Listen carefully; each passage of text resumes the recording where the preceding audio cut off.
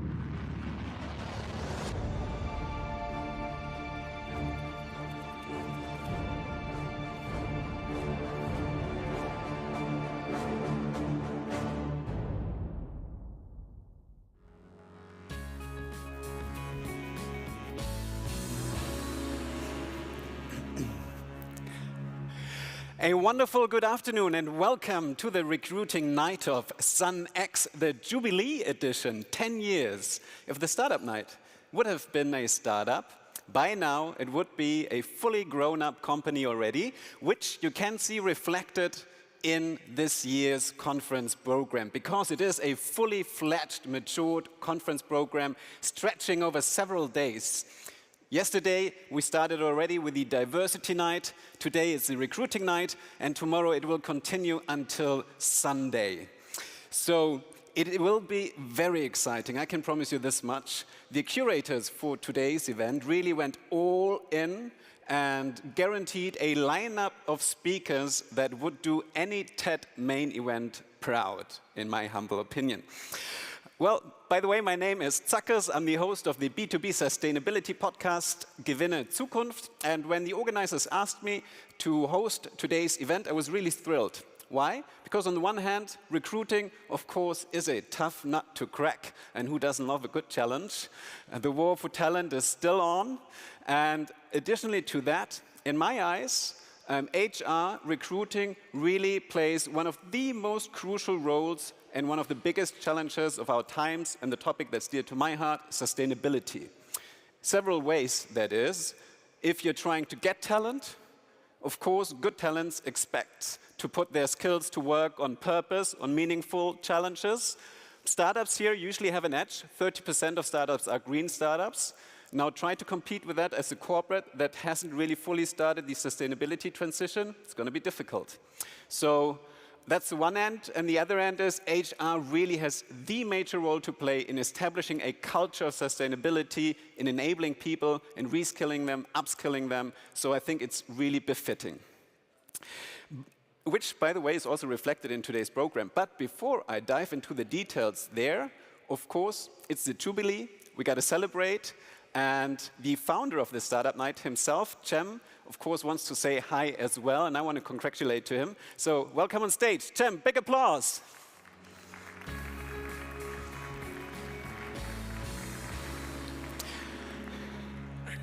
Congratulations, man. Thank you, Zackers. 10 years, it's been a while. If we think back, and we think back looking at a even younger looking Cem 10 years ago, being somewhere here in Berlin, nervous, it's the first startup night, is this going to work, are people going to love it? Did you ever expect to be here 10 years later, standing on the stage with such a big program? Absolutely not, absolutely not. 10 years ago when we started with the idea, there were not a lot of conferences around startups, and particularly not startup events where they put the startups themselves into the center of this whole thing. And after 10 years, we said, like, okay, we need to somehow, evolve. So that was the idea. And so what are the major topics that startups are really looking forward to? Is still investment, right? Finding money, finding partners, or finding customers, of course. And this is all what we do here, mainly tomorrow. But recruiting, finding the right people for their teams to grow, and topics like diversity, they're all topics. Sustainability, I love that you mentioned this as well, are all topics that are dear to today's founders, right? So we said, let's start with these topics as well. For 10 years anniversary here, we thought that, hey, that's a good idea to, expand even. And to be very honest, I have the same anxiety is not the right word, but being like really excited, like I was 10 years ago with the first Startup Night, and now having yesterday Diversity Night for the first time. Nothing similar there yet, and Recruiting Night today, so I'm really looking forward to this. It's a bit special times, to be honest. We're past COVID almost. Let's hope it doesn't come back this winter. At the same time, I think for the first time, a lot of like the unicorns, the major unicorns, actually had to let go people. Yep. So maybe there's some uncertainty. Physical events, a big question mark. Will they be relevant in the future? So where do you think formats, on the one hand, how will formats like these develop? And what are the most concerning topics going forward? That's indeed already, that has changed already, right? So people book tickets, for example, much later than they used to do because they don't know if they get COVID, just on one hand, right? So this is one topic that we really saw, that usually you have a hockey stick towards selling tickets at the end. anyway, right? But this day is like 2 days before now, right? So people are certain now, how, yes, I will be healthy so I can come. So this is one side. The other side is we tried 2 years digital events, and we also had a few thousand people even digitally, but that's not the same. People would like, we're humans and we like other people to see them, touch them, talk to them face to face. And this is why I always believe that events like this will continue to happen. The question is, what kind of format, how interactive, and new technologies there as well. So everything will be in constant change and evolving, and I look forward to everything that's going to come here. I'm looking forward to come back to that conversation in 2032 and see what you came up with by then for the next Jubilee. Thanks a lot, Tim, for the program today. Let's catch up with a drink on tomorrow's real main event, the Startup Night party. And to all of you, have a great recruiting night, and I'll see you all later. Bye. Thanks a lot, Tim. So I'll speed up because we got carried away a little bit. What can you expect topic-wise today? We won't bore you with boring company presentations, nor will we go into the latest SaaS option you have for analyzing your talent and recruiting processes. No, we'll focus on the bigger picture, on the larger picture, on the big philosophical questions, on the big technology trends, on equity, on social questions. And it's going to be extremely thrilling, but nevertheless, we clustered it a little bit.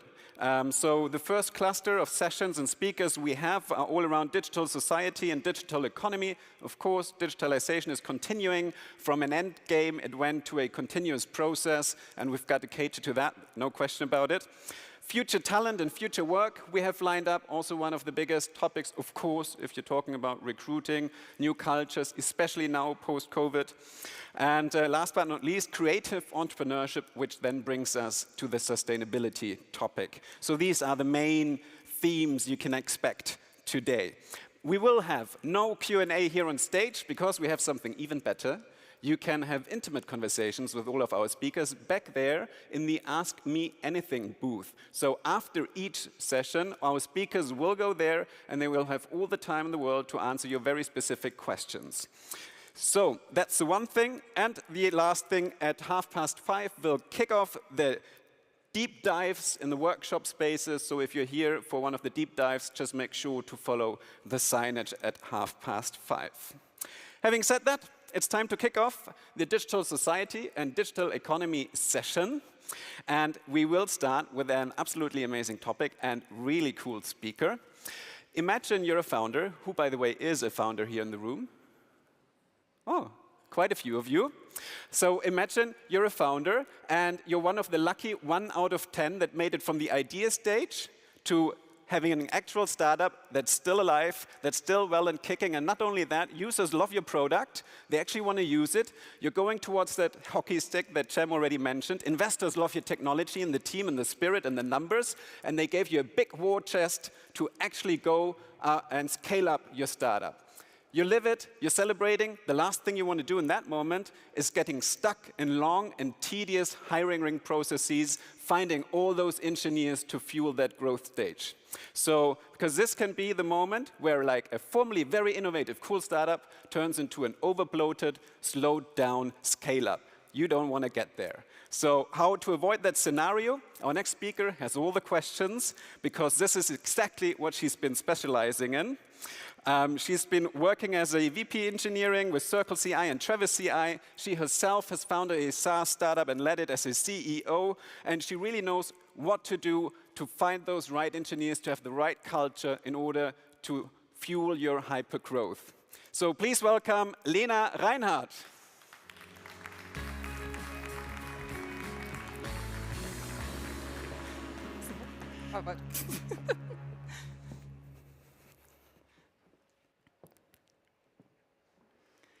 None of you would have ever hired me. 12 years ago, before I got into tech, I had a very, very bad CV. So my CV made me a really bad job candidate, and here's why. I had just been a high school dropout. I didn't have an Abitur, so a German high school diploma. I had no experience studying or a uni degree. I had no engineering background or relevant industry experience, and honestly, I didn't even have particular passion for the tech industry. And all I had was 5 years under my belt working in finance. And I also needed to pay rent. And the thing is, a couple of things have changed in the meantime. And at this point, I know what you're going through. The last decade, I've spent hiring and growing a ton of engineering organizations. I've reviewed thousands of applications, hired hundreds of engineers, engineering managers, and directors. And I've built high-performing organizations across the entire globe that deliver using industry best practices. I've supported teams from pre-founding to pre-IPO, and I've also worked with a lot of corporations. And the thing that I know is that hiring is hard. It's really hard to find skilled workers. The Fachkräftemangel, as we call it in German, can be very real. The cost is enormous of any hiring. The process takes ages. For startups in particular, the employer branding is really tough. It's difficult to find good candidates when you're not known in the market. And of course, offering competitive benefits packages is really expensive. And the hiring market overall has gotten really, really competitive. So hiring is really, really hard. And most startups don't even have the time to hire. You're busy finding product market fit, developing, scaling, and at the same time, you still need good people. And that's why this talk is for you. It's for all of you who are interested in startup hiring and who want to make it better. And it's also for you if you're a startup leader. And I'll talk a lot about startup leaders in my slides today. And you will know who that is in your startup or in your organization. Startup leaders can be anyone from HR people, people teams, to actual hiring managers or startup founders and leaders. You'll recognize them when you see them. And the first thing I want to say is congratulations. You're here today. You're clearly interested in recruiting. Otherwise, you wouldn't have made the way here on a rainy day like this one. And we have a fantastic lineup for you, and I'm sure you're going to take a lot of actionable takeaways home with you. So let's get to some foundations. What do startups actually need in order to succeed? Most of all, startups need innovation. They need the ability to introduce new ideas really quickly, and that's crucial to the continuing success of any startup and scale-up. Startups also need to be able to drive change. You're not just responding to learnings about your users or about the market, but you're also trying to be proactive and get ahead of the curve. And in addition to that, you also just need to GTD, get things done. In short, most of all, startups need impact, and they need impact at scale. Impact means positive impact on your teams, on your growth, on your revenue, on your innovation, and on your ability to get things done. This makes hiring mission critical for startups. Hiring isn't a distraction from your work as a startup. It's mission critical. It's crucial to building successful and long-lasting startups. So now that I have you on the same page as me, I'm going to add a bit of a disclaimer. I work as a consultant now, and I also do coaching for a lot of startups and particularly engineering organizations. And one thing that we say in coaching is that nothing is hidden in coaching. And nothing is hidden here today either. So I'm going to tell you my intentions for today. I'm going to give you some tough love, and I will also give you some solutions. Because I set out on a mission with this talk to give you some real talk about all the things that I think we can do better in hiring, especially when it comes to hiring for startups. And I want us to get better at what we do in our hiring work, because I believe that the discourse around hiring is broken. And I also believe this discourse needs to change. I meet with dozens of engineering organizations and with people leaders across different startups every week. And the thing I want to tell you is that you do not have a pipeline problem. The pipeline problem, if you haven't heard of it, means that it's the idea that you're not getting enough candidates into your applicant pool or through your applicant pool ultimately in order to hire them. But with 95% of organizations, the organizations that complain about a pipeline problem actually have much bigger and much more complex issues, and the pipeline is just a symptom of them. Because the greatest challenge in startup hiring is actually something that I've experienced myself. It's a mistake that I made too, and it's a mistake that almost ruined one of the best teams that I've ever worked with. The year was 2014, and I was working with an NGO in West Africa to build technology to support the Ebola outbreak response. We built call center software, contact tracing software. That was a time when not a lot of people knew what contact tracing was. That's changed a little bit. And we were operating in 4 West African countries. And the team that we were working with had started out as a really small team of 3 people. They were quite burned out. And I took over building and scaling this team. And we grew from 3 people to over 50 in just 4 months. And obviously all of this during a pandemic. A while later, I got ready to leave the team. And I deeply cared about them. And I wanted them to do well. And that's the point when I made a really crucial mistake. Fast forward 1 year later, I learned what that mistake was. I met a former teammate from this team at a bar, and we were having a couple drinks. It was late on a Friday night. And after those few drinks, he came to me and said, "Your greatest flaw as a leader was that you didn't know what made you so great or how to scale it." This sounds like a humble brag first, but when I heard it, it hit me really, really hard. Because he was right. I had hired for this team for what I thought the team needed, but I made a completely false judgment. And the leader that I hired to replace me in my role as leader of this team lasted only a couple months. And not to the fault of their own, like they were a great leader, but because they were the wrong leader for this team at this particular point in time. And the reason for that was that I didn't know how to scale myself, how to scale my own skills, and how to scale my contributions to the team that we'd built. And this is the greatest challenge in startup hiring. What got you here won't take you where you need to go. There are a lot of successful startup leaders in this room. I'm sure there's going to be even more here tonight. But every startup leader brings grit, scrappiness, a vision, an ability to get things done. But what got you here won't take you where you need to go.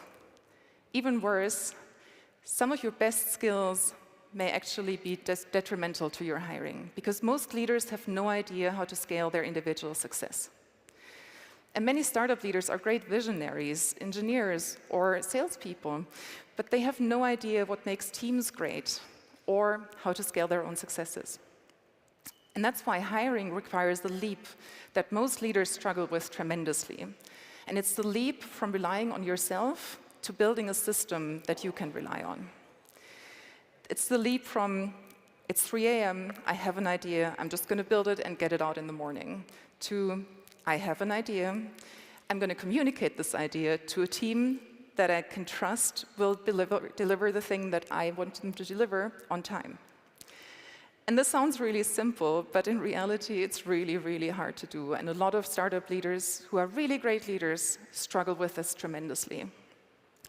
Because it requires not only the acknowledgement that this kind of work is necessary, but it also requires the humility and skill to bring in the people who can do this.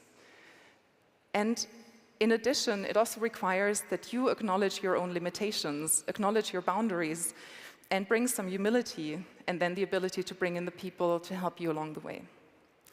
And that, my friends, is really, really hard. So, hiring is mission critical. And yet, most startups leaders treat it like an afterthought. Leaders don't invest enough early enough. Your first 100 people will tremendously shape the company that you will become as a startup. But that's also the time, this early stage, when a lot of startup founders are really busy either finding new funding rounds, delivering, coding. In addition, many leaders don't know what they want or need in their hiring, or where to find it. Many leaders think too short-term and way too reactively when it comes to hiring. And instead hire reactively for the biggest skills that are missing right now, instead of knowing where they're going to head in the future. There's no plan. Startup leaders look for the perfect candidates. And they also put endless lists of requirements into any job postings when it comes to skills, experience, or qualifications that they're looking for. Startup benefits are, well, leave some room for improvement in many cases. The benefits are oftentimes still foosball tables, free Club Mate, free beers, free parties on the company's time. But those kinds of things aren't the things that candidates care about in 2022 anymore. The process is oftentimes, frankly, bullshit. I'm going to stop it with swear words now. But hiring processes often include interviewers with no training, with no experience. The process is made up on the fly for every candidate that comes in, or the process is entirely thrown overboard once an interesting candidate comes along through a network. Many startups hire for passion. Passion isn't a job requirement. Similarly, looking for culture fit needs to stop. Culture fit is an entryway into all kinds of biases seeping into your hiring process. And discounting a candidate for lack of culture fit is coded language to say, this person isn't like us, we don't want them here. Hiring for culture fit opens floodgates to biases, so please stop it. The team oftentimes isn't aligned on what's actually needed for a job. I see this quite a lot when leaders try to hire someone, but then don't spend enough time getting everyone on their existing team on the same page in terms of what's needed and what they're looking for. And then, once they want to make an offer, they realize that there's a lot of disagreement on the team in terms of whether a candidate is actually qualified or if what the actual job really is that the candidate would be supposed to do. The hiring process takes forever. A lot of startups say they urgently need people, but then the hiring process takes 3 or more months. And I hear this on a regular basis from people. So, consciously or unconsciously, in consequence of all that, a lot of leaders end up hiring what they know, themselves. The result is that people with similar backgrounds, ways of thinking, communication styles, and operational modes end up working in startups. And that's killing innovation. In addition, the hiring takes forever. Positions don't get filled, teams get annoyed, and you don't actually get the growth that you want from your company. My favorite anecdote is when a candidate that we'd rejected from the hiring process sent us an email and thanked us for the rejection and said they would like to receive another rejection email from us because they felt treated with such respect and such kindness. That was very heartwarming to hear, but at the same time, such a poor testament to the state of hiring that we're dealing with currently.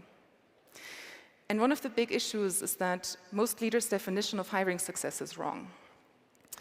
Because your hiring isn't actually about hiring. Your hiring success means that people have impact in your startup. It's measured only by the impact that individuals can deliver as part of your team and that they're able to realize once they're actually joined. What many leaders think is that impact works like this. You have a person, and they have a person-shaped impact. But impact actually looks like this, or it can look like this. And sometimes it takes on entirely unexpected shapes. Because impact in a startup is a combination of the individual, their skills, qualifications, experiences, in addition to the environment that they're in. And many leaders drastically underestimate how much work they need to put in when it comes to realizing the impact of their employees through the environment. A couple examples of that. There's rarely an onboarding process in hiring, in startups. There's no clear direction. Expectations or goals aren't communicated. There's no clear focus. No feedback is given or performance managed. Many startup leaders shy away from having hard conversations because they want everyone to feel happy and feel like a family.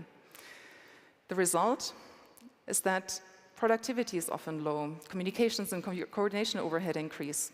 Innovation goes out the window, there's groupthink and monocultures on teams. And then leaders wonder, what happened to all of these great people that we once hired? So, hiring, yes, is mission critical, but it's also only a means to an end. So what we have here is Schrödinger's hiring. It's equally essential and also pointless. If you're not investing in it, you won't get the great people that you need on board. But at the same time, if you neglect investing into the environment, the hiring won't actually matter. Many startups waste way too much energy hiring and not enough time realizing impact. So hiring in the end is about scaling systems to add impact with the right people in the right environment. So I told you I wasn't going to just say everything that sucks about hiring, but I'm also going to give you some solutions. So I have 3 simple steps for you to scale the impact that your startup needs. The first step you might hate, The first step is to pause and plan. A lot of hiring issues can be fixed if you take 30 minutes to actually make a plan for what you want to do with your hiring and then implement it. The goal of this is to get you out of this reactive mode that many startups get into when it comes to hiring. So take 30 minutes to think, write things down so you can share them with your team. The biggest part of this is then shaping the environment, and I want everyone to start there. Don't start with a job posting, start with the environment. And this means looking at the culture in your company. There's a great definition of culture that I like, which is culture is the behaviors that we reward and punish. So look at that. Think about the environment, and here are some options for you to do that. The first one is look at your company values, the values on the wall versus the reality. Speak to your existing employees. Are all of you actually living those values? Ask your team about them and genuinely try to understand. You could also look at the behaviors that get rewarded or punished in your company.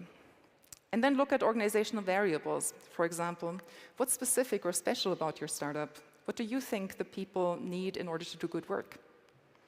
You can also use criteria of high-performing teams for that in order to help you understand what exactly you could do in terms of implementing and improving the culture in your company. There's also a model called SPACE.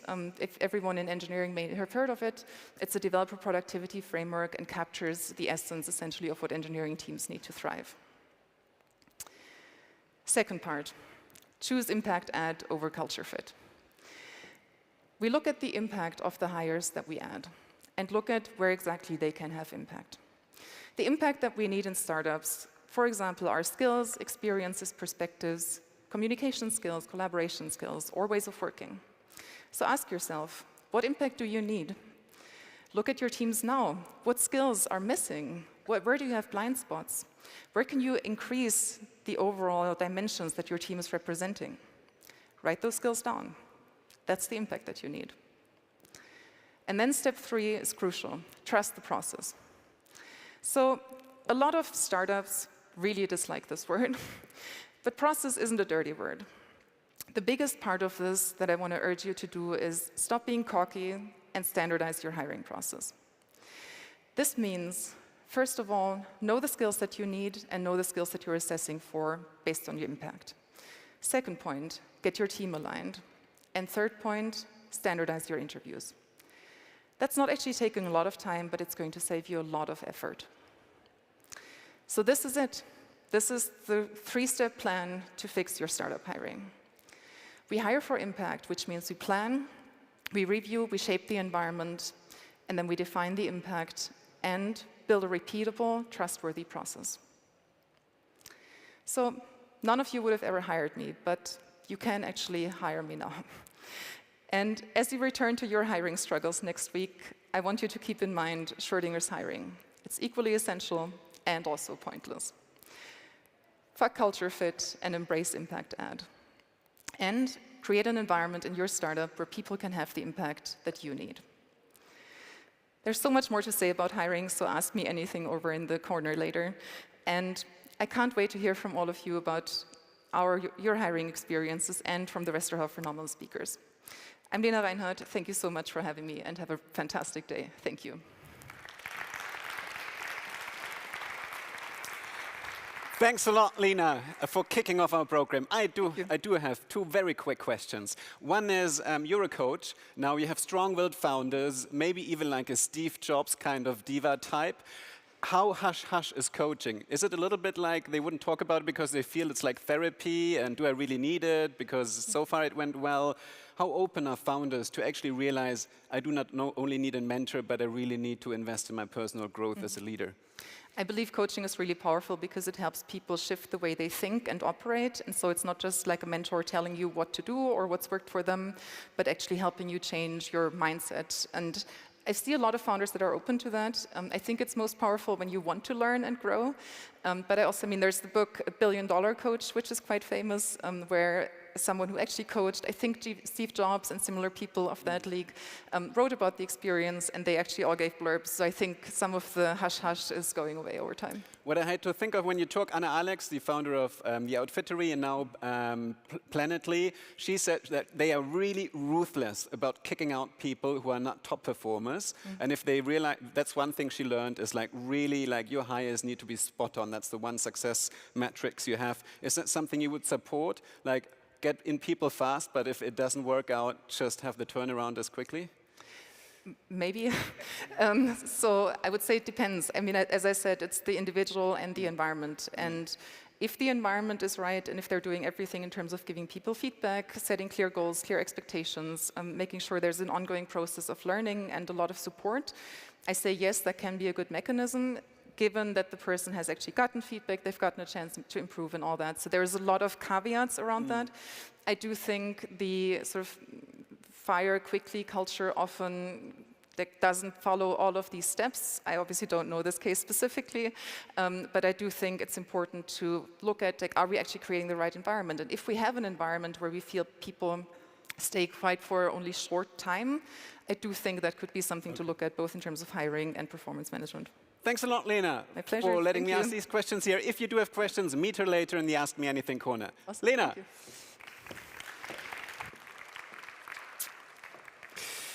Now we come to a talk that's obviously very dear to my heart, given that I do sustainability. It's about the future and how we frame it. Usually we look at the future and it's very depressing. You open up your favorite news app, what do you see? Geopolitical fractions on seismic levels all over the globe that really let you worry about our future. You see climate news that are more than depressing. I think we passed 6 out of 9 tipping points already. So it's not exactly something that's encouraging. And it can feel like I should have had a nice future. I should have had a house and a pool and an SUV. It's all down the drain. Do I actually need that well-paying job at that cool startup? But it's not about what we lose, because I think humanity's always been about stomping out something that wasn't supposed to be there in the first place. So it's about looking at what is there still to gain in the future that we simply have. And looking at that is exactly the focus of our next speaker. And she calls that clinging on to something that you imagined as a child, as a youngster, your future would be like, that you've been preparing to postalgia. And she does not only have a word for it, she also has a remedy for it. And she really encourages personal agency and to invest into your future literacy to develop that hope and that positive outlook on the gains that the future still holds for you. She is an expert in strategic management, trend research, and foresight, and she really made it her calling to focus on macro socioeconomic trends and emerging technologies and how they impact businesses, countries, and us as a society. So please welcome, live from Johannesburg, Futurist Bronwyn Williams. Welcome, Bronwyn. Thank you so much for inviting me. I think to start with, I just want to ask you a question, and that question is, what has happened to the future? If we sort of cast our minds back to 100 years ago, when our grandparents were growing up, we had all sorts of exciting things going on, like the World's Fair, where people got together from all over the world and imagined what humanity could do. Ideas that came out of those fairs and that whole sort of period of pre-war optimism that the world had with technology and what was happening in the world, with things like colonies perhaps on Mars, or putting man on the moon, or perhaps even having flying cars one day. These ideas haven't even necessarily been actualized in our world today, but what's more distressing to me is that we have stopped thinking about new ideas beyond those ideas, even as we haven't even finished actualizing those old ideas that have been lying around for 100 years. I mean, we still don't exactly have a flying car in every garage. We don't exactly live the Jetsons life that we used to think about that could be possible. Instead, we have things like degrowth, and we have things like energy rationing. I know the EU is very much now speaking much like what we've had in South Africa for a very long time, what we call load shedding, which is basically rolling blackouts that we've become quite accustomed to in order to maintain our electrical grid. And this was something that we didn't have to deal with a generation ago, but it's something that we've become used to right now. So in other words, we've become used to having less. And even more importantly, I like that analogy of energy and sitting in the darkness. We have seemed to lost our ability to imagine a better future going forward. If you really do think about this, think about the sorts of fiction and the sorts of movies that are being put out, the sort of conversations that you're having with your friends around you. People seldom think about what could be possible in the future. And people seldom think about the future these days as an exciting place to go to.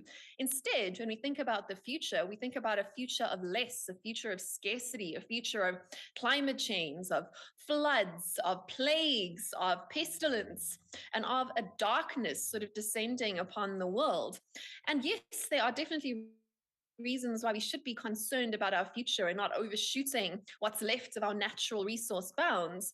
But we also need to be quite aware that we're not throwing away the sort of proverbial baby with the bathwater when we think about these things. In that, if it's sort of genie materialized from the sky and gave you a choice to say, I can let you choose what year in human history you will be born, but I will not tell you where you will be born or what family you will be placed with or what country you will end up with or where on the socioeconomic spectrum you will land. You would be rather a fool to choose any year other than the very year that we have right now. Because the fact of the matter is, as much as we do have lots of problems going on in the world, things like life expectancy, access to things like social security, safety nets, things like gender equality have never really been better. Is there room for improvement? Absolutely. But in general, things are better off for more people today than they were in the past. And yet the stories we tell when we switch on our televisions, when we have conversations with our colleagues, when we listen to the media and our politicians, when they talk about the future, they talk about death and despair and about making do with less going forward. They talk about children not having the same access to quality of life or even access to energy, as we've spoken about, than their parents did. And energy is a great example because energy really underlies all of our quality of life that we've become used to today. And energy, of course, has other connotations too in terms of vitality and optimism, which is a word I'm going to come back to quite a lot today. The fact of the matter is we have lost sight of what's potential in the future, and the sorts of best ideas that we have on the table at the moment to fix a lot of the problems around us are ideas of things like redistribution rather than growth, things like universal basic income, instead of finding ways for young people who are or underemployed to actually contribute and be valued by society. Is it any wonder then that we have sort of settled as a society into a period of, as we term it, to be postalgia, as that sort of word that we use in the Futures speak where I come from. And postalgia is quite a big word, but it's also got quite a simple meaning. It's almost the opposite of nostalgia. So nostalgia is hankering after a past that we can't go back to. Postalgia is mourning or a sense of loss about a future we will never end up getting to. That future that the sort of Jetsons had of the automated abundance for all of us, a much more luxurious future ahead where we work less, but we have a higher quality of life. We've sort of given up on those ideas. And when we get trapped by either nostalgia, being stuck in the past, or postalgia, being stuck or feeling a sense of loss over a future that we don't think we're going to get to, we can end up being quite trapped in the present. And of course, it is a good idea to live in the present. The present is, in a very literal sense, all that we have, and the future is undefined and unguaranteed, and the past is a place we cannot get back to. All we have is the present. However, how we approach that present can be either from a sense of positive optimism or of a sense of much more pessimistic a sort of way of looking at where we are at. And when we get trapped in the present in a pessimistic sense, we end up becoming passengers on spaceship Earth rather than playable characters who have an active participation in where we are headed as a society. When we become reactive, we essentially start to accept the visions of the future that have been presented to us by our leaders, by people in the media, once again, by the rich and powerful voices in the world, who, as I said, have been talking a lot about redistribution and degrowth and very pessimistic viewpoint of the future. If we choose not to exercise our agency, to be trapped in that nostalgia, in that present mindset of just reacting to what's going on and giving up our agency as to what's headed next, inadvertently, what we are doing is almost casting a vote for the visions of the future that have been put on the table by those louder, richer, more powerful voices that we hear every day. Not resisting against those sorts of pessimistic worldviews is almost a tacit endorsement of those worldviews. And worse than that, it's almost an investment in those things happening, whether those are things that you want to happen or not. And here we come to quite a philosophical point that I like to point out, in that whether we are pessimistic or optimistic about the future, we are essentially right.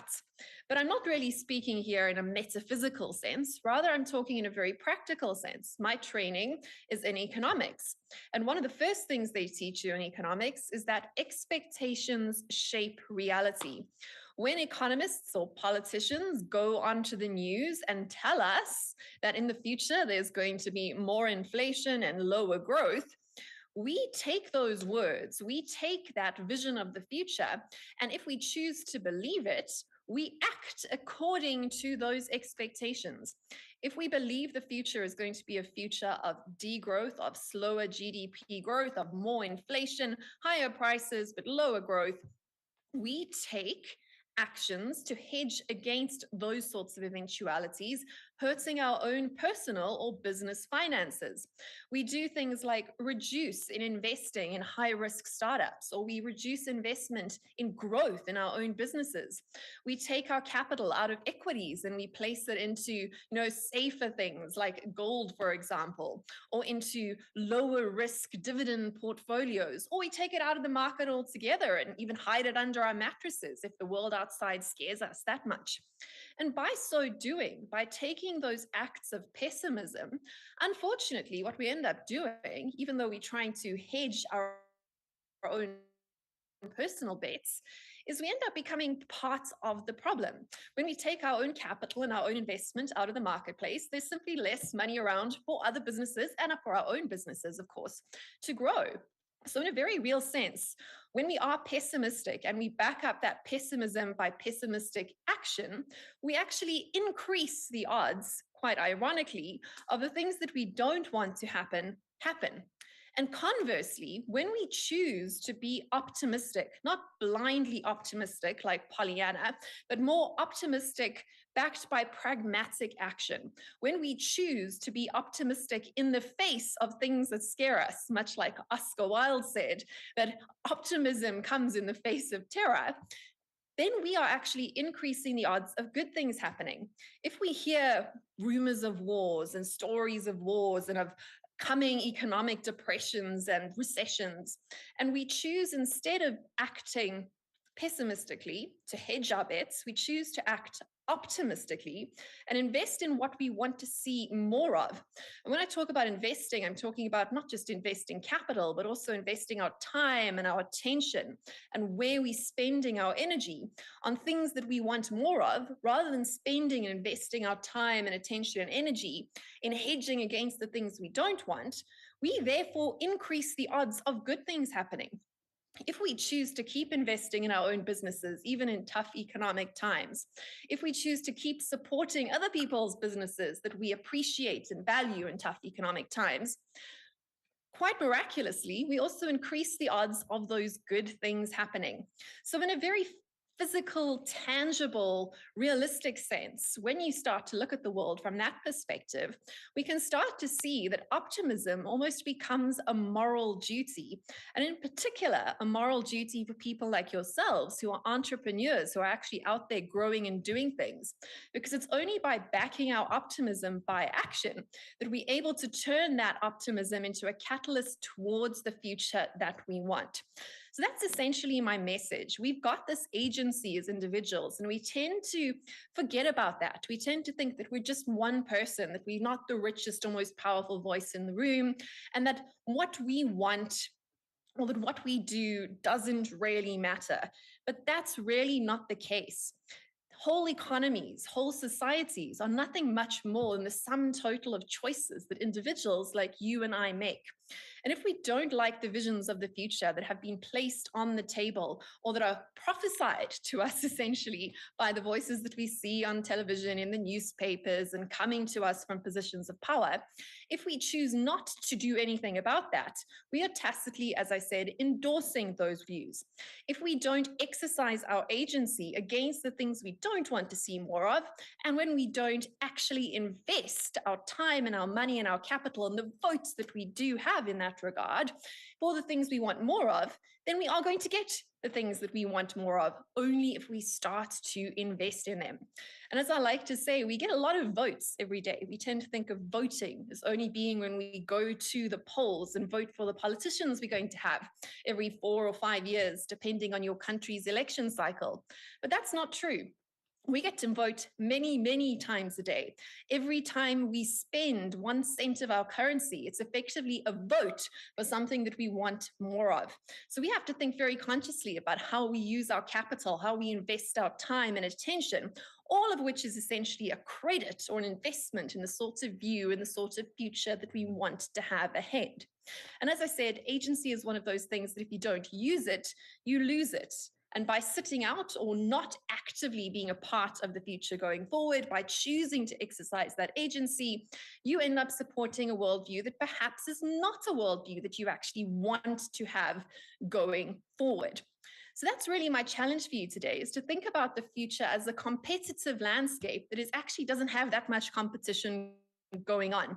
There are very few people talking about the future in an excited, optimistic, positive way. The world is starving and hungry for future ideas that are worth getting out of bed for in a very literal sense. And just to put a bit of urgency behind that statement, I think one of the most disturbing trends we've been tracking as trained analysts in my space is this trend of the so-called lying down generation. This speaks to young people, particularly young people between the ages of 18 and 25, and it's a global phenomenon, who are choosing not to participate in the economy and in society. They're choosing not to get an education, choosing not to get a job, choosing not to start a business. They're essentially opting out of their own agency and opting out of life because they simply don't see a future for themselves. And this is a huge indictment on those of us that do have some sort of a stake in the future, in that it's our responsibility to be pragmatically optimistic and to rally other people to be pragmatically optimistic with us. And that means that we are looking for people. The world is starving and hungry for people who can paint more exciting, more positive visions of the future going forward. And to make one last point, which ties in a lot with what I've been saying today, is that when it comes to looking ahead at the future, we can't deny that there are problems. I mean, I opened with talking about things like the energy crunch and the whole climate crisis that's coming up. But when it comes to sustainability, which is a word that we hear all the time, we tend to view sustainability as being quite a negative sense. But in the dictionary definition of the word sustainability, there are 2 types of sustainability. There is a more positive, optimistic view of sustainability and a more negative, pessimistic view of that word. And sustainability, as it's spoken about today, tends to fall on the side of the pessimistic viewfront. When we talk about sustainability, we're talking about things like degrowth and redistribution and falling into holding patterns and doing less with less, a sort of sustaining, like if you play a musical instrument, that sort of sustainability just sort of holds the note on the piano or on the guitar until it sort of fades out. which is quite pessimistic, right? And ironically, that sort of sustained sustainability, where we're asking ourselves to make do with less going forward, is not actually sustainable from an evolutionary perspective. Because in order to survive in a world and a climate that is changing, we have to maintain an ability to grow and to adapt. That's how humanity has evolved into what our society is today. And that's why we have to look at the more positive version of sustainability. And that is sustainability with growth or sustained growth, or finding out ways to do more with less. And I think that that's a challenge that we all have. And that's what businesses do. We solve problems in more and more efficient ways. And that's what humanity has always been very, very good at doing. But I really do want to encourage you and to challenge you as entrepreneurs that the future is a very uncompetitive space at the moment, particularly when it comes to positive forms of sustainable future visions. And that's where you come in. That's where you come in as entrepreneurs, to solve problems and do more with less, and get people excited about where we are headed next. So the last question I want to leave you with today is the question of, what are we going to do with all of this future? Are we going to choose to be positively optimistic and actionable about it? Or are we going to choose to sit this one out and be essentially a non-playable character on Spaceship Earth? Are we going to use our agency, or are we going to forfeit it? Thank you so much for inviting me here today.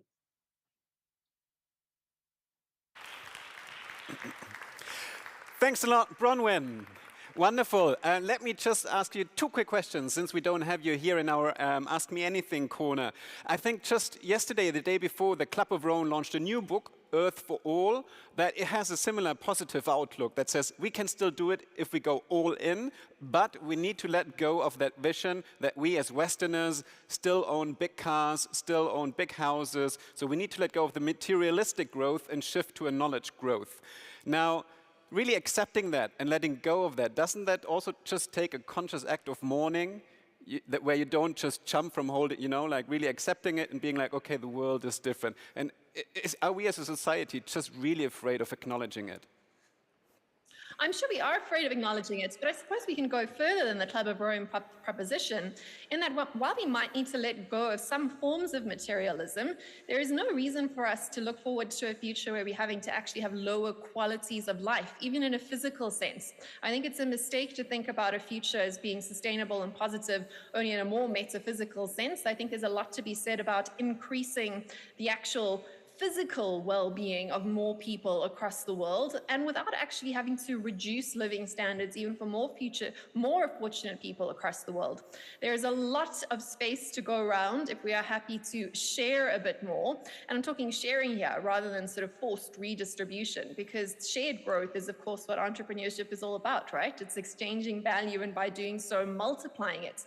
And those are the sorts of conversations that I'm most excited to have, ways to increase value and win-win scenarios rather than win-lose or zero-sum game scenarios, because there's nothing sustainable about zero-sum game trades. So a more effective use of the materialistic products we have by sharing them more. One question is, usually if we have a futurist online, they usually tend to come from the Silicon Valley. That's where futurists were born for a lot of time, it seems. You're from Johannesburg. Is that already a sign how the world is changing, and how the future of the world is decided finally in other places than just the Silicon Valley? Well, I think South Africa is a really interesting place to be, because in many ways we kind of a harbinger of what's happening across the West rather than actually a throwback.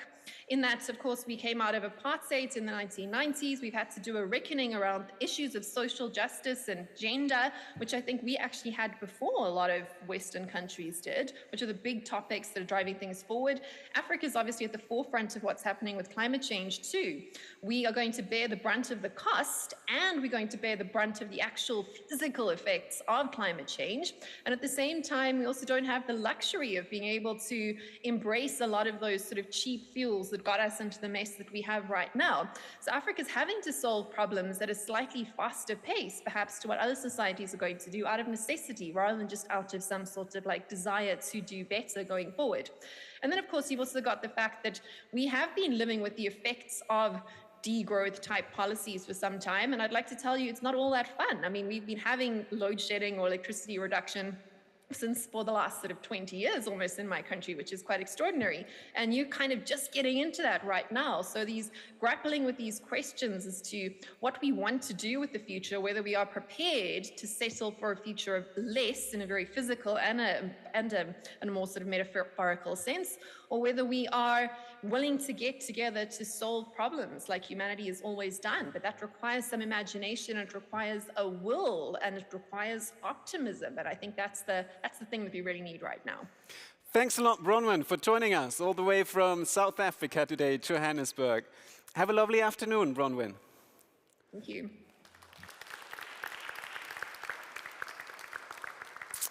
So, from really one of the big, larger picture talks, we move to a very specific startup talk. If you are a founder, what you want to have is not customers, you want to have fans. That would be something to boast about, that people really love your product. It just happened to me in the beginning of COVID. I used, as all of us did, a lot of like Zoom tools and stuff, but there was this new small tool called Butter. It was just a really quirky startup and tool, like making conferencing, online conferencing, so much more cooler. I really loved it. The only problem is I couldn't use it in work because the corporates I worked with were not allowed to use their GDPR approach. So I contacted the founder on LinkedIn. I wrote to him. I said, hey, how about you guys have like this ready-made formula online, you know, so I can finally start using it for my clients to fill out. 2 weeks later, he wrote back to me and he was like, hey, Zach, here is your feature. You can imagine how much I've endorsed that company ever since. They really bought my love. So I can only imagine what it is like if not only your feedback gets heard and translated into a feature, but you write a feedback, and not only do they build a feature, they pivot the whole company, come up with a completely different business proposition, and all based on one customer telling them that he would like it in a different way. This is exactly what our next speaker did with her company, Billy, a buy now and pay later payment solution. They got feedback, they used it, they completely rebuilt their proposition and resurfaced in a way that they actually, that enabled them to raise the largest fund ever in their existence as a startup. But not without one or the other friction on the way and one or the other fail. So the co-founder and general counsel of Billy, Aiga Senftleben, is here today to give an insight into that curious story and to share her learnings. Welcome, Aiga.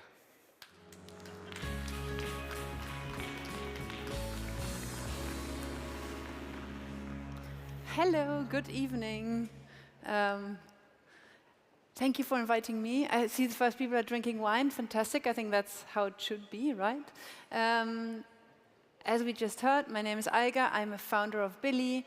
We are 180 people. We are based in Berlin. And I'd like to talk to you a little bit about innovation and our experience with it. But let's first start looking in general into innovation.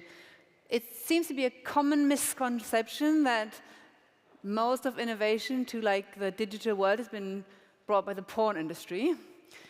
I don't quite think that is. I actually think the financial services industry has been very, very important when it comes to innovation.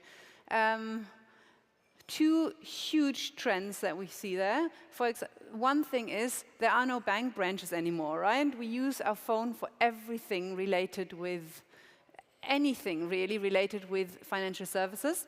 My son is 5 years old. He has never been to a bank branch, and I don't think he will go in his foreseeable future. He's definitely not accompanying me for anything. So this is definitely one trend. And the other thing is that also a lot more services have been made available to probably people like you and me when it comes to crypto mining, trading, all of these things that we can now not only is the good old branch in the phone, but it actually can do a lot more than it could used to do. So this is in general about innovation. It's not what I want to tell you about. It's what I want to tell you about is really how we changed our product based on a customer and what they wanted. But first, let me set the scene on what we started out with. Billy has started 5 years ago, and we were among like 5 companies that wanted to revolutionize digital factoring.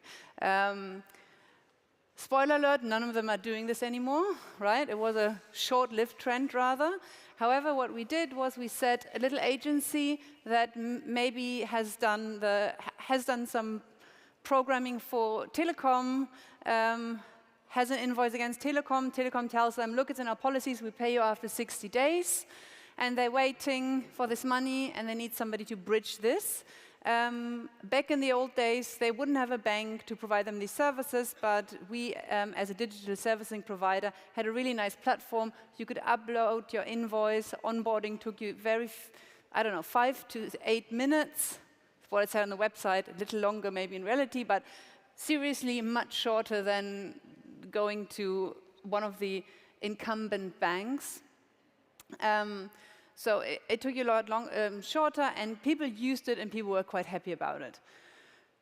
We used quite a few data to understand who this agency is, because that is one of the biggest challenges for the banks. They don't know to whom they're giving credit, so they say it's too expensive. And this was also a very nice thing to enable, to kind of enable these services for small businesses. Then we had one customer who's still with us, and they said, we really like your solution, and we want to use it, but can you please put it into the checkout? We want to enable our customers, our buyers, to immediately use it in the checkout, and we don't want to upload these invoices on your platform, see whether they will be approved or not, but just it should be directly in the checkout. We said, yeah, sure, why not? Seems to be a big customer, right? We should understand them. We should see if it's possible. It was on the same regulatory foundation, so we said, yeah, why not? And then we build it for them. So no more interface, no platform. It's just an API-based product, and we kind of cut some corners on the product that we had and said, yeah, here's your product.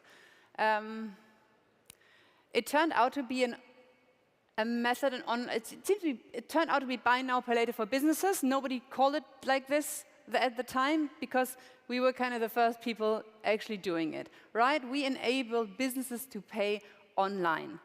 And if you've ever ordered something for your company, you know how annoying this is if there's 10 people and only one person has a credit card.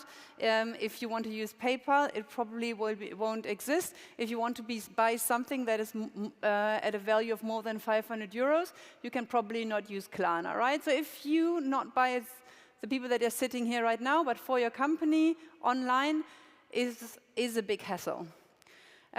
So we enabled this customer to doing this, suddenly found ourselves having built this payment solution. But actually, this is, I think, where the problem started. Because first of all, I think you need to spot, oh, wow, we've done something new here, which is positive. But then you also have to, after you've stumbled into this innovation, you also have to realize this is actually really different than the product that you had. And that was a bit of more of a painful experience, because suddenly you realize sales doesn't work similarly anymore. One is more like a telesales. You call up your clients, they're quite small. The other thing is enterprise sales. Takes like 18 to 24 months a sales cycle. You need a completely different staff to sell your product. That's sales. The entire scoring needs to be much more focused on real time. If you actually want to become the best and stay the best in this, the scoring is very different, because if I upload an invoice, I'm fine with this taking 3 minutes to be approved. If I'm in the checkout, I want this in under 1 second. So another thing where we realized, is this really the same? Is this really we had to realize this is not the same product, what we're now selling and what we can sell. Also, the things that you have to look into if you give this credit or if you enable this service, the way that you have to look into fraud is very different if there's a buyer in the checkout than when somebody uploads something to your platform. And also, the new product that we had, the Buy Now, Pay Later product, enabled us to actually look at the persona of the buyer and give a lot of services to them. So that really took us a while, because we were always thinking, oh, so many synergies, and it's so great, we can sell both, it's amazing. Realizing that you cannot do this is painful because there's this one big saying that says, don't put all your eggs in one basket. So yeah, let's keep running with both products and somehow pretend they're very similar. But then we realized this doesn't work because we were at the time a Series B company. We didn't have that many people that can simultaneously work on 2 product lines. So we, at some point, and I wish it would have been quicker, of course, decided, look, now we have to take a decision here. And it was hard because the older product, the digital factoring, had shown steady growth, really nice revenue, continuously going very, very well in Germany. And the other thing was very new. There's no investments into this product. A lot of people have asked, why aren't these companies just using Klarna or PayPal? But if you think about it, it's very clear why not. There are different scoring algorithms, different limits, different other things, different post-purchase services, different branding. It's very different. So in the end, we felt more and more compelled to the fact that this is a product that is absolutely needed. And we realized that is also the product that can be internationalized much, much easier. So yeah, we then kind of, you can say we pivoted the entire company, but we still run the old product with the customers we have because they like it and it works, but we're not expanding on this, we're not marketing this anymore, but we're really focusing now on the Buy Now, Pay Later product that we have launched now that we're now launching in 2 more countries this month. And yeah, I think that's my thoughts on innovation because we really stumbled across this one customer that asked us to change our ways, and we were really happy that we did. And I hope you could learn something from it. Thanks a lot, Aiga. Quick question. So now how do you do it? After we realized this happens once we start listening to our customers, were you like, okay, let's not listen to them for at least the next half year so we can focus on just business as usual? Or did you implement a process where you have an even closer connection to them? I think we have about, 2 things. We have a lot more designers now because we're a much bigger company, so we have an institutionalized process to listen to our customers. Plus, we're still out and about to hear what are the big trends, right?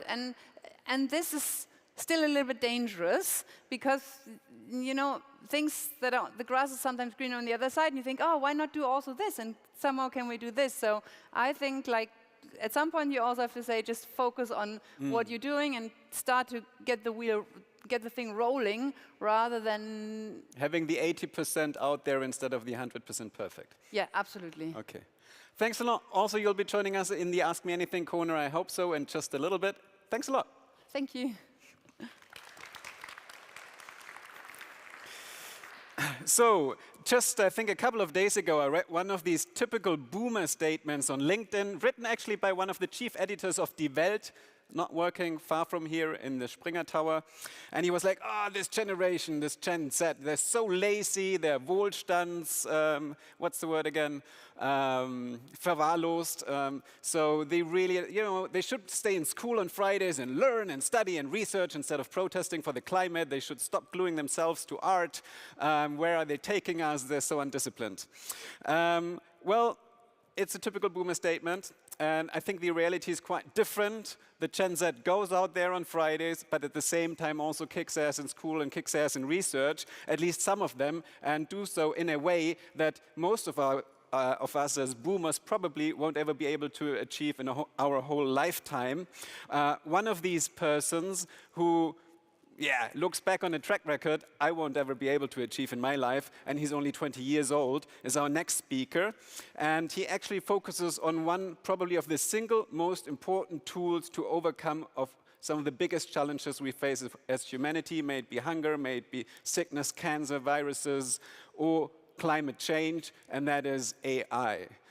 Modeling the world, modeling the climate, simulating cities is absolutely crucial, and that's exactly where he throws in his expertise as a research engineer and entrepreneur, may it be in modeling CT scans, may it be in modeling car crash scenarios in cities, and so much more. Very excited to have him here with his just 20 years. Please welcome Shalev Lifshitz.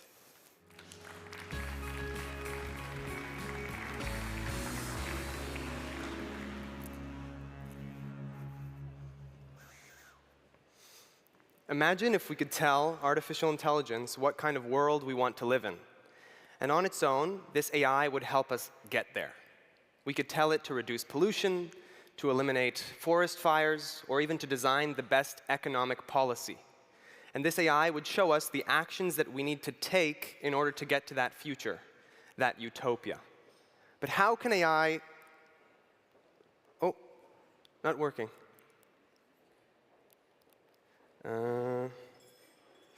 Let's see if I can... There we go. How can AI create utopia?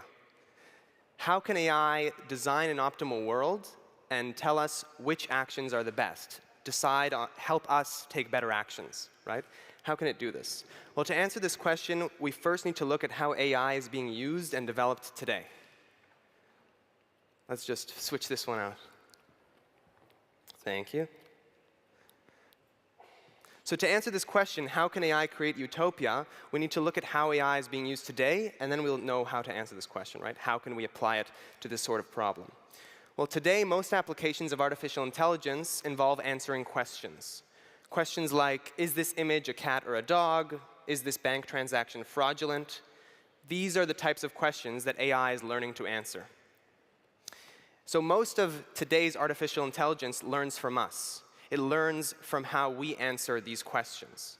And this approach is extremely useful. There's AI pretty much everywhere, but it also has limitations.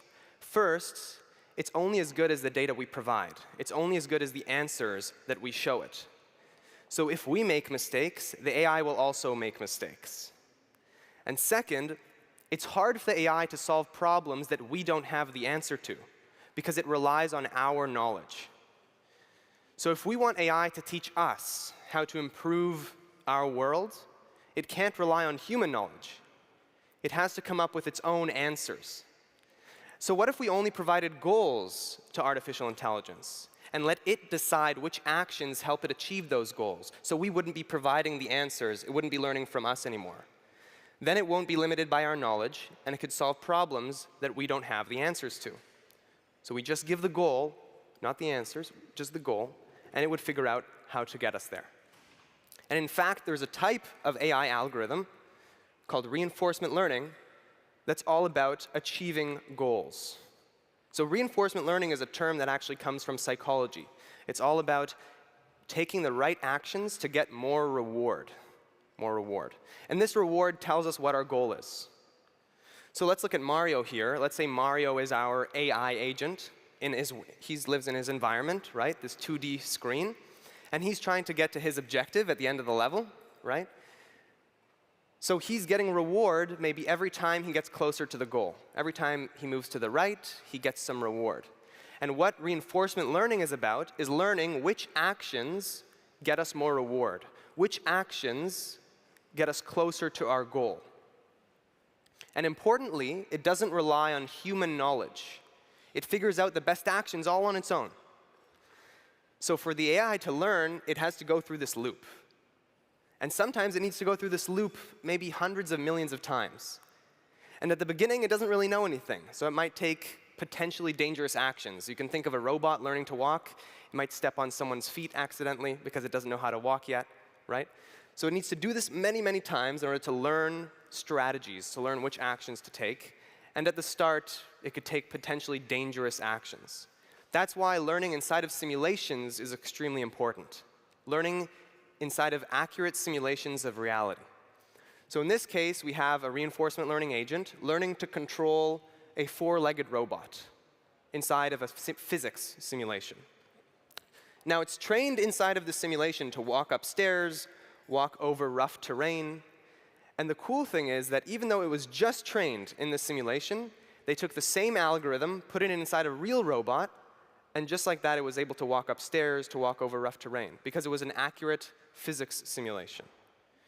So our agent, our AI, learns how to achieve goals inside the simulation. The goal is to walk to a specific location, right? So it learns how to achieve goals in the simulation, and then we can transfer this knowledge to reality. So what can we actually do with this technology? What's actually being done right now? Well, what if we wanted to design the best laws or the best economic policy? We could tell AI our goals, and on its own, it would discover which economic policy achieves those goals. So how would this work? Well, we'd run our AI inside of a simulation of an economy, a market simulation, and we'd tell it what market conditions are our goal, what are we aiming for? And it would try different economic policies, and eventually it would learn certain strategies. It would try many different things, things that we can't try in real life. And it would try these different strategies until it figures out what the, hopefully optimal economic policy is. And this isn't a fairy tale. Last year, IBM released a paper called AI Economist. IBM released a paper called AI Economist. And in that, inside of a small-scale version of an economy, it's designing the economic policy in order to achieve certain goals.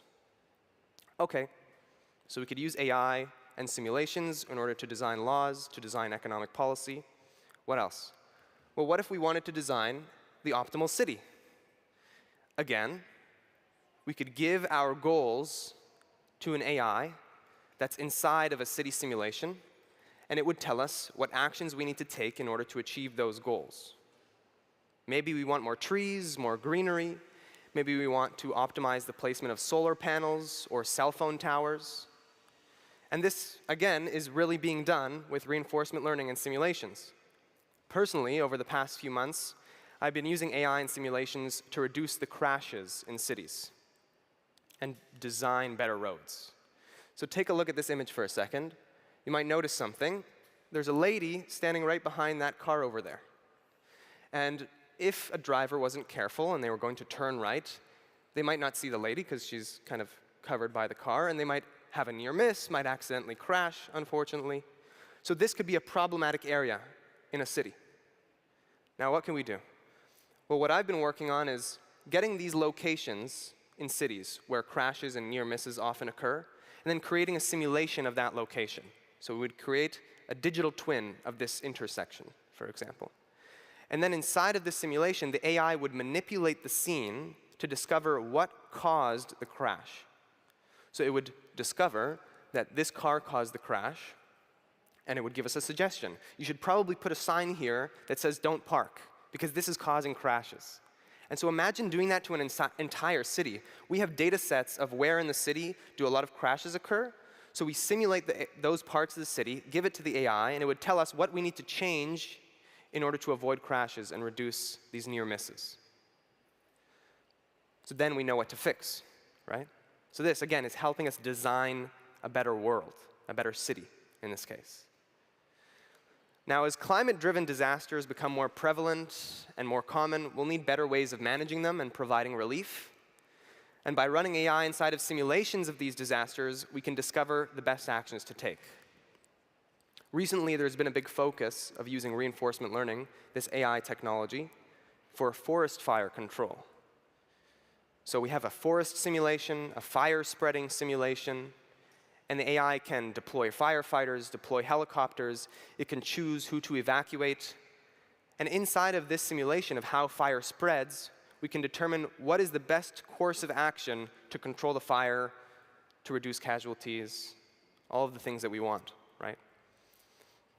And not just that, but let's say we know that an area of, let's say, California commonly has fires. We could have a ready-to-go, and this is again being done, a ready-to-go simulation of that area of California.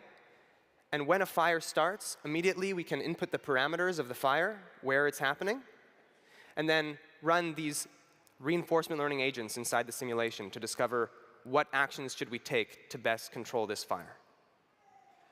And robotics is another use case area where reinforcement learning is being applied heavily, both for the joint low-level control of how the robot moves. So I tell it the goal of pick up that cup, walk over there, jump over, do a backflip, whatever, right? And then it will figure out how to achieve those goals, how to get our reward, right? And so again, we can train that inside of a physics simulation, like you saw before. But not just low-level actions, also high-level actions. So what if I'm telling a robot to clean up my house, right? That's a, I show it a picture of what I want the house to look like when it's clean. That's the goal. Now it needs to figure out how to get there. So it needs to figure out Do I clean the kitchen first? Do I vacuum? Do I cut the onions? Where do I put the onions?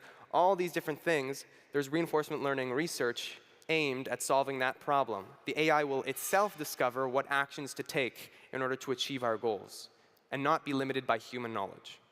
And of course, you could do much more complex things, hopefully, than just clean the house, right? And even at the very low level, subatomic realm, we can apply AI, reinforcement learning, and simulations.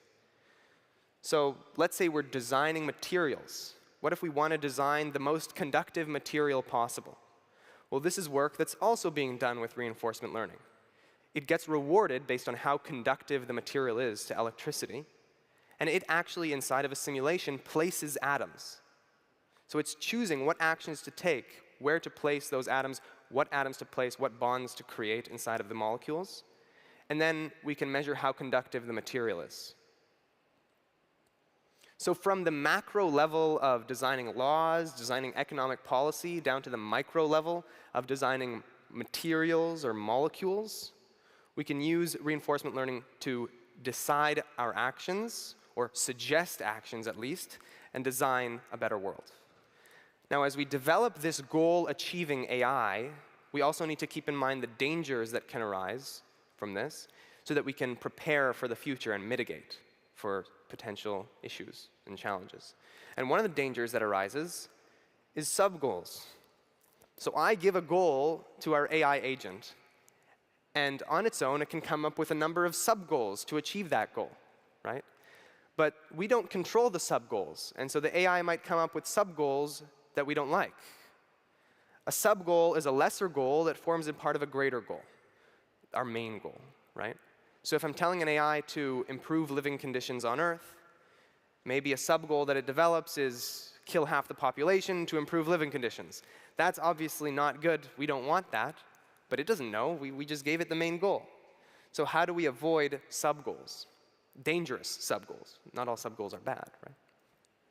And so one of the solutions that we think could help us achieve this alignment is goal alignment, ensuring that the sub-goals that the AI creates will align with our goals as humans, right? But this is a difficult problem. How do we enable goal alignment between machines and humans? Well, one idea is to encode values into a machine, values that can't be broken, human values. But this brings three problems. One, how do we do that? How do we encode rules that we know can't be broken? Well, that's pretty difficult. Our agents, our AI agents, usually find a way to skirt the rules, so that's one challenge. And second, how do we define these values? So one of the things we could say is don't harm a human. But what does harm mean? There's a million things I could list out that harm means, and maybe I forgot just one, and it could find a way to go around that rule. So how do we actually define the values? This is another very important question. And then there's the political question. Which values do we choose to give to the AI? As cultures change around the world, values change around the world. So if we want to ensure that the goals, the sub-goals of the agent, our AI agent, aligns with our goals, there's these really three key problems that we need to solve, or at least figure out, or start discussing. We can't stop progress, but we can only prepare for the future. And that's why it's important to discuss these questions now while we're still developing the technology, so that when we reach much more intelligent AI, we're prepared. And that's why the field of AI safety research is extremely important. This is a field that's actively investigating these questions, trying to provide practical, real solutions to these really important questions of sub-goals, negative side effects, how to deploy these AI agents safely, right? So by running artificial intelligence inside of simulations of reality, we can discover better decisions and design a better world. If we remember to ask these important questions beforehand, then we might really have a chance at creating a utopia. Thank you.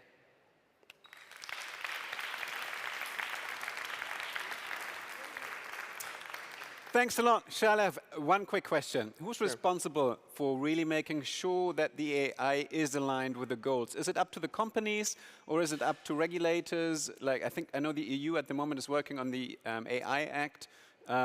Is that like a scenario you would like to see move forward, that there's really strict rules and agreement on what's actually allowed? Yeah, so it's an interesting question because these AI algorithms, right, take decisions all the time. I mean, every time you're using Google, you have an algorithm making a decision, and autonomous cars are making decisions, right? So who is responsible if one of those decisions goes wrong? Who's responsible if it goes right, right? Some people are saying art is being made by AI algorithms now. Who actually owns that art if that art is sold as it's been, right? So this is an important question, which I think, like you said, policymakers need to be, and they are actually, learning about how these algorithms work and need to answer. I think for now, the way it seems to be is that the companies that deploy algorithms, for example, Google, if their AI makes a mistake, that's the AI they developed. I don't know how it'll continue in the future. I guess that's up to policymakers to decide. But right now, that's kind of at least the state of things as we have this weaker AI, as we build stronger and stronger, more general AI. So then we'll really need to ask this question when it becomes smarter. I would have so many more questions. But in the honor of time, I will hand you over to the Ask Me Anything question back there in the corner. Maybe Aiga will join you as well. Maybe Lena's already been there. So if you want to dive deeper into the AI topic with Shalev, make sure to catch him for a coffee back in that corner. Thanks a lot, Shalev. Thank you very much. Thank you. So we did stretch the time a little bit, so thanks a lot for your patience. If you do need a coffee or a quick drink, feel free to just quietly sneak to the bar and come back as we continue. I'm sure some of you need a refreshment. And nevertheless, we'll storm on here. And by the way, that already concluded our first session, so we'll move on to the next topic, future talent, the whole cultural discussion. And the interesting thing is that our next speaker actually continues where Shalev left off, and that is the big vision of AI, how much we need it, and how much we can shape the future world. On the other hand, AI also raises a lot of fear, a lot of angst. Specifically, a lot of people, like I mentioned previously, that boomer statement towards AI, people like my age, 40 plus, are afraid that they're going to be redundant, that their skills are not required anymore. The more robotics and AI move into the workforce, the more they take over tasks. So, which is obviously a legitimate concern. Now, numbers say that it's a different way around, that actually the labor force gets freed up to do more meaningful work that actually is required, and humans can focus on what they're really good at, and that's creativity and other tasks, strategic planning. Nevertheless, people need to get reskilled for that purpose. And not everybody of us has the luxury of being in the labor market, being employed, and having an employer who actually comes up for these costs. What do you do if you currently don't have an employer? Suddenly you move out, you're being redundant, made redundant, you don't have anybody investing into your reskilling. That could turn out into a huge social problem. At the moment, as it is, we already have the far left and the far right growing stronger. The friction in our society is being tested specifically this winter. So the question is, who bears responsibility? Not only for the AI, but also the way it affects the job market. Is it maybe companies who also not only have to invest in their own workforce, but people who are not employed, who are not in the realm of their immediate responsibility? These are questions Martin Silvers asks himself, and I'm sure he also came up with some answers and statements that he will share with us now. He is a cultural anthropologist, but not only that, he also walks his talk. He is a future of work expert and managing director at Accenture, so he has both the theory and the pragmatic approach in real life. Please welcome him on stage. Welcome, Morten.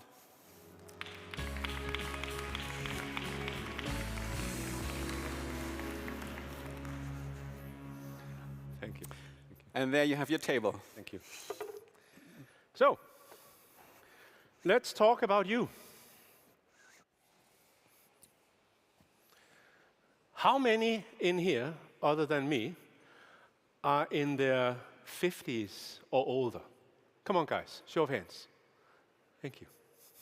So do you remember when they told us that we were going to stay 40 years in the workforce, and the training we got initially would last all through our careers, right? Now, how many in here are in their 20s or younger? Show of hands. Congratulations. You're going to stay in the workforce for 50 years or more. And the skills you are acquiring or you have just acquired will last 5, 10 years max. You're going to have to completely re-educate yourselves, not once, twice, thrice, but at least 4 times in your careers. The life or shelf life of a skill is decreasing dramatically. We're facing one of the greatest educational challenges in history. What's happened over the course of the 30 years that separate the generations in this room is that education, as that classic one-off, that intense sprint in the beginning of a long work life, has become less and less valuable or relevant. I believe that employers, whether private or public, will step up to provide the re-education that you're going to need. In fact, I believe that they're not going to step up to provide re-education of their own people, their workers alone, but also of those who are unemployed, because no one else will. Governments in the education system is not geared for it, doesn't have the money, doesn't have the line of sight. We're going to get back to that. And that poses its own set of intricate problems, because education is social mobility. Education is achieved status. I have a PhD, I got an MBA, I have a master in something, I finished training as a nurse or whatever. In contrast to, I'm the daughter of a billionaire, or I'm a viceroy or royal or whatever. One is meant to cancel out the other, or negate the other. Education has always been that avenue to upward social mobility, that promise of breaking natural social hierarchies and barriers, or breaking glass ceilings. And if now we privatize education, we get into some pretty interesting problems that we're going to talk about. Let's break it down in 3. First, let's talk briefly about why the 4th industrial revolution is going to require continuous re-education to an extent that we've never seen before, and that maybe we're not talking enough about. Secondly, why it is that companies will, and some of them already are, stepping up to deliver this re-education. And finally, how that forever will change the social contract that we have with private companies. So, we are in the 4th industrial revolution, obviously. And like all industrial revolutions, it's about work. How work needs to get done, what work needs to get done, and by whom. But unlike the previous 3, which were linear, this uniquely changes work over and over and over again, and so skill requirements over and over and over again. And that's because this one is driven by the exponential growth of technology's capacity to replace human input, thereby changing what work is left for humans to do, and so the skills required to perform it. Right? It's driven by exponentially developing technology, not linear developments in technology. And exponential means over and over and over again. And as it changes over and over and over again, it's going to change what work is left for us humans to do, and what skills are required over and over and over again. And we've never had an over and over and over again industrial revolution, meaning, getting back to education, that we will need reskilling over and over and over again at a fast and radical pace. Artificial intelligence, robots, and other technologies are going to redefine work, and is predicted to directly affect 30 to 50%, nobody knows, but let's say up to half of the jobs we know today will either vanish because they become completely irrelevant, or they will be changed beyond recognition, so in practical terms we can't talk about the same job, because what's left and the skills required is so fundamentally different from what was there, right? So yes, we will see autonomous vehicles, and so by that token fewer drivers. We will see self-checkouts and fewer cashiers and all that stuff, fewer construction workers and more robots. But ladies and gentlemen, white-collar people. We will also see fewer financial analysts, insurance scientists, lawyers, journalists, people who have held prestigious and high-paid jobs trying to grapple with, synthesize huge amounts of information, finding patterns, because frankly speaking, robots do it better and more cheaply. Many of those jobs will disappear entirely. Others that we can't even fathom will emerge. The point is, all those skills required to what's left or what's coming are about how to work with some pretty sophisticated technology.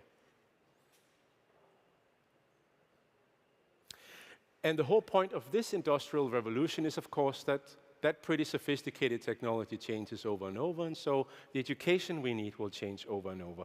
And who's going to help us provide that? Well, it's unlikely to be governments or the education system for a number of reasons. Funds, we're talking mass scale, but also what's the kind of changes we're talking about? These are micro changes in many ways. A given job category at a specific employer where they are applying a specific combination of technology will create very specific changes for those jobs. That's a lot of specificity, and you multiply that by whatever. Governments or the education system cannot deliver on those constant micro skill changes at the pace and scale we're talking about. So employers will. And they already are. They are, not least because they don't have access to the digitally skilled talent that they want. 60 to 70% of European employers report that they can't get the digital talent they want. I'm Danish, but I read, obviously, about the German data coming down here on the train this morning. In Germany, there's a record 90 to 100,000 unfilled technology jobs right now. So it's good for you if you are in that line of business. You can't get them, those folks. And large employers understand that, so you have to build them. You can't buy, you have to build. First, however, you have to retain some people you can build new skills for.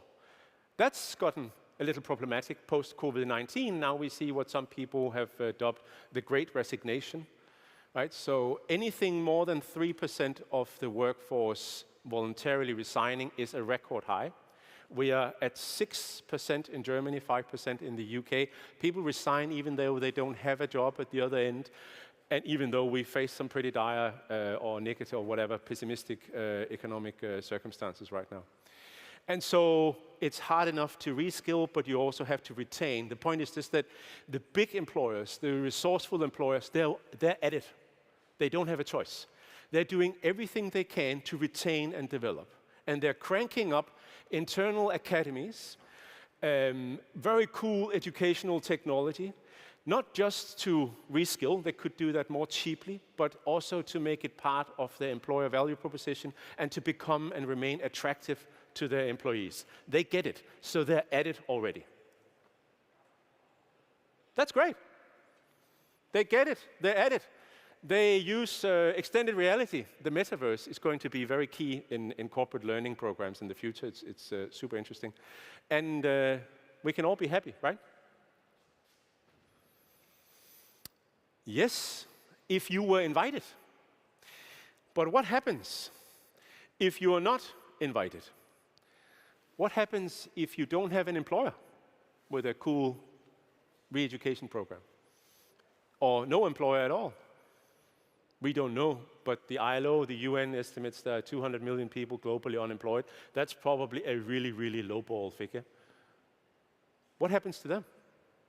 And what happens if you have an employer, and maybe they even have a cool training program, but they're not inviting you? Because you are old, you are dyslexic, you have another learning disability, you don't have the right mindset or attitude, or whatever. What then happens to you?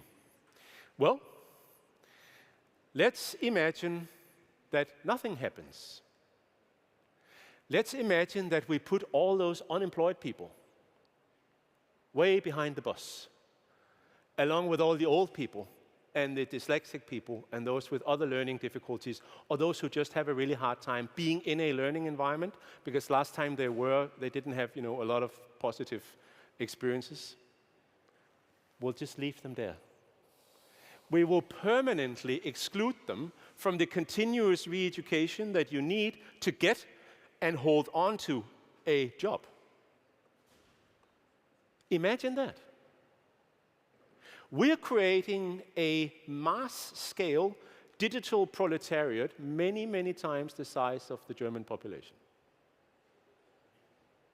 Imagine the resentment. The world doesn't need more conflict or divisiveness, I think, but this would make, yellow vests and Occupy Wall Street and all that movements look like nothing. And therefore, I don't think it's going to happen. I don't think that governments will let this happen. And mind you, it doesn't matter that we tell governments and the education system to then go and handle these people behind the bus. Can you please re-educate them? Because that would still leave us with an A team, the people who get the quality re-education, the quality digital skills that are constantly updated, and they get them in a cool way, and they have like a logo flask and a wall diploma to show for it. And then the B team that gets it in a down-market version that's separated from real-life application. I know we've always had A, B, C, D, E in whatever teams. We live in a class-based society. But we always had the promise, when education was something that was, if not 100% free, then at least heavily subsidized upfront. And in theory, anybody with the intellect and the will, no matter their background, could enter. We always had the promise that education, as we know it or knew it, would break down those barriers. If only you got yourself into a good education, you could cross Team A, Team B, Team C, etc. That's not going to happen anymore if we separate Team A from Team B that way. And that's why I don't think it's going to happen. I think governments want to avoid this at all costs, not just for the social resentment, but also because one of the things that democratically elected politicians promise and like to have some measure of control over is the ability to provide education and create jobs, i.e. the ability to control and deliver on the promise of upward social mobility. Improve the lot of their electorates' lives. That is critical to politics, and they're not going to surrender that. Instead, I think, they will get busy and get involved in how companies provide re-education. They want to have an opinion about it. They want to standardize it and document it so that those many, many micro reskilling programs become transferable and sustain the idea of workforce mobility and really take over from a lot of other education programs that are today public. They will legislate, I think, because that's what politicians do, so that at least the largest companies, some of the ones I know most intimately, who today are capable of training their own people over and over and over again, and maybe they have 40, 50, 60, 70,000 employees worldwide, will have to do the same for those outside or at the margins of the workforce. Because they can. I think that large companies will be forced to step outside of the traditional answer to, so what's the business of business? Make money and maybe pay taxes. We're way beyond that. And I think they will be forced to. That, in essence, represents the privatization, or if you will, corporatization of something as fundamentally societal as equality, inclusion, and mobility. That's crazy. That's so far removed, that responsibility, from the traditional business of business, that we will need to rewrite the social contract that we as societies have with businesses, indeed, in order to make sure that this future of work will be a good and equitable one. Thank you.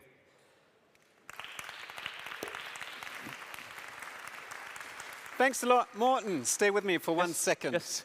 I'm surprised. You do put a lot of faith in the government. I mean, me being German and the German Bildungssystem always being one of the most trending topics in any social network, people just love to bitch about it, if we are allowed to use that word on stage. Just happens, I wear a sweater of an NGO that only exists because the state is not able to teach young people coding and the necessary digital skills they need as youngsters, let alone speaking of grown-up people.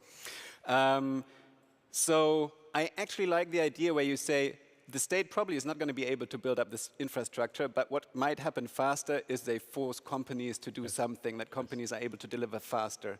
Because otherwise they lose control. And so it's not, to me, it's not so much about having faith, but understanding that politicians don't want to lose control over citizens' social mobility. Then they don't have a lot to offer. If they can't offer that to the electorate, we're going to elevate you. So they're going to maintain control by starting to interfere with how employers provide training, I think. But can the state force companies to reskill people that are not part of the company? Absolutely, they can legislate anything they want. All right. I'm very yeah, as in we Germans say, dein Wort in Gottes Ohr. I really hope for it. It would be a very cool concept. I hope you tour more in Germany because this is something that needs to be heard here. Thanks a lot, Morten. Thank you. Thank you.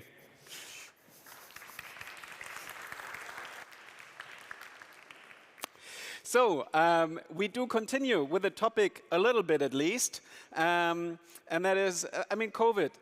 I think COVID sped up, of course, the digitalization of working remotely in a way that would not have happened in probably 10 years more if it wasn't for COVID. Finally, we're able to work remotely from a technical viewpoint, and everybody is trying to establish that new culture and get their teams working.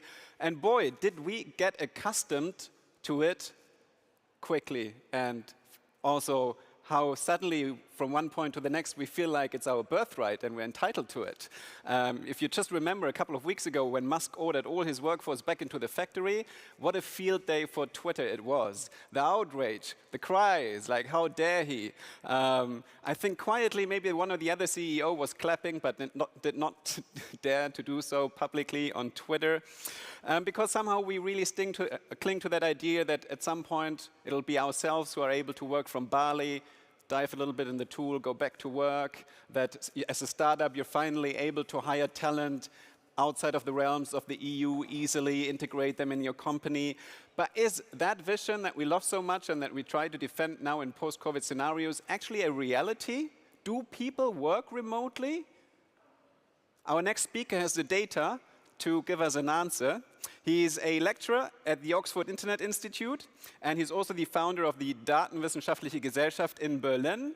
And his data has a really interesting answer to that question. Please welcome Dr. Fabian Bräsemann. Thank you. Hi. Yeah, thank you very much for the kind introduction. So you already talked about some of the things I wanted to bring up now. So what is this talk about? It's about the future of work and why it is not remote. This is not to say that we want to talk about or deny the technical feasibility. Obviously, we all know technically it is feasible to work remote because of all the digital technologies that we have seen, a huge uptake in Zoom, Teams, and particularly all the organizational shifts that we have in the workforce by now. Instead, this talk is about the consequences remote work might have for the spatial organizations, for the economic geography of work, particularly whether it's realistic to assume that so many people will work remote that the overall relationship between place and, so the workplace and the location where people are, is actually diminishing. Most importantly, I want to look into the urban-rural divide. So this hopefully is representing this to some extent. On the right-hand side, we have the urban environment. On the left-hand side, a rural environment. Why is there a divide? This divide has been developing over the past 2 centuries with all the Industrial Revolution that we just heard Morten talk about. It has only become more importantly only become more important because of the increasing amount of economic prosperity that is gained in urban environments. But now, maybe this is all going to change. This at least is the hope brought to us by the remote work trend. So let us delve right into this and look at what the overall sentiment has been towards remote work throughout the COVID pandemic, because obviously it is the COVID pandemic that made everyone rethink where to work. So what we see here on this slide is a headline from the Harvard Business Review from early 2020. You can see this is from February 2020, and this article was starting to talk about the idea of remote work in a very, negative way. It was considered as an emergency situation. Obviously it was. But what is interesting to us here is where the desk, where the laptop is. It is not in an office environment anymore. It was put out of the office environment and instead, visually obviously only as a trick here, put into the middle of a sea or lake to obviously imply there's a drowning situation. So a very negative portrayal. How did this develop? As we all know, things turned better. We all got used to the new work environment. So by September 2020, right in the middle of the first year of lockdown, etc., the discussion changed quite a bit. Instead of talking about emergency, now the discussion regarding remote work went towards that it doesn't have to mean all-day video calls. So we see a more positive portrayal now. The office worker obviously is not in an office anymore, but also not at home, instead in the middle of the desert. So you can work from everywhere. This is what this photo is to imply. And last but not least, this year, in March 2022, discussion has changed focus again. Now other things are becoming important, and most relevantly here is the sentiment here. So now the question is remote work actually better for the environment? So there's an implication, it is good. It's good for the environment. Without answering this question here in detail, again, look at the picture. What you see is a person enjoying the tranquility and the peace of this countryside environment. So obviously now the idea is people can work from everywhere. So why should we care about paying high rents in metropolitan areas? Why should we not enjoy holiday destinations or the countryside? And also some policymakers took up this idea and thought, okay, maybe it's now a chance for us as rural environments to catch up and eventually get back on track and get our share of the economic prosperity of the world. And I want to convince you that this is not the case, because remote work is not a technical problem. The technical side has been solved, but it is an economic institutional problem. And this is what we have been investigating in our latest research paper at the Oxford Internet Institute. And this is the main figure from this paper. The article is linked at the bottom here of the slide. It is forthcoming in the academic journal PLOS ONE, but a preprint is already available if you want to have a look online. So what is this paper about, and what do we see here? We investigated data of a fully remote labor market. Obviously, there is no such thing. You might think that like a remote labor market, but there is platforms very similar to Amazon or eBay. They are called online labor platforms. On Amazon or eBay, commodities are traded via the web. You don't really care where the supplier is of the book or whatever commodity you're buying. And in a similar way, these online labor markets, these remote labor platforms, have established itself over the past 20 years as prime outsourcing destinations. So employers from all over the world can hire people for all kinds of office-based works, things like graphic design, programming, financial advisory services, everything you can imagine that is taking place in the office that doesn't require face-to-face interaction. And our question was, okay, how does the geography look like, and particularly what is the effect on the idea of having a level playing field, having a flat world where people from everywhere can really contribute. And what we see here on this map is the locations of employers, blue dots, and the locations of workers, red dots, and yellow lines connecting these. The data here is from 2020. And I think it's very interesting what we see here and what we don't see. First of all, there is no level playing field, there is no flat world, it's not kind of evenly distributed all over the globe. Instead, we have the demand highly clustered in metropolitan areas, little surprise, because this is where the companies are, like at the east coast of the United States, like Boston, New York, San Francisco, LA on the west coast. We have the metropolitan areas in Australia, and plenty of demand coming from big cities in Europe. high-income countries. So these guys would want to outsource their work to places where it is cheaper, where they can save money on the payroll and also where people can earn a good living. But instead of work going to the cheapest places of the world with the lowest living cost, like sub-Saharan Africa, we see it's widely an empty space, even though this is an international marketplace with English as the main language. There's many English-speaking countries. We see most of the supply is also clustering in metropolitan areas. In Southeast Europe, in South Asia, like India, Pakistan, Bangladesh, and the Philippines.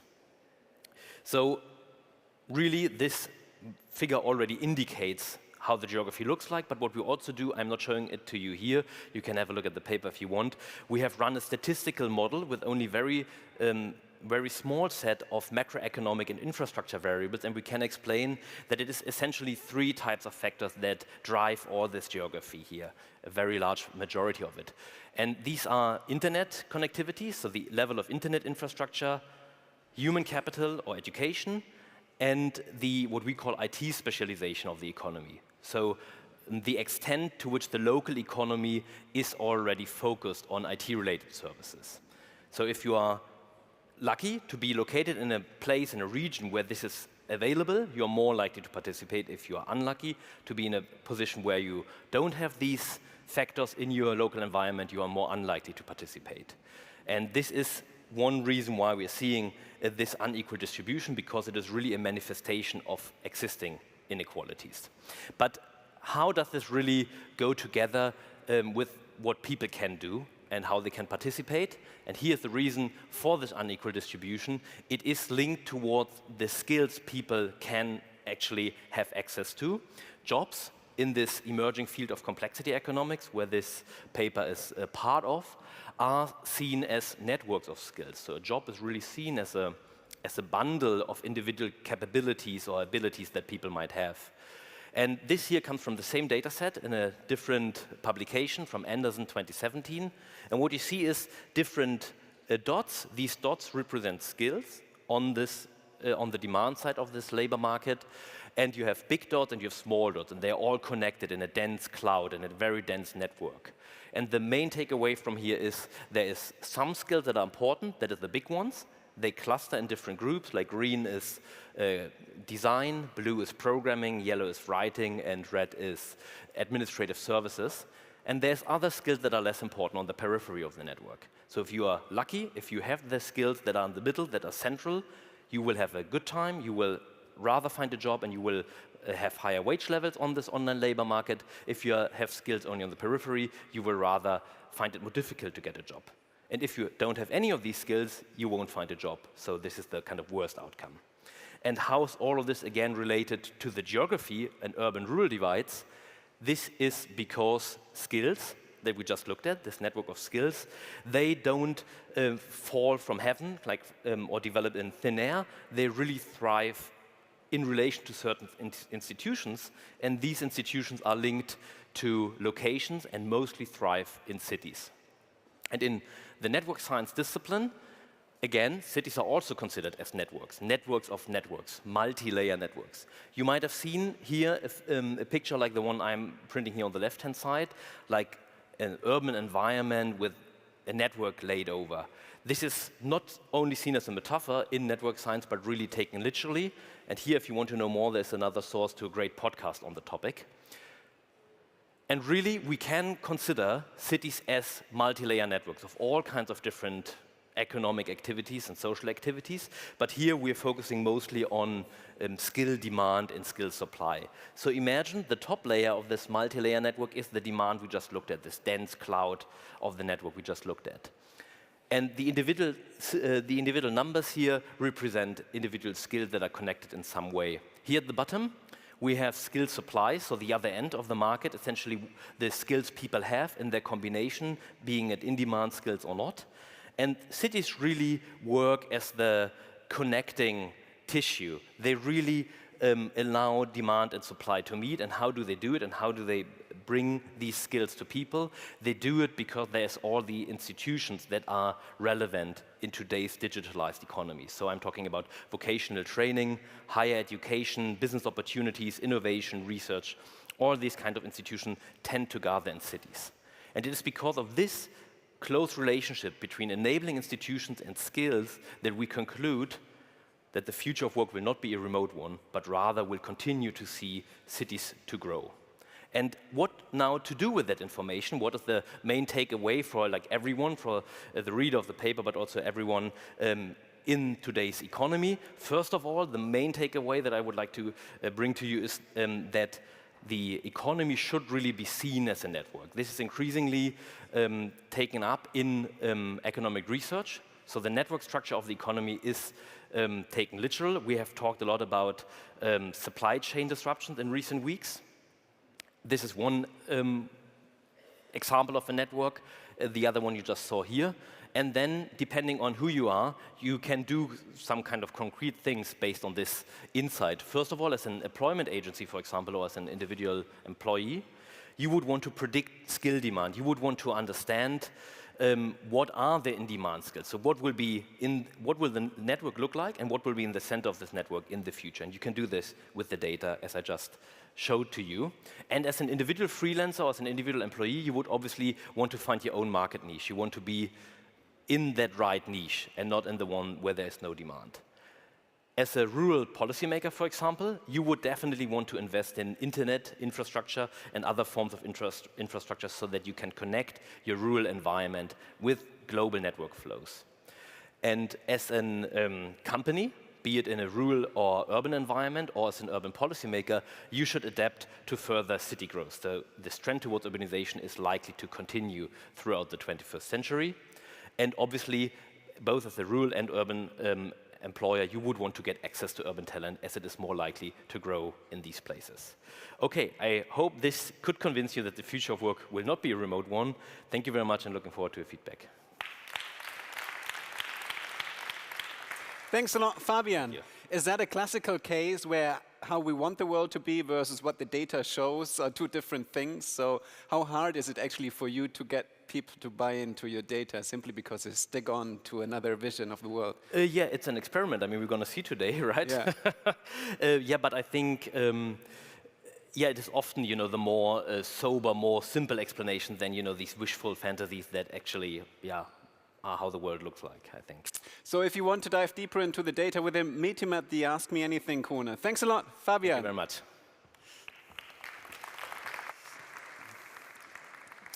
So, I remember in one talk, I was talking, I think it was the CIO of Delivery Hero, and that was in the beginning of COVID, and they just had invested in this massive, fancy HQ here in Berlin, like a really nice building. They were ready and excited to move. They had all this office space, and then it was just this ghost space for months to come. And there they were sitting and wondering, wow, we're like invested in this, we're bound by like our contract, we're stuck with this for years to come, so are other big companies. What are we going to do with this real estate, this very expensive real estate in a prime situation here in Berlin City? And I think that's a question a lot of companies are asking themselves, because they still have these large office spaces, and also they realize somehow people also need to meet creativity, innovation, team spirit, some things you cannot do remotely. So how can we nudge people, how can we get them back, and how can we make best use of the offices that we still have? Our next speaker hopefully has some answers. And just as a side note, he has a CV that really is a dream at a recruiting night, because it's a classical case of you would never hire him based on the CV, but he actually is the one who would rock the show.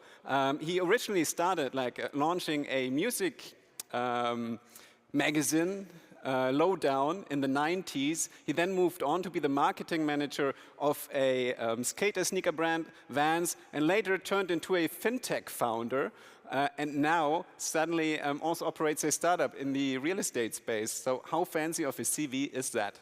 Please welcome here on stage, Mali Fabicevic.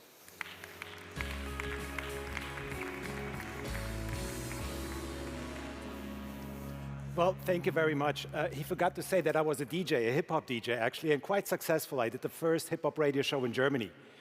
But, I'm a high school dropout, so there was only one opportunity for me, be an entrepreneur, right? And I think at the dawn of the internet, everybody was like, all right, I can do this too, and I got in.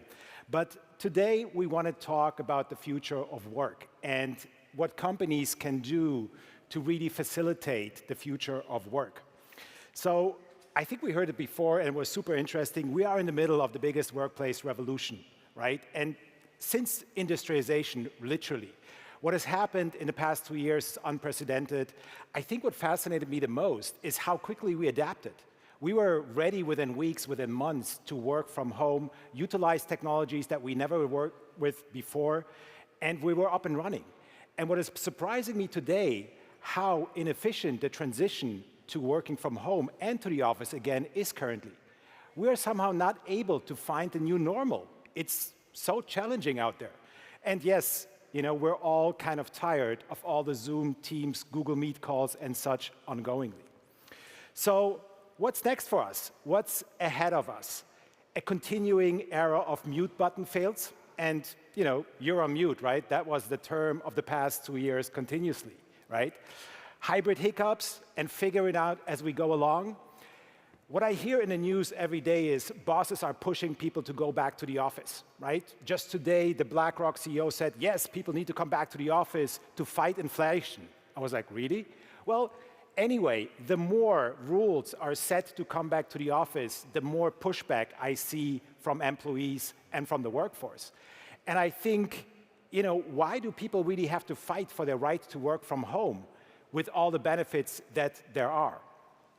So we understand we can be very efficient from home, right? There is a lot of benefits. We have more time for our families, more time for our pets, but there is also downsides, right?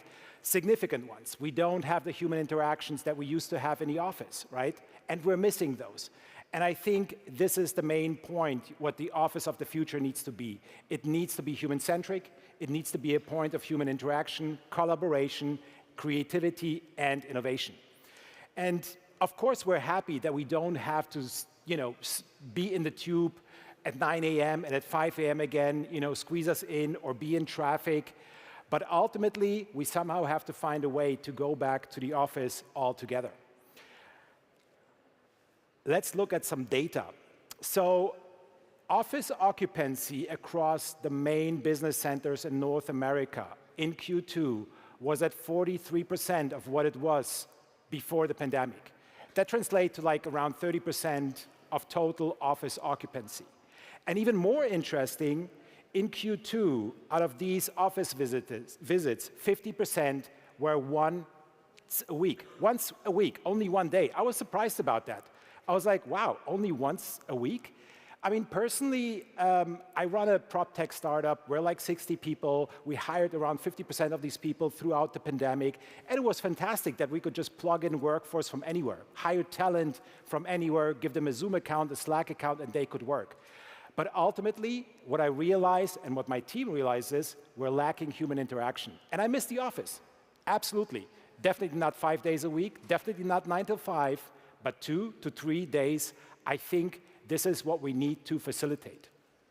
So I think we all understand that we humans are social beings. We need connections. We need interactions. Our brains are wired to connect, right?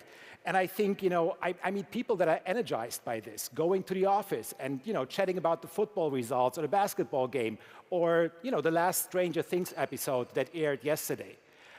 This is the power of the office, and this is something we need to get back to. It's fundamental, really, to make innovation, to be creative. And, the pushbacks from the bosses continuously will not make it happen. We need to work on this together.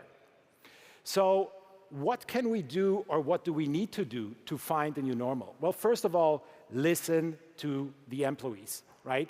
And understand that there is no one-size-fits-all, right? People are different, they have different setups at home, they have different interests, and we need to find a way how we can accommodate their needs, their requirements, but also make it work for the corporations. The second thing is we need to be flexible and open to change. I think, like previously the gentleman said, this is an experiment. This is an ongoing experiment we are in the middle of, right? And what we need to do is we need to learn, we need to adapt, we need to understand, we need to benchmark, we need to look at data, and we will iteratively find a way towards the new normal. But this is what we're going to look at for the next years to come. And then we need to invest in team building and company culture and human centricity That is fundamental. And these are the workplace experiences that we need to build the future of the office around. So fundamentally, and lastly, we all need to understand that the office of the past is done. The cubicle is done, 9 to 5 is done, 5 days a week is over, right? We need to embrace the future, and the future is flexible. The future is about trust and about choice. So we must create and foster new workplace experiences. And what kind of experiences can you imagine? I'll be very frank with you. I always think of a great hotel, right? Nice amenities, spa, gym, good food. Could this be something what the office of the future can facilitate? I think so, you know? Think of it, the Soho House, going to something like this to the office. I would enjoy that, right? We're all curious, we all want to learn, and I think, can the office be something that facilitates workshops, master classes, conferences, and lessons? Absolutely. I think this is what needs to be brought in for the future of office, to give the office a purpose. And then there's technology, and that's what I work on, right? And for me, the technology is the connective tissue. And it starts basically, you know, of booking a workplace. When I go to the office and I want to book a desk, I want to know who's coming to the office that day. Are my peers that I work with coming to the office? Will they be there? Like a social desk booking, right? This is something we will require to really make the office work in the future. And there is much more, right? What we are building is basically like a remote control for work, and that's sitting on your smartphone. You can open doors, you can book a conference room, you can book a desk, you can order lunch, you can connect with your people, and you can do potentially much more, parking, electric charging, all of that. It needs to be seamless, it needs to be in the background, but we need to utilize technology to make the future of work work. So, exciting, challenging, frustrating, yeah, I think all of it, right? But I think we ultimately have a chance to make work work. And I think this is really a once-in-a-lifetime opportunity that we have, and we need to embrace it. So I was thinking throughout the pandemic, why did we do 9 till 5 for so many years? Why, actually? I was thinking, especially in London, when I was getting in the tube at 9 a.m., and I'm like, why? I think it's simple. I think it's about control. Managers and bosses wanted control. And it was simple, like in school. Okay, you're here, done. Are you on Facebook or not? Whatever, you're here, right? This is the past, because the future is not about control, it's about trust. And only if managers trust their employees and vice versa, we are able to create a future with flexibility, transparency, and choice. So, a little more data. What are the key things why people will want to go back to the office? Face-to-face collaboration, FaceTime with the manager, socializing. These are the key things why people want to go back. Human interactions, right? And I think this is the fundamental future of the office, to allow creativity and innovation through human interactions. And again, I think rules will not make it happen. I think, you know, they're actually the negative break here on, you know, making it not happen for everyone out there and not allowing talent to, you know, roam freely without any binding. So this is, I think, you know, what the managers and bosses need to embrace. And then there's one last thing, right, which we need to understand. We need to do less video calls. And it's comfortable, it's great. But ultimately, if we don't do less video calls and more human interaction, our work life will continue to look like that wherever we are. Thank you very much.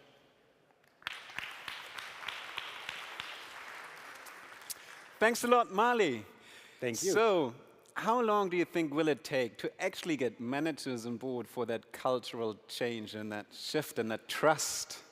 I think that's a good question. I would say, you know, 5 years minimum, but it really depends on the pain, right? And the pain comes, you know, is the talent available or is it not available? And I think with the big resignation going on, will see probably impact earlier, and we will see activities earlier that organizations will change and adapt their rules. They're trying, right? They're trying, what can they do? Let's do 3 days a week, 4 days a week, whatever it is. But employees will fight back. It's like an outright rebellion out there. That's how it feels. It really is. We got entitled to it so fast, right? Like it's like it always is. As soon as you have something, you feel like you've always had it. Well, again, I was always surprised about 9 till 5. Yeah. And, you know, I never worked 9 till 5. I always worked like 8 till midnight because, you know, I was a self-made entrepreneur. Yeah. But I was always surprised why people do it, you know, and why do they comply actually with it, you know? But that was the past. Today, I think our eyes are opened. Thanks a lot for joining us. I think we'll see you back later in a small panel discussion. Until then, Thank you very much. Please Thank feel you. free to approach Marley in the Ask Me Anything corner. Thanks a lot, Marley. So, those were the relevant but a little bit more light-hearted topics about remote work, about all the things that COVID brought. But let's face it, COVID was also an extremely tough time for a lot of us. I think during those 2.5 years, a lot of people had to tackle serious issues. Actually, the depression rate went up 6 times as much as during normal times. The problem is, and this is like not a joke, it's serious, unless you were literally standing in the window jumping or having a knife in the hand, you would not find a therapist place because they're so overbooked. So a lot of people who actually would need help would not be able to find it simply because they were not yet in danger of harming themselves. And so this obviously means that as companies, caring about your employees is literally not about the fruit basket. It's literally not about the table kicker or one or the other benefit. It's about caring their immediate well-being, making sure that they can handle tough transitions, because COVID was one transition. I think we probably will be facing one or the other crisis soon as well. So I think that's a challenge companies have to step up to. And our next speaker is specialized on that. She's a senior behavioral scientist at Coach Hub, and she specializes in positive psychology and coaching psychology. And I think she has one or the other tip how to nudge people into well-being and really being engaged and staying on track in tough times. Please welcome Jule Deges.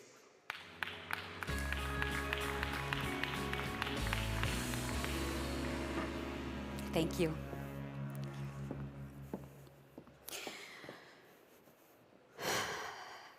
If you wish to understand what revolution is, call it progress. And if you wish to understand what progress is, call it tomorrow. Now, these words sound very dramatic, and they're part of a novel, Les Miserables, by Victor Hugo. Who has heard of Les Miserables? Oh, well, so for most of you, this keynote is going to make sense. For the rest, I'm sorry. I'll keep it short. I'm joking. I'm going to do my best. Now, I haven't actually read the 1,462 words of this novel. However, I did go see the musical a couple of months ago for the 3rd time. I'm a big fan. And you're probably wondering, what on earth does the digital revolution have in common with the French Revolution? Well, I'm going to tell you in the next 15 minutes. Why? Revolution isn't brought forward by institutions or organizations. Revolutions are brought forward by people. And this rebel feeling that I get from watching the revolutionaries in Les Miserables in the musical, time and time again, is a very similar feeling that I get from hearing the following sentence in the corporate world. We've all heard it. Once we return to normal, we will all have time to recover. Who's heard this kind of sentence before, or a similar sentence? We have some here in the back. Wonderful. Now, we hear the sentence across all corners and edges of organizations right now, and the reality is, and we all agree, back to normal is an illusion, right? When that train has passed. But then we talk about new normal, and new normal is also sort of an illusion, because that means that somewhere in the future there is an imagined state of normalcy, a different type of normalcy, where suddenly time stops and humanity gets to take a collective breath in and out, only to then to kind of go back to tumbling our way into the future. It's a little bit like, you know, when you were kids and you would jump on waves, like ocean waves playing on the beach, and sometimes then a really big wave would come and would tumble over you, and you get very desperate, you don't know where it's right or left or up and down, and then just when you think you can't breathe anymore, the wave rolls back and you emerge victoriously, and then you have sand in your hair, you feel all desperate, but of course you get back up, you do all that over again, because you're just a kid. And it's very similar at the moment, what we're doing as individuals and organizations, right? We keep tumbling and jumping from one wave, from one crisis to the other, and it's tiring. It's very tiring. It's so tiring that, in fact, burnout rates are at an all-time high. The 2021 Global Leadership Forecast said that 60% of leaders feel used up at the end of the workday. And 86% of high potential employees, 86%, that's a staggering number. 86% of high potential employees are burned out. Take a moment and let that sink in for just a second, right? Think about that one high potential employee in your organization or in your team. According to research, this person might be burned out soon and leave the organization. And we tend to make the pandemic responsible for this decline in mental health. But the reality is that actually global mental well-being has been declining already quite steadily for years since before the start of the pandemic. There is research by Gallup that says that global rise in unhappiness was steady starting all the way back in 2007. 2007. It's very unfortunate, isn't it? Because it would be so easy if we could say, it's the pandemic or another crisis, pick and choose at this point. Once we return to normal, we'll all have time to recover. But the reality is that we're facing a mental health crisis, and the pandemic has just sort of helped in trending the issue, so now suddenly we're all talking about it. So I see some of you nodding and being like, yeah, that makes sense, and you're probably like, so what do we do, right, if we're all just sad, and depressed? That's not the case, by the way, it's not everyone.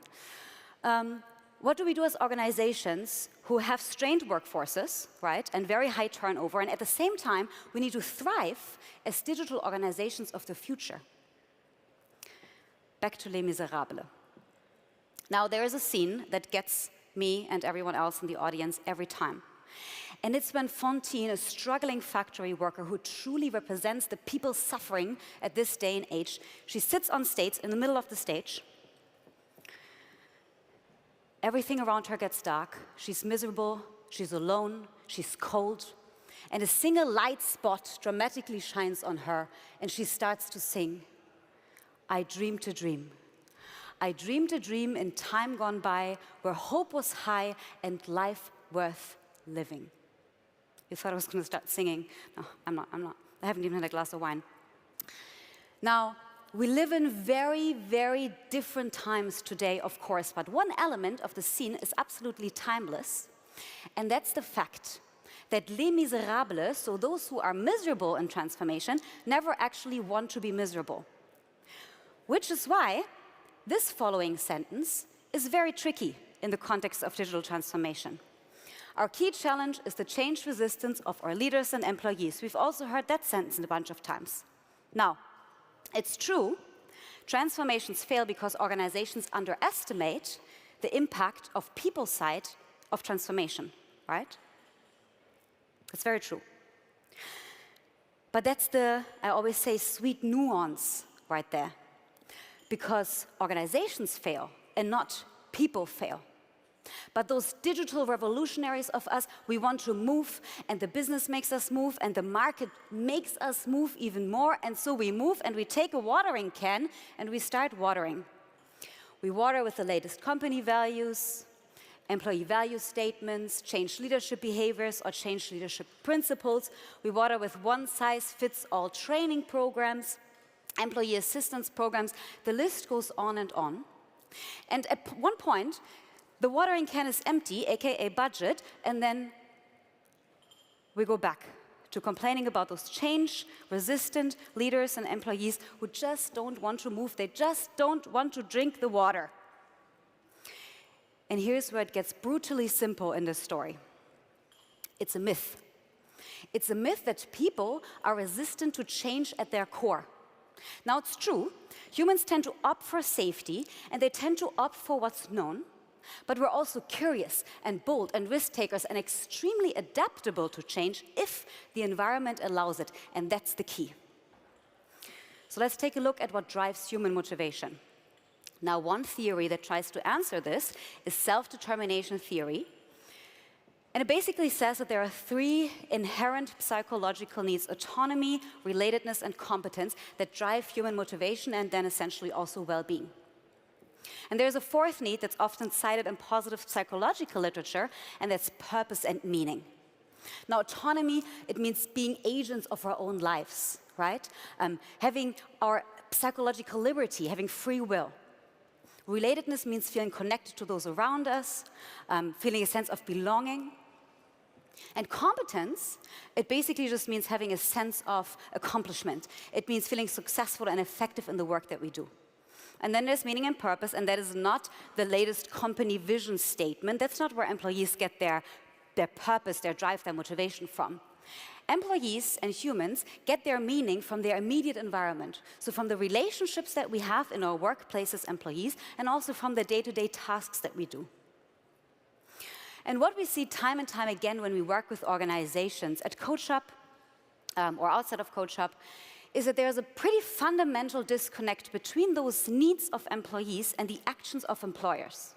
And this disconnect can be seen in this following research about why employees are leaving companies. Now, if you ask companies why employees are leaving them, they're going to say things like remote work opportunities, or things like inadequate compensation. They're going to say, it's because people are looking for better jobs. And then if you ask employees why they're leaving organizations, the picture gets completely different, and it's very curious. It's a much more relational image. It's like having a sense of belonging to the organization, feeling appreciated and valued by my manager and the organization. Let's look at this from the perspective of our psychological needs theory. Autonomy and flexible work schedule. Now, in this context, flexible doesn't mean 25% office, 75% home, or the other way around. That's not flexible, that's a one-size-fits-all solution. It means, or autonomy essentially means treating our employees as adults. As adults, and allowing them to create a work environment that works for them, that helps them thrive as individuals. Relatedness, having a sense of caring and trusting teammates, right? Feeling a belonging to the organization. And of course, competence, having career opportunities. And of course, getting the successes that we have appreciated by our manager. And then there's this top right aspect over there, valued by organization. And that's a very, very curious one. Because in the start of the pandemic, what happened was that engagement and belonging went up across the board in organizations because organizations rallied their employees against the common enemy, right, COVID. They created a sense of relationship, belonging, relatedness. We're all in this together. But then what happened? Vaccines were rolled out, the public debate turned to a different crisis, and suddenly the economic consequences sunk in, and that's where we're in right now. And that's very unfortunate. Because now more than ever would be the time to truly value our employees, to truly value them by heavily investing into the mental health and well-being so we can as collectives be strengthened and as collectives build organizations that don't tumble and fall wave over wave, crisis over crisis to transformation, but actually thrive into the future. And how do we do that? Now, this model is adapted from Josh Berzin and his colleagues, and it's a 4-step or 4-level image of healthy organizations, starting with level number 1, where employees are seen as basically workers. There might be a fire extinguisher on the wall or an access sign above the door. There's very basic health and safety regulation. Level number 2, this is where employees are seen as humans, right? So there's some well-being program offering in place. Then we get to level number 3. On level number 3, it's all about removing work barriers. Collaboration works, performance management works, and there's a focus on equity and accessibility and so on. And then there's level 4, and that's the thriving organization, and that's where we want to be. Why? Because the thriving organization, that is where well-being is truly embedded in the organization's culture. It's appreciated from the top down, and there are processes and measurements in place that support a healthy and thriving workplace. In short, a thriving organization is exactly the organization that we're talking about, right? It has a workforce that is strengthened and resilient, and a workforce that doesn't tumble through the waves, but actually thrives in change and transformation.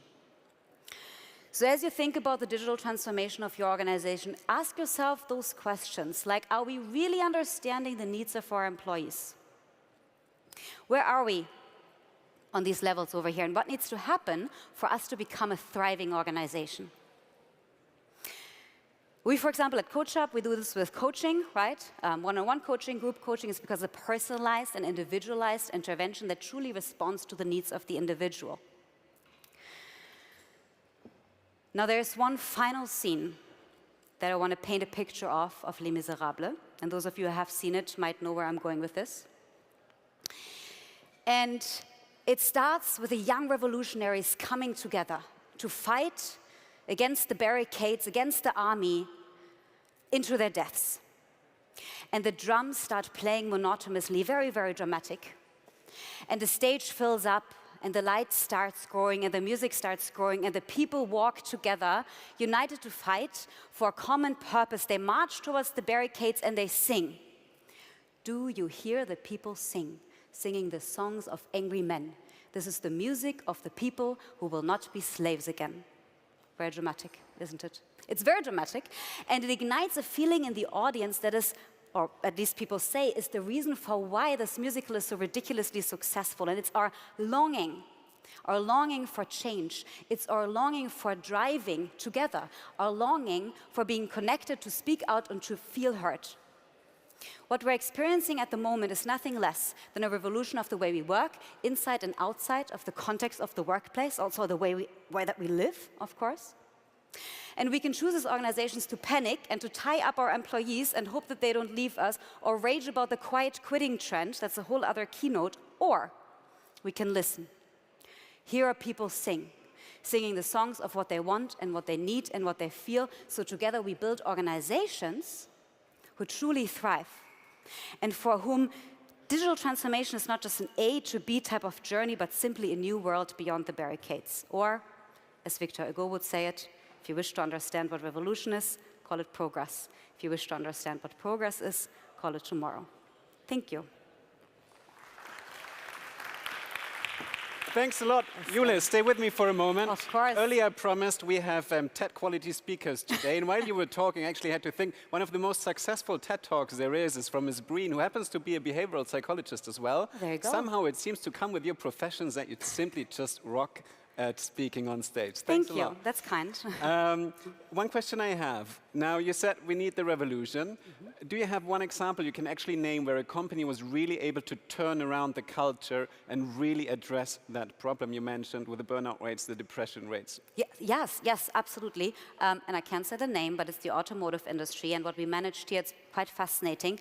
And why I love the story, it's because it's a factory level story. And what we did here is we implemented individual and group coaching across 200 employees. So we covered the whole factory. And what we did here is fundamentally changed the way that leaders addressed the way that they communicate, interact with their employees, and also the goals that they would set together. It was a very different cultural setting that we created. And by that, increased engagement, increased belonging, increased kind of the organizations or the individuals'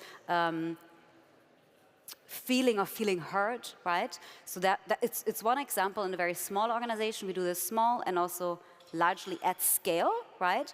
But that organization comes to mind because it's truly a factory level sort of transformation, which typically organizations Which I think is amazing that an automotive company, probably we're talking about engineers, people literally working at machines, introducing psychologists in that environment, touchy topic, so respect they had the courage to do so.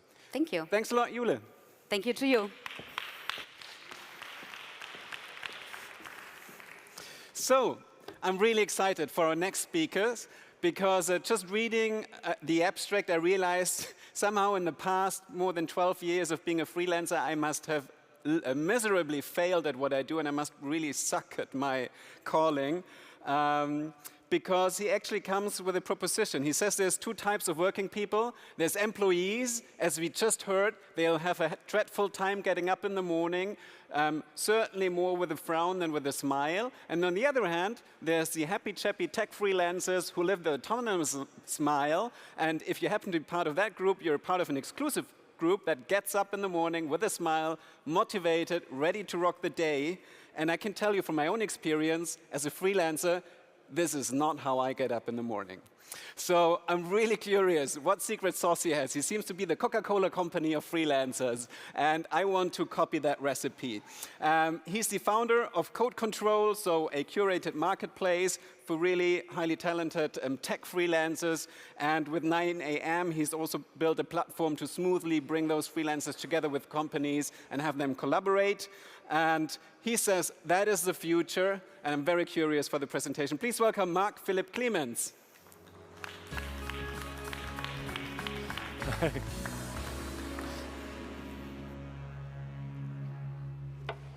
Thank you very much. I'm super excited to talk to you today about the freelance revolution and why new work is unchaining the modern workforce. Well, I first want to start a bit with talent shortage. I think in the previous presentation you already heard a bit about it. What is talent shortage and why is it so important? Well, talent shortage is something that is one of the biggest struggles for the organizations today, because companies do not find talent anymore. There are currently 1.9 million, this is an old number, the last number from August is 1.9 million open positions in Germany alone. There are 100,000 open positions in IT, and we have every other day an article about the Great Resignation. And this all happens while we hear stories about economic crisis, about inflation, about all these things that are so tough on us, while we know that we can get at any time another job. So where does this come from? When you look into all of the analysis of talent shortage, you find a lot of different reasons, but you find two main reasons that come up over and over again. And the first one is people are getting older and older, and there are not enough young people. So we're currently at a time in Germany that we have the first time more people above 60 than below 30. That means more people are becoming pensioners than new people entering the job market. And when you look at this statistic, then we'll get only worse throughout the next 10 years or 30 years. What does it mean for the job market per se? Well, it means that within the next 10 years, about 5 million jobs or employees will get out of the job market, and there is no replacement for them. Now, you might think, well, it's perhaps only Germany, and we can solve that with immigration. We might solve it with remote work. Well, that's not the case. Certainly, immigration helps, but we see the same structure all around the Western world, and even in China because of the one-child policy. When you look into what is the result of it for organizations, then one of the easiest numbers to look at is time to hire. It went up from 57 to 130 days. And again, this is a number that is already 2 years old, so it's today even worse. And at the same time, it's a number that goes for all different kind of jobs. So when we look into IT, we're probably rather in the direction of 6 or 9 months of hiring time. So when organizations have a problem, they need to, I don't know, produce something for an order, or they want to change something in the organization that they need new person power for. They need to wait 4 or more months to get the people in. So they can actually not produce, they can actually not change the organization. Well, obviously, what they try to do is they try to solve it with putting just more budget on it. But that's certainly not going to solve it, and we'll talk about one thing that will hopefully solve it, at least partially. The second big topic is that we have an ever-changing demand of skills. You probably know it yourself. If you look on your LinkedIn feed, then every day you find some new job title, and someone becomes happiness manager, someone else is diversity manager, next one is office superstar. It doesn't matter, there's always a new title. While a lot of them are certainly just different titles for the same job, there are a lot of new jobs that came into the market.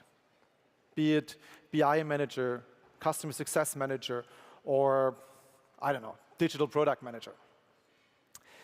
And what happens here is that we have companies that demand a continuous new skill set from the workforce, while at the same time our educational system is not ready to provide these talents.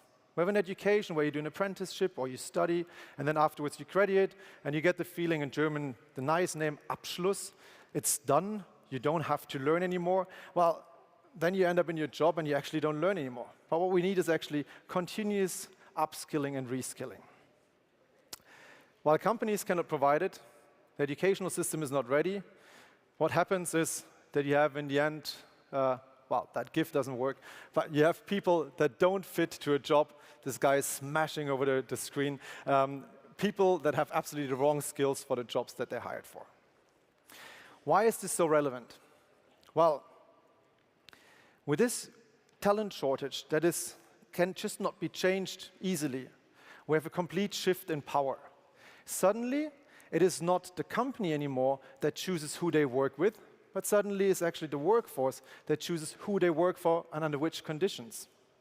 So companies get under immense pressure to rethink how they present themselves, what they offer to candidates.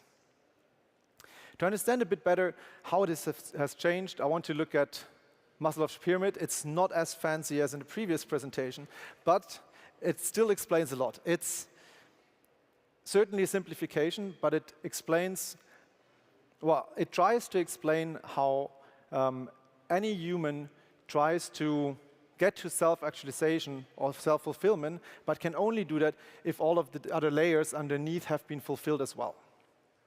So if we look into what are the different needs, it's physiological needs, food, water, warmth, rest. It's safety. When it comes to the work world, then it's probably job safety, belongingness and love, esteem, and self-actualization. Now in the Western world, we're pretty lucky. We kind of took the physiological need for given. But when we look into the safety needs, then it was perhaps only part of the society that so far thought that this is given. Job safety, right? It was the people that had the right title, the right education, were probably the entrepreneurs and the freelancers that thought, well, I have enough safety so I can focus on the others. Now something has changed. With the talent shortage, suddenly 40 million people in Germany get completely fulfilled in the safety feeling. So they start thinking of the other things: belonging, esteem, self-actualization. Well, with these new needs in mind and things that they want to fulfill and take care of, they ask companies completely different questions now. They ask questions like, how does my work-life balance look like? Where can I work from? Do I want to work for this company? Is that actually the right job for me? How does my career look? How does my professional development look like? How is my own development look like? Is this something that fits to me at that time? And is that the place and the time that I want to work at? At the same time, companies are not ready for that. We have still HR departments that think of themselves as payroll management or perhaps a bit of passive recruiting. I'm a bit extreme about it, but we have an HR that needs renewal, and we have organizations that have not realized that this is necessary. But there is something nice, and there is the freelance revolution. So the freelance economy is the economy that has benefited from it. These numbers, and I will tell you a few more numbers, are pretty bad actually, because Germany doesn't really create good numbers. They don't take the data. They don't understand how many freelancers actually are there in Germany. But at least one study or one analysis from Statista says that we have 1.45 million freelancers in Germany in 2020, not taking care of all of those people that do it part-time or those people that do it in a limited. But it has been steadily growing. There's another study by the German Employment Agency. It says more than 4 million in 2018. So we see it's about probably around 10% that official numbers are. But if we look into the US, where they study those numbers with polls, we see that they have these days 41% of the workforce being freelance. That's an up by 13% since 2013. If you look at, search for it on the slide, I don't have it there, I forgot the slides. And we have an even more important number, and that is 28% of full-time freelancers in the US. That's up by 14% since 2014. So it's a crazy increase, and it's a massive part of the workforce. There are enough studies out there, no matter if it's McKinsey or someone that might be a bit more biased like Upwork, that say that the workforce will go up to 50% freelance. Now let's rethink. Why does this happen? Well, it's simple. It's because freelancers are happy and employees are not. Okay, not as extreme, but when you look at this analysis from Gallup, then you see that over 55% are either happy or very happy with being freelancers. 85% are happy or very happy, and around 50-something% only when it comes to employees. But the unhappiness is even bigger, right? So over 15% of people are unhappy. We saw one thing before, I'm not sure if I mentioned it, 1/5 of all employees want to quit in 2022.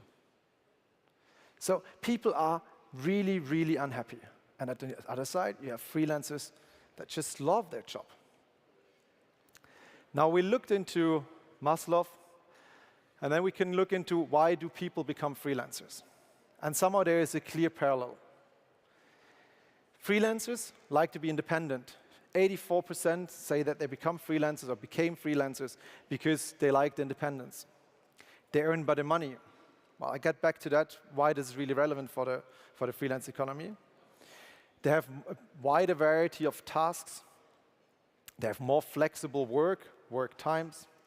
They have more challenges, professional challenges. They have better chances to develop further professionally. And they also have more chances to educate and upskill themselves. A study that I didn't put on there shows that when you're freelance, it's about 3 times as likely that you reskill in a given year than if you're an employee. Now, this is exactly what we saw before, that people are asking themselves when it comes to the modern workforce. Now, I want to go into one more thing, and that is the better salaries or the better income that you can have as a freelancer. It's actually the case. You earn better, and you earn quite a bit better. Now, you would think, well, what does that have to do with talent shortage? Well, on the one hand, obviously, it happens because of talent shortage, but there's a positive side to it. Companies do not complain that they pay more to a freelancer, because in reality, they don't. Usually, companies hire freelancers for a task that the freelancer might have done before already or is really well educated in.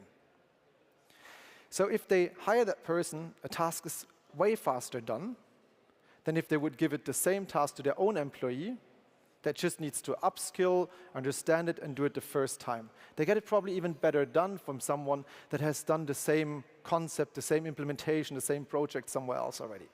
So it's actually beneficial for the company because they need less workforce to do the same task. Well, with all that, it doesn't surprise us that about 50% of all employees can imagine themselves changing or quitting their job and move to freelancing. So I just want to reach out to you as well. Join the freelance revolution, become freelancers. It's tough in the beginning, and it doesn't always work, but if you use a platform like 9am, 9am.works, it works because there are now companies coming up like ours that try to help freelancers to make this process easier, smoother, and less scary. Thank you very much. Thanks a lot, Mark. Well, now thinking back into my introduction where I was like, my mornings, I feel like do not start with that fresh smile every day. Maybe I just haven't tried being an employee yet to know the difference. Exactly. But a quick question. I love the presentation, but if I contrast it with a lot of other presentations where we were like how important it is companies to own up to the mental health being of their employees and being engaged, getting them through tough transitions and depression moments like COVID, how important it is to actively reskill workforce, maybe even beyond the company limits. Wouldn't having more freelancers just be a very convenient way of not having to own up to all of these topics and outsource them and leave it up to all these individuals? I think quite the opposite. Well, it's not leaving it to the individuals. It's leaving it to those communities and networks like we are, right? So freelancers still look for a community. They need a home. Everyone wants a home. Everyone wants to have this kind of support system, the people around them, the people that they can chat with, the colleagues. And as a freelancer, you don't naturally have them. So you search them in communities and networks. And this is what we do, and that's why we make money in the end, because we really provide a service to them. So let's hope you do not only build communities, but that the freelancers also start to actually get a voice as a lobby in politics. So maybe that politics generally are changed in a way that benefit freelancers. Because at the moment, there's a huge amount of them, but the voice they have in politics does not match the numbers. Yes, it's pretty much even illegal in Germany, unfortunately. So we have 1.4 to 4 million freelancers, while Germany says, oh no, it's not allowed to be a freelancer. Thanks a lot, Mark, Thank you for joining us. And of course, if you want to ask him questions, meet him in the Ask Me Anything corner. So now we continue with a remote talk, and from South Africa, which we had earlier, now we go to Lisbon in Portugal. And actually our speaker dives deep into the problems we discussed today, and that is if technological disruption creates social friction and creates inequalities of highly skilled people, unskilled people, of people whose jobs are suddenly not necessary anymore because they're automated or moving to robotics. And finding solutions for that is really important, because if we do not do so, we also stop and slow down innovation. One of my prime examples, and I really couldn't believe my ears, but again, like a month ago, I could listen to our Chancellor Scholz saying, in terms of the energy transition, what should I tell to those 4,000 people working in the coal mines if we stop using coal? And it was like, what did you tell the 140,000 people working in renewable energies who lost their jobs 10 years ago when solar and wind moved to China? And that is because there is no system in place to catch those jobs being lost in coal, moving to where technology should be and where progress should be. And this is a huge mismatch. But figuring this out is an intricate process, and our next speaker is specialized in that. He's the assistant professor of macroeconomics at the Nova School of Business and Economics in Lisbon. He's also the co-organizer of the monthly Lisbon Macro Workshop, and he's now here with us. Welcome, Pedro Brinca. Thank you. Thank you And very much. Pedro, great to have you with us. And may I add, you look surprisingly fresh, because I know that you just went through a 3-hour marathon on national live TV in Portugal. So great job joining us, looking this vivid. And thanks also for continuing your marathon today with us. Yeah, thank you very much. I'm not sure you can see the screen I'm sharing. Can you? We cannot, oh, now we can see it. We can see your screen. The stage is yours. Please take it away. Okay, perfect. Okay, thanks a lot for the nice introduction. I actually look so fresh, I guess, because of the problem with the Queen of England. They actually shut me down and sent me home earlier. So, you know, there are some upsides sometimes to these things. Anyway, so thanks a lot for inviting me. It's a great pleasure to be here with you. My presentation is a little bit about a problem that I think is a bit ubiquitous in today's societies, which is we know that technology disrupts labor relations, but you know, collectively, in terms of the government and fiscal policies and tax policies, how can you respond to that? And what does research tells us? What does academia informs policymakers about this topic? Now, the first thing I want to say is that you know this kind of phenomena is not new at all. So if you go back to the 1700s, Jonathan Hargreaves, he made up this new gadget to make producing cloth much more efficient. It was one of the first examples of labor-saving technology. So all of a sudden, you could produce a lot more cloth with a lot fewer employees. Of course, you know there was a lot of people working in that area, and they weren't that happy, because if all of a sudden you know you need a lot less people to produce the same amount of goods, you know probably you're going to pay less to each of them, because the demand for work is going to go down. So what these guys did, and they were quite upset with Jonathan Hargreaves, they invaded his workshop and they literally destroyed his workshop and his gadget, and he had to run away from the city and move to another city. So you know there's a lot of examples on how technology has been disrupting labor relations. And what is different this time? I mean, all these revolutions, you know, the first industrial revolution, second industrial revolution, all that technology leaps that we had, you know, after the wars and after, you know, the Second World War, and then the space race, and more recently with the internet and all the cloud stuff. What is different, fundamentally different from before? And I think it's safe to say that what is fundamentally different is the speed at which this happens. You know, just think that between the moment that man learned or invented a machine that was heavier than hair in order to fly, at the beginning of the 1900s, and the time that it reached the moon, it's shorter than one lifespan. It's 69, 70 years before those two moments. Never in history, I think, technology has moved so fast. And one of the first consequences is that you have people that join the labor market, and they will become obsolete if they don't, reskill or learn new capabilities throughout their working life. They become obsolete quite fast. Okay, and they might get obsolete even before they are 10 years within the retirement. That's what's fundamentally different from 50, 100, 200 years ago. What's up about this last leap, right? So there's one trend that started in the 70s, and that has to do with the relative price of equipment. What does this mean? It means that since the 70s, we need less and less apples to buy machines. Okay, if you think about it, in the 80s, I remember my mom, she bought this personal computer in the 80s, and it was like, it was a huge investment. It was like 3,000 euros for a 386 SX computer with 25 megahertz and 20 megabytes of hard drive and 512 gigabytes of memory.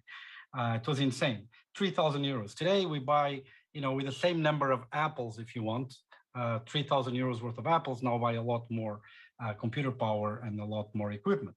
So that's what you see here in the red line. The relative price of equipment is going down, and at the same time, the investment, firms, governments are doing on this equipment is going up.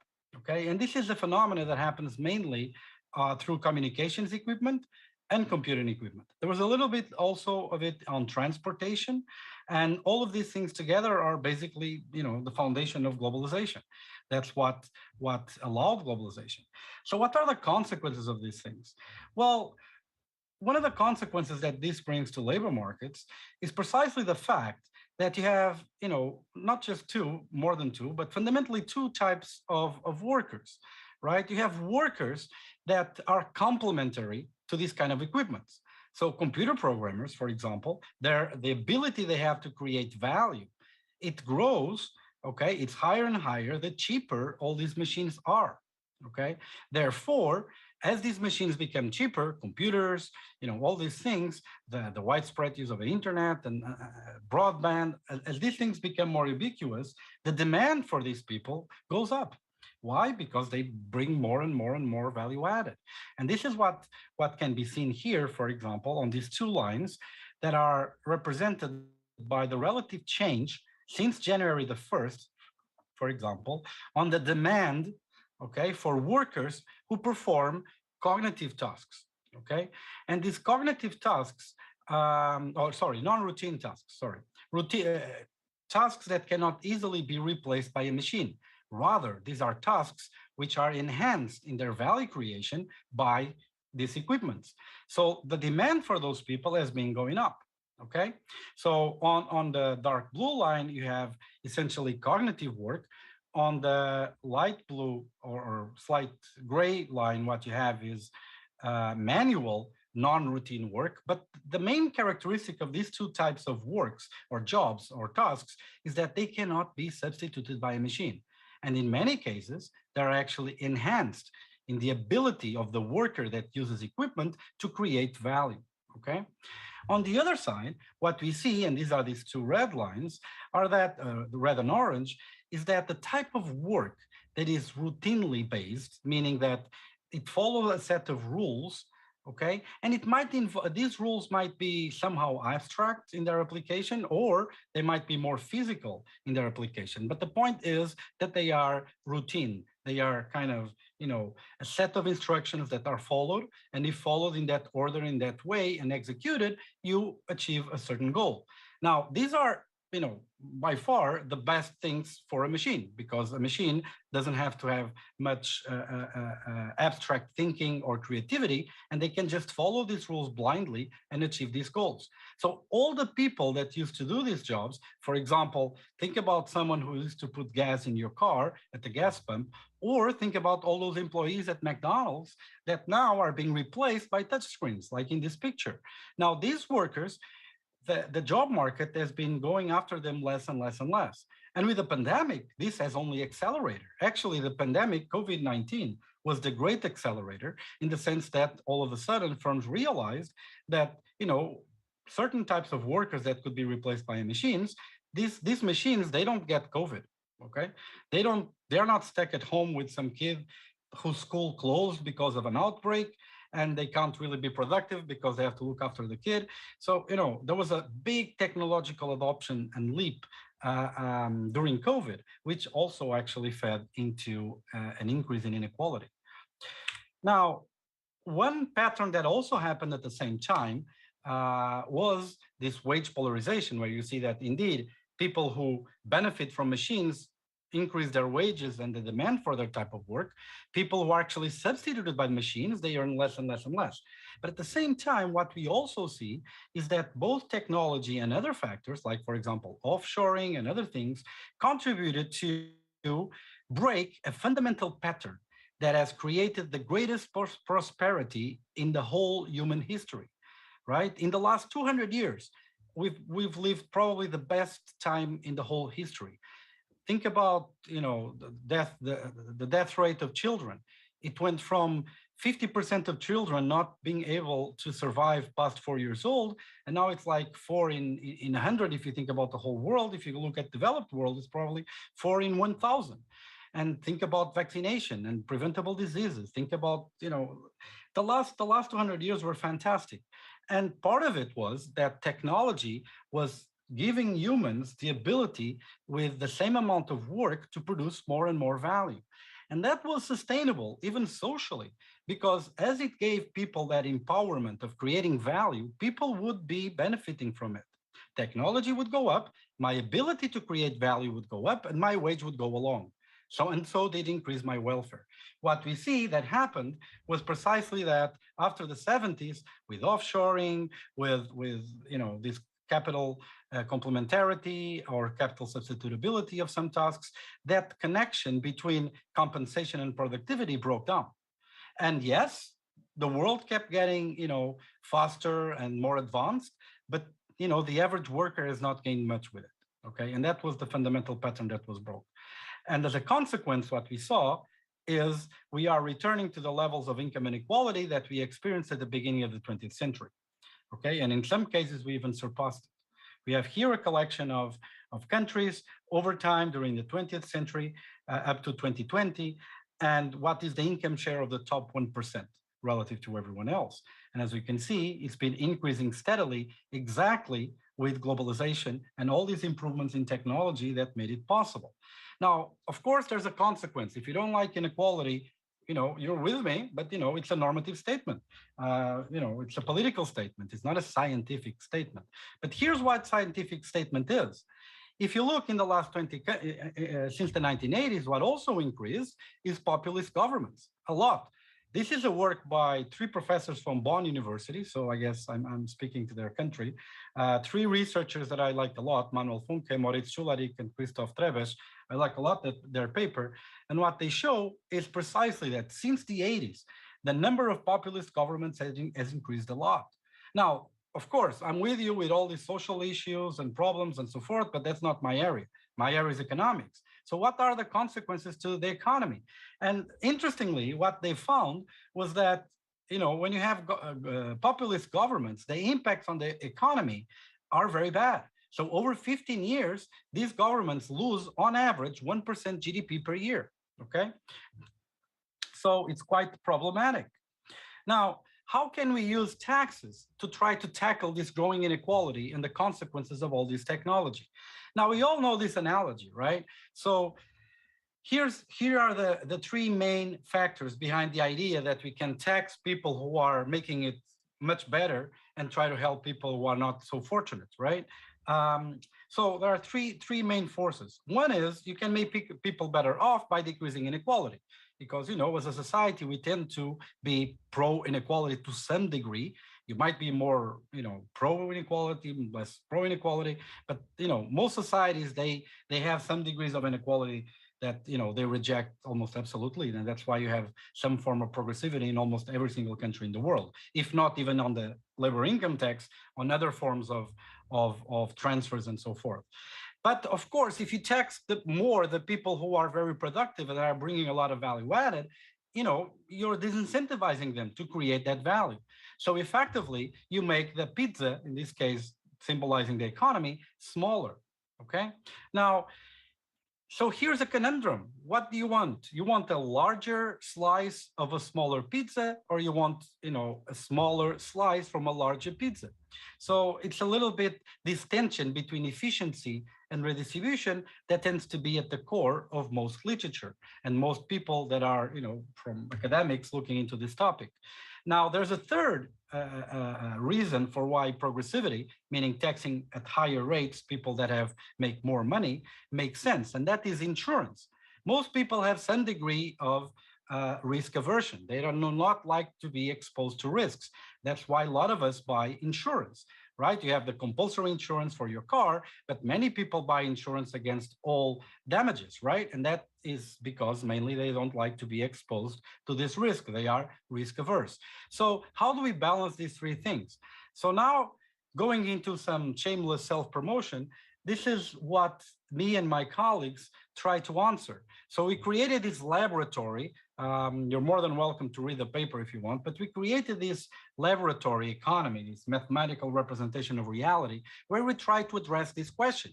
How should progressivity respond to technological change, and to provide a quantitative answer that balances these three strengths, right? You redistribute more, inequality goes down, people are happier, but of course, you are wasting or you are promoting inefficiency because you are disincentivizing very productive people from working. And of course, you're also gaining welfare on the other hand because you're providing insurance. So we built a quantitative framework that provides an answer for how strong these effects are. And what we found, and this is very data dependent and country dependent, okay? This is for the US. What we found is that indeed technology has been motivating for less progressivity. Okay, why? Because the efficiency, the distortion that it gives to more productive people more than compensates the welfare losses of raising inequality and the loss of insurance. Of course, this is just indicative, because depending on how much you distaste inequality, you might, if you strongly distaste inequality, of course, this math will change. So it's very dependent on how you choose the criteria of what is better and what is not. Pedro, so you asked me yes, to come back on. Oh, perfect, because you asked me to yes. give you a sign when we're running out of time. Now here's the sign you asked for. Yes, so I'm really about to finish it. So if you cannot tax labor in order to solve this problem, what should we tax? I mean, how do we help people in need and we are becoming poorer and poorer? So one answer Bill Gates provided, maybe we should tax robots. So, and this is actually something that, it can slow job destruction. It could support a universal system. You have robots working for everyone, all of these things. But of course, it also has downsides. So this has been addressed by researchers. And the answer was that indeed, and this connects at the end really well with the previous talk, there is a generational issue, because the older workers, they're not really keen on learning new skills that well. I mean, there are many programs trying to incentivize them, but there's this saying in Portugal that an old donkey doesn't learn new tricks, right? I mean, it's hard. It's not impossible, but it's increasingly harder. So these people devised an optimal approach to this, which is to subsidize the current generation to kind of leave these menial tasks and repetitive tasks, join the IT revolution, at the same time tax robots in the transition to make up for this generation that was lost in the meanwhile. And to finish, and this is the last slide, thanks for the warning, I remember the words of John Keynes. They have quite a while, more than 100 years, but I guess he was very forthcoming in understanding that there was a new disease that was coming, and namely technological unemployment.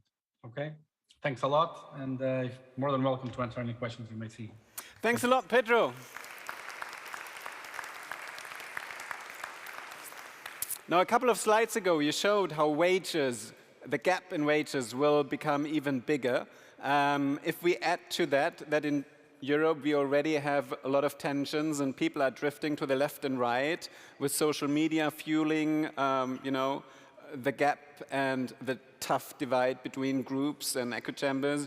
On top of that, today we heard a lot of people talking about, the Yellow Vest movement, AI fueling that progress, giving rise to populist leaders who then have apparently the wrong answers. Who in Europe do you think is prepared to have an answer to that already? Do you see one or the other government that has a smart answer? You just mentioned Korea, which is far away from the EU. So do we have a country here that found an answer to walk the talk and put your theory into praxis? Yeah, so the Nordic countries, they don't have explicit taxes on automation like they do in Korea, but there are some countries in Europe that have one form or the other in terms of taxing capital and technology in order to provide some insurance net for technological unemployment. But regardless of whether we think that should be done or not, this is the survival of democracy. Because, as inequalities increase, it's not about we being good guys and want to help the less favored, even though, I would like to believe that all of us are. It's about the survival of the system, because in a democracy, if 51 people are out of 100, if they are, pissed off, revolution is going to happen, okay? So, even if people who are getting greatly favored by all these dynamics, if 51 people out of 100 become mad at the system, they are the ones who stand the most to lose. So social sustainability is not just something nice to say in a conference. It's the only way that even the richest can survive. So let's hope these words get heard and we actually put them into real life. Thanks a lot, Pedro.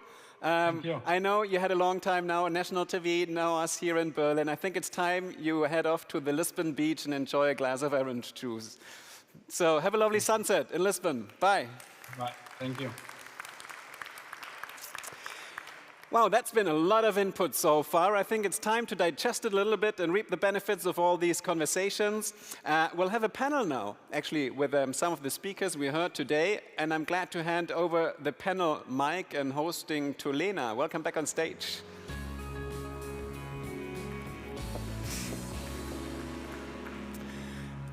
While they set up the table, Lena, allow me a question. I think the title you chose is Between Utopia and Dystopia, the future of work and the working with talent in the digital, which I think is befitting, because today those are the two extremes we had on stage. All the promises and all the solutions AI can provide, all the problems it creates for a very thin social fabric that we have here. Is that how you perceive these topics as well? Well, I do, yes, and because I do believing in the opportunities is really important, but we also need to acknowledge the downsides, the caveats that come with all of them. And I do also believe as humans, we have an ability to embrace ambiguity and work through it, which I think is one of our cognitive standout functions. And so I'm excited to hear from our panel today how they approach this topic and the different thoughts that we will have in the discussion. I see the table is prepared, Perfect. So I'll leave the stage to you. Thank you so much. Please just come on the stage and we'll get started. Please welcome our panel.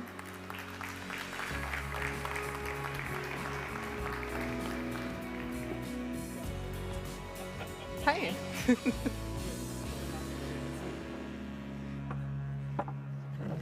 Awesome. Well, welcome everyone. I'll just do a quick introduction of all of you.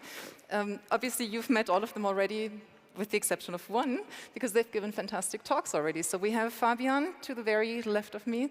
Then we have Morten. I'm just rehearsing the names, my apologies on that. We have Marley, and we have Jule here. And then the one person you have not met yet is Lacey. And Lacey is a director at Alex Partners.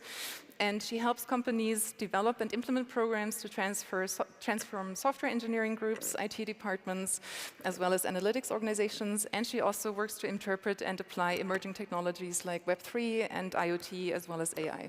So yeah, welcome all of you. I'm very excited to have you and can't wait to hear your thoughts. So I'll just use the title of our panel as a jumping off point. As we just discussed briefly, obviously in a lot of discourses there are seemingly only utopias and dystopias, only black and white. And it seems like the whole discussion around the future of work is one of them. I'd love to hear from all of you. What do you think, what factors are contributing to making this such a complex and convoluted topic? Anyone who wants to start? Everybody's a little shy here, I guess, Bring it. right? So let me try. Well, I think, it's just an unprecedented moment that we're in right now, and we weren't prepared. We were just in a very classic kind of cluster of rules that we were going through. But yeah, where is this going? Utopia in a positive way, dystopia negative. I think it's an opportunity that we have to embrace ultimately. That's what I said previously, right? It's a once in a lifetime opportunity that we have.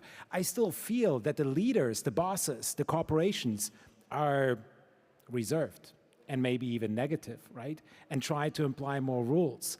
And I think that's the problem that I see. So I believe that's where we need to break out. But yeah, I absolutely believe it's a fundamental opportunity for us here.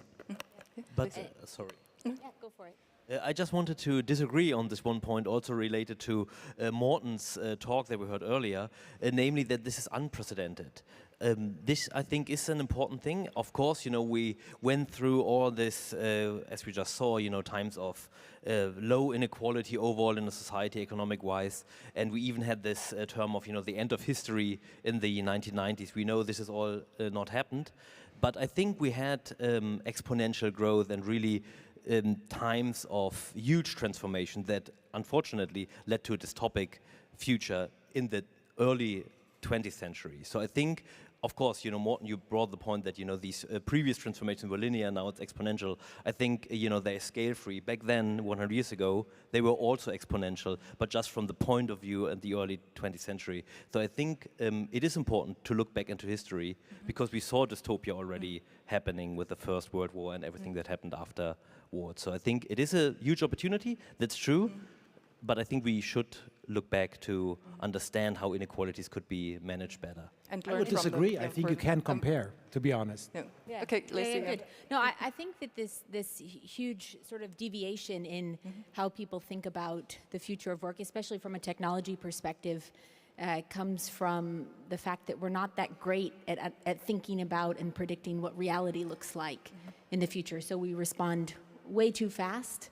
It can be a fear response or a response to opportunity, or way too slow if we think about climate change, for example. And it's very difficult, I think, as a society for us to anticipate how quickly a change will come. I think on the topic, especially around the future of work with technology, it comes from a reaction to fear, the dystopia vision, and utopia is probably people that are more prone to optimism, and they think that a lot of the change in technology can just be done with the snap of a finger, and it's actually a lot of work. I'd actually like to jump in there with an extra question to all of you. What do all of you think would be helpful to sort of bring these two extremes together? Because it seems like even in the larger discourse, and even probably represented here right now, there are more of these extremes between sort of utopia and dystopia. What can we do to make the discourse more nuanced? Because it seems like nuance may be lacking sometimes, not with all of you, obviously, but just in the general discussion. Yeah, Jula? Couldn't agree more, and actually very much agree with your point in saying we're not very good at predicting, and that's very true. And why do we have this binary thinking, right? Black or white, there's never gray. Humans think in heuristics, right? In very kind of mental shortcuts. And then we tend to connect to our peer group. And so we communicate to the same closed bubble where everybody agrees with us, right? And then we tend to opt towards the one side or opt towards the other side. Instead, right, we might look at utopia and dystopia as sort of opposite ends of a spectrum, right? What it really is. And think of practicing our skills for perspective, one of the key actually strengths of positive psychological literature, was just taking a step back and seeing the bigger picture, going into debate, healthy debate, and understanding what is maybe a holistic picture of the situation as opposed to, one or the other. Yeah. Any further ideas on that? Quite a psychological conversation here, I'm not prepared for that, to be honest. But you can shift it. Look, I don't think I'm the super optimist, but I think that's our only chance, to look at it in a more kind of positive and optimistic way, right? And I think technology can solve a lot of stuff if we use it in the right way, right? And if we not just use it to make money and destroy our planet.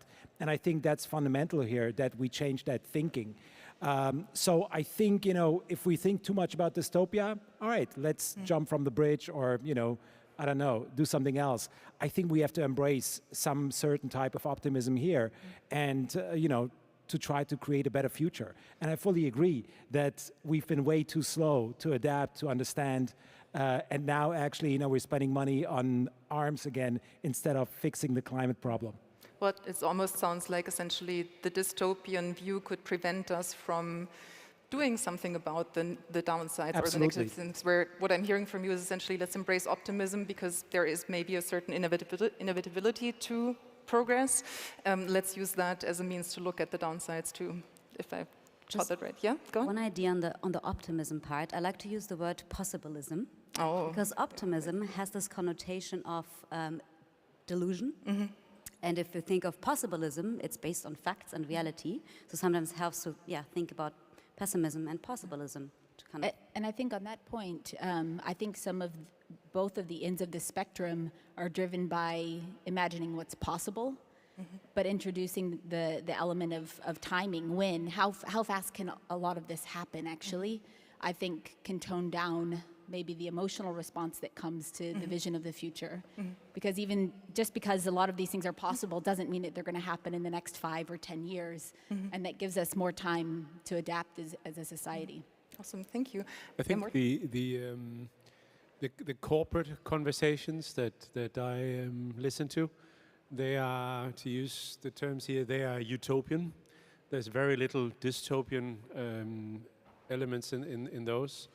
Upbeat, optimistic. It's about opportunity, profit maximization, cool products, yada yada, and the whole shebang. The utopian toned conversations happen elsewhere, and so probably at least if you want to connect corporate leaders to this, that's the challenge. One of the things that I pay attention to is how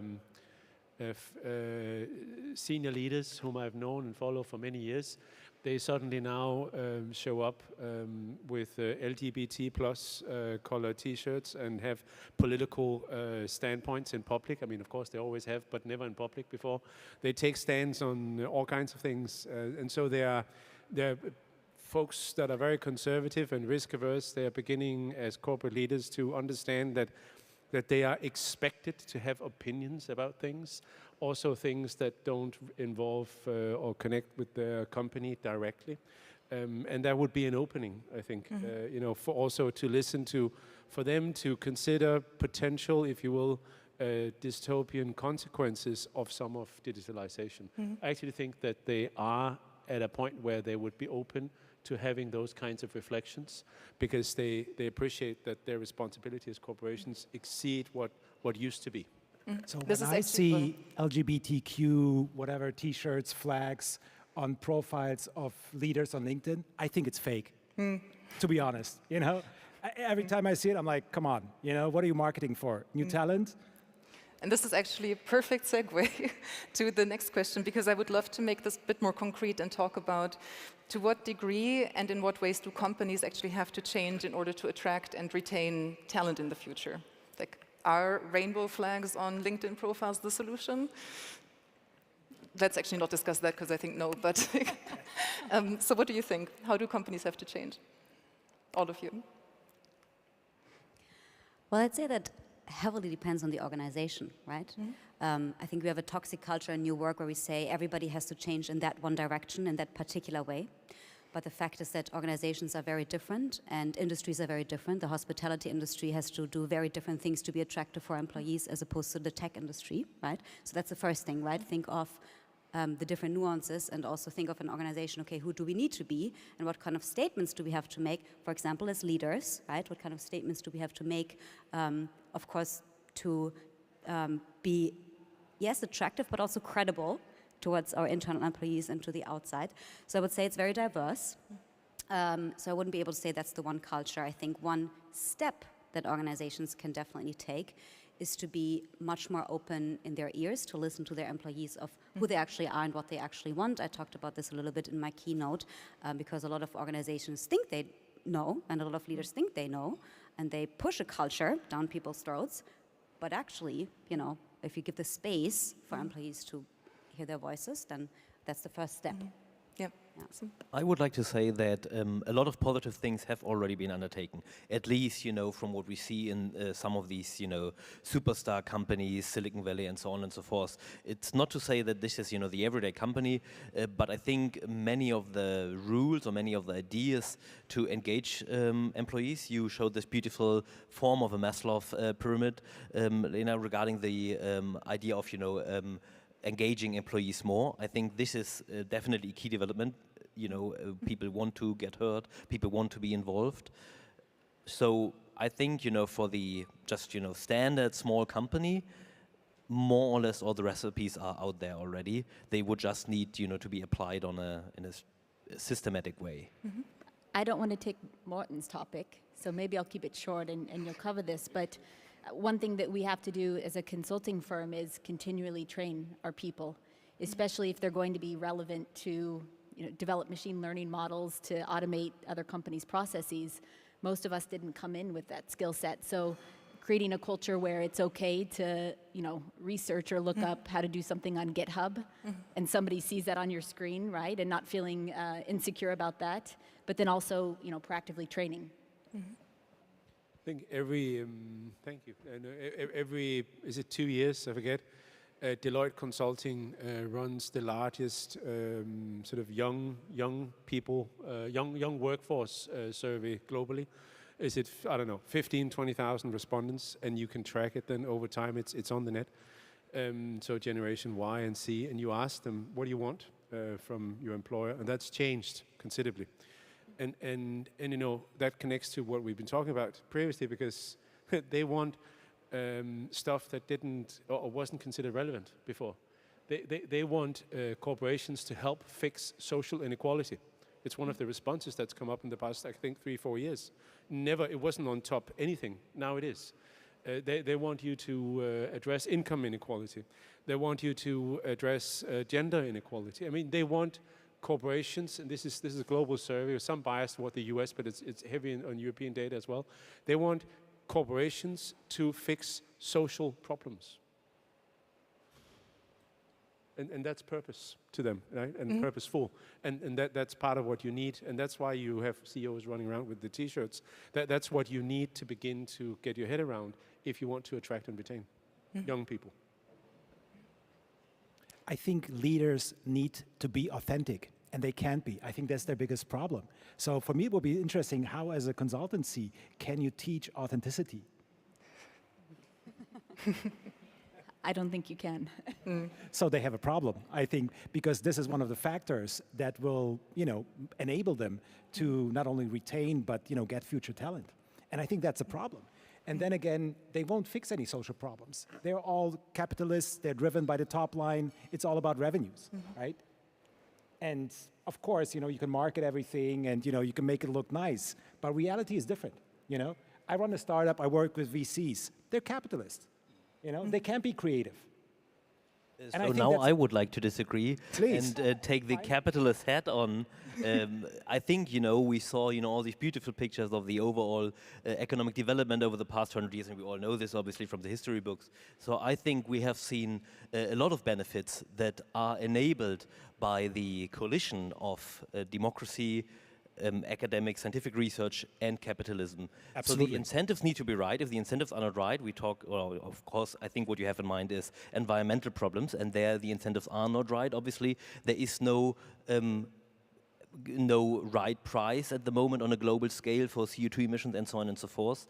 And then obviously companies will not take this into account. And why should they? Because they are responsible to their shareholders and so on. So there we have the profit maximization issue. But I think if only the incentives are aligned, capitalism will be the system that is solving the environmental and other crises that are out there. But I think, not if the incentives I think, and thank you for being the historian in the room. I mean, the vehicle of the corporation is also not necessarily the ideal vehicle to address social anything really. But if selling more stuff means that you have to wrap it differently in recycled whatever, you're probably going to do it.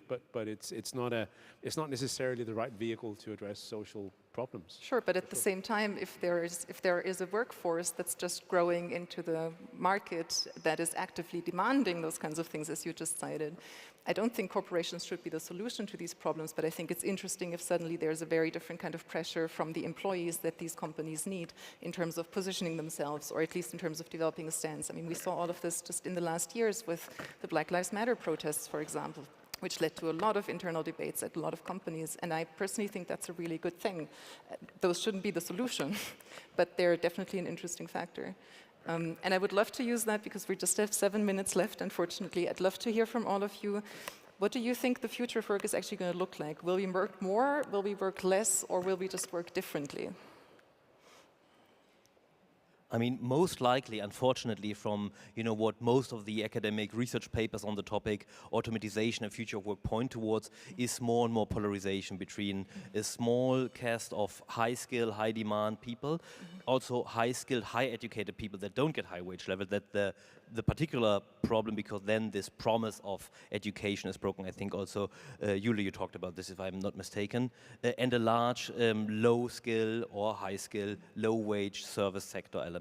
That the dystopian perspective that is drawn quite substantially, and if nothing significant happens, this is unfortunately probably going to happen.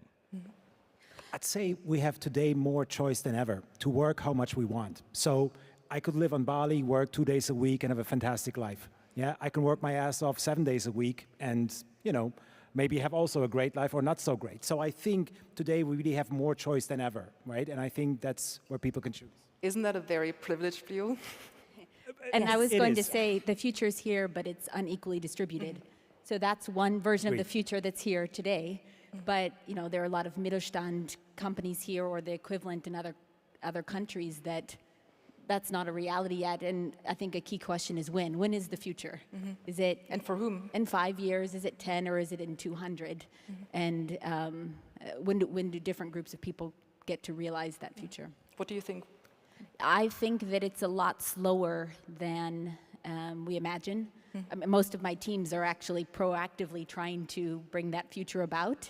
And, I think then there's a question of who benefits, which creates the dystopia, utopia, but it's really hard work. It takes a lot of time. It takes really skilled people to actually, from a tech perspective, automate work. And I don't see it happening in the next 10 years at least.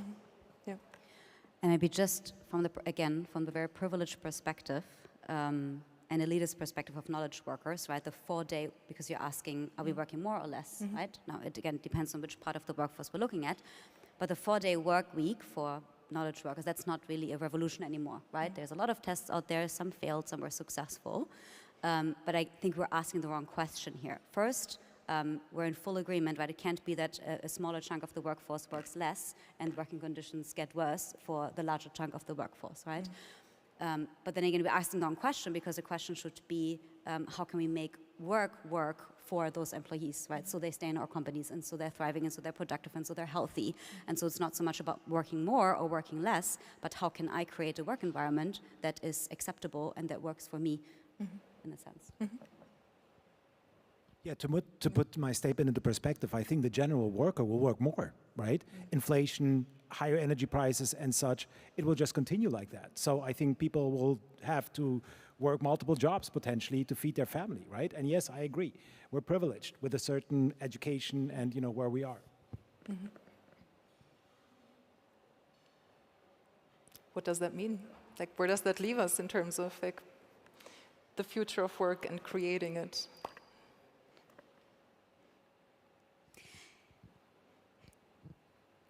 There is a sense of dystopia right now in this group, right? So how do we turn this around and we think of, okay, where's the possibilist in us? And to the direct answer of your question, it takes, first of all, of course, debates like this to think about, okay, what are the things that organizations need to change, right? But it also takes conversations around what do we need to do as organizations right now right? So we can both thrive as organizations in the future and then contribute to solving, play our part in solving the societal challenges that we've been talking about here. And I think that, yes, we can be very frustrated, but we can also think of, okay, what's happening here is great, right? There's so many opportunities right now at this very moment to jump on board this wave, as opposed to sort of just give up, right? And be frustrated. Yeah. One element that we haven't talked about, but I think is an important one. So I think one pre-requirement here of many of these debates were a technologically based change, AI, computer, data, and so on and so forth. And one part of the solution is clearly, in my opinion, the use and application of these technologies, data points that are available to that is true, an unprecedented case in history, to manage these kind of things. So we are now in a situation in the 21st century to understand and manage social systems and predict what is happening system-wide in a way that was previously only possible in physical systems like, natural sciences and so on. And I think this can be used, and it is being used already. We saw it to a great extent throughout the corona pandemic, where we had, people asking for more data being gathered about infection chains and networks to prevent further infections. So a social process to manage it, and overall I think it was done in a very well way. And this could also be applied, and there is this tendency towards datafication also in ministries and governmental organizations all over the world. I'm not talking about autocratic regimes like China. I'm talking about, doing it in a democratically aligned way to manage labor market of the future. And I think this is one part of the recipe to the solution. So what does the data predict? Dystopia or utopia? Yeah, I think unfortunately so far dystopia, but this is, the unmanaged system, and of course a lot could be done in terms of upskilling in the right way. That is not giving everyone just coding skills, but give those people coding skills that have complementary skills already. This is actually a research project a colleague of mine is working on at the moment, trying to enable every person with the right type of skill set, and not just giving, as it was done maybe in the 1990s here in former Eastern Germany, just bringing everyone into some kind of vocational additional training, but rather giving the right types of skill sets to the right people. Well, I think. But there's a positive story here as well, right? And so digitalization is this push of technology into the space of work, and so it'll take over some and leave other bits for us. Those other bits are the fundamentally human bits, or the bits that require fundamentally human skills, including creativity and the ability to connect with other people and read between the lines, emotion. And so there's an opportunity to reconfigure who we are, what we bring to work and to our professional careers, because it'll be less mechanic and more emotional, more soft, if you will. Yeah. The human genius, because that's what will be left.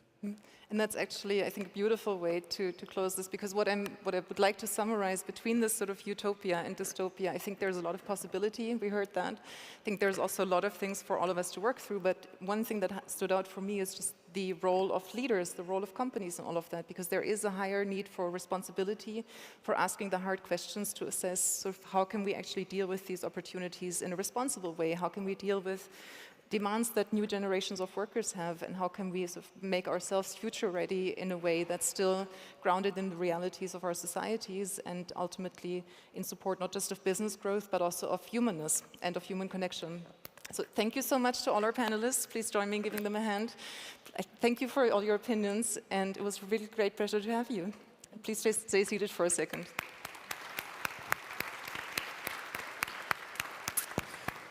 Well, thanks a lot, Lena, for the wonderful moderation. You did not promise too much. Dystopia, utopia, one could really see the battle raging between the two poles. It was almost like watching Lord of the Rings and light and darkness moving forth and back. So thanks a lot for that panel. Pleasure. It was really a pleasure. Thanks to the panelists.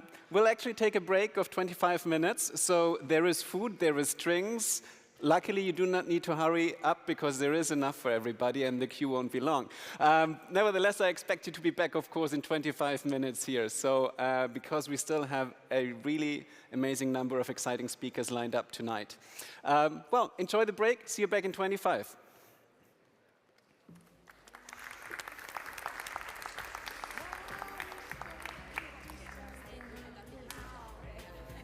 Some say that it's just a part of it.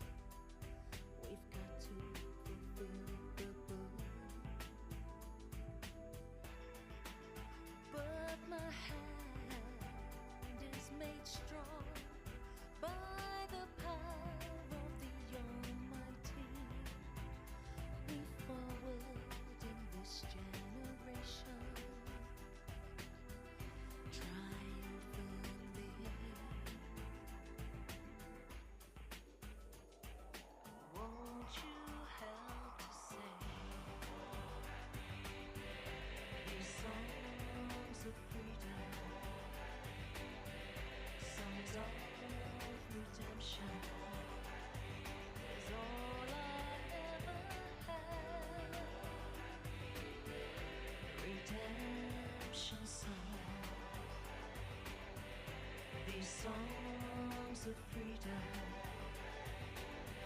songs of redemption, is all I ever had. Redemption song,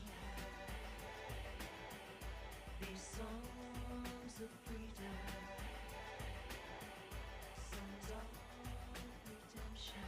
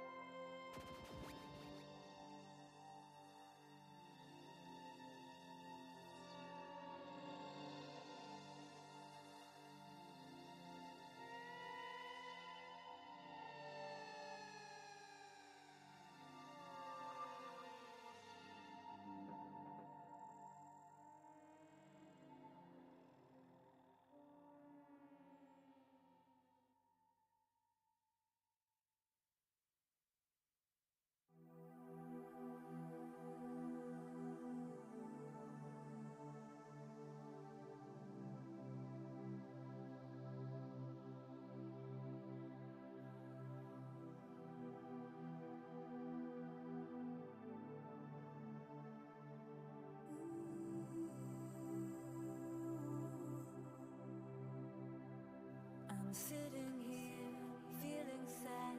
What happened to all the laughs we had?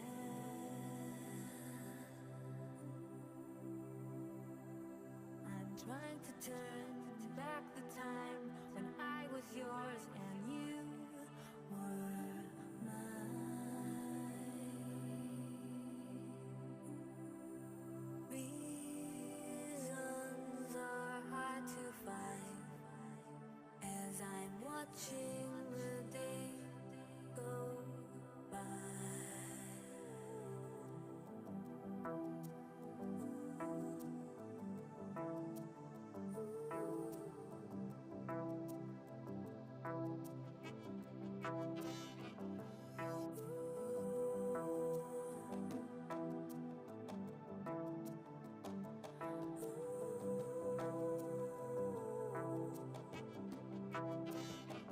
I'm sitting here, it's getting late. Why do I have to sit and wait? So many things that I should have said. Yes, so many things that I could have had.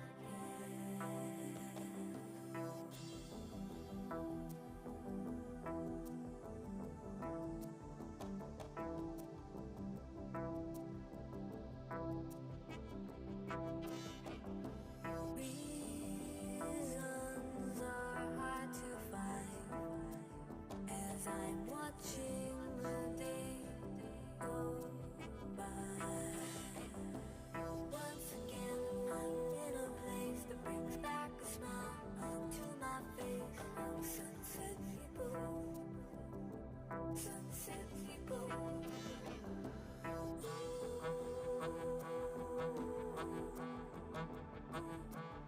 Among sunset people,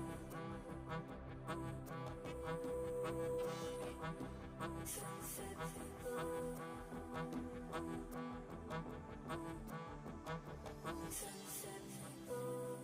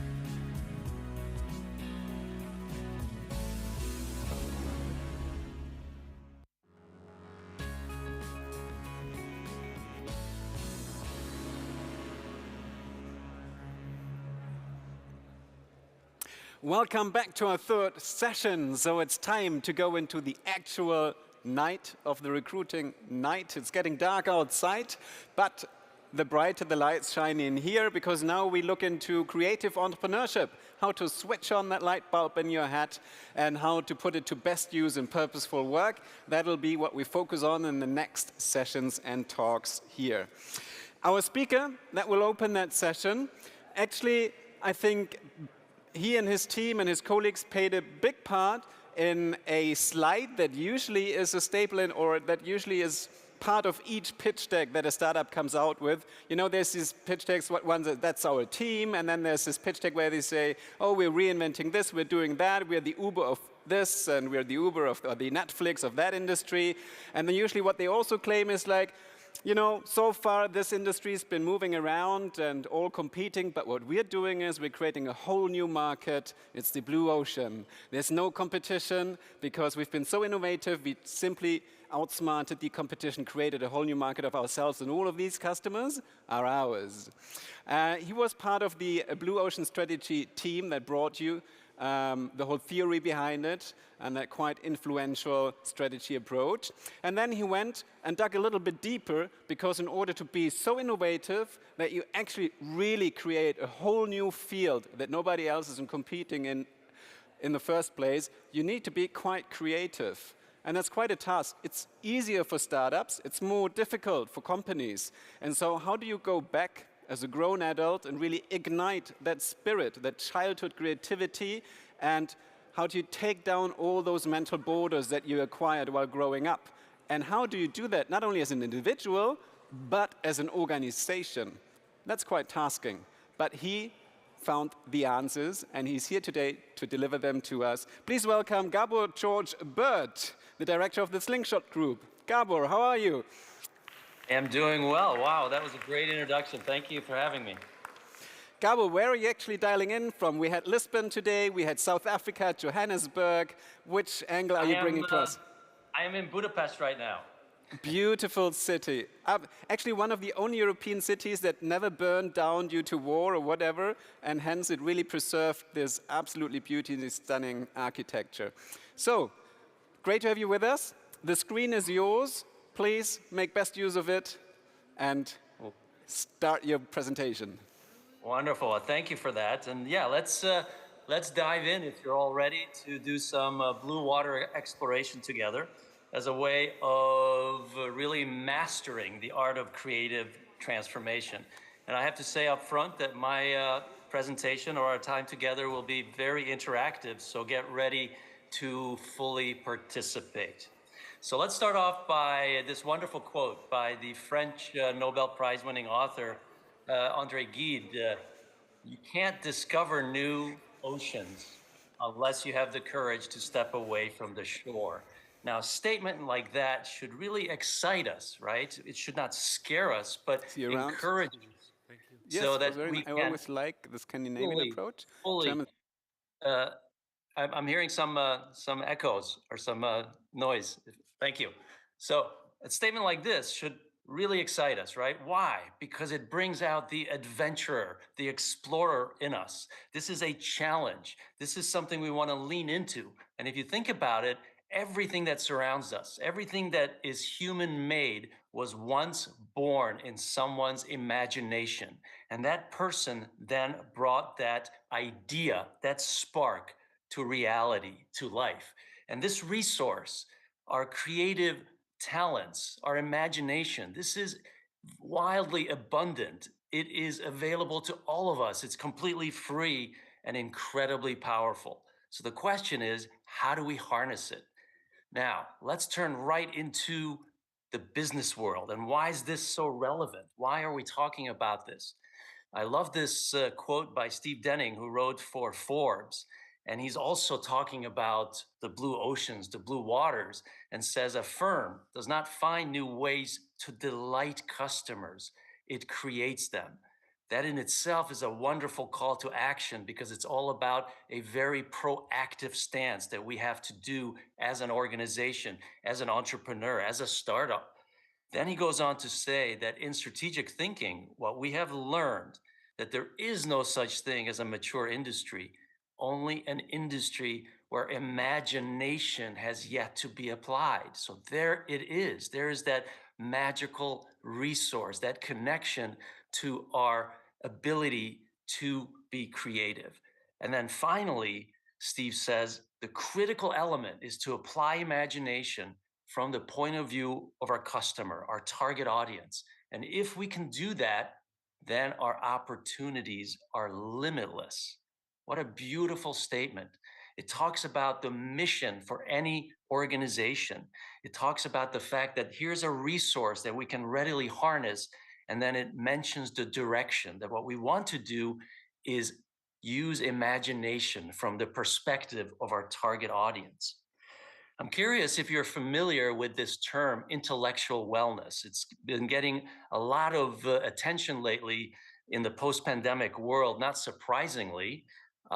Here's the definition of it by one American university. It is now part of the curriculum. It is being taught by more and more universities, especially in the US. So Northwestern defines intellectual wellness as recognizing your creative abilities and finding ways to always expand your knowledge and your skills.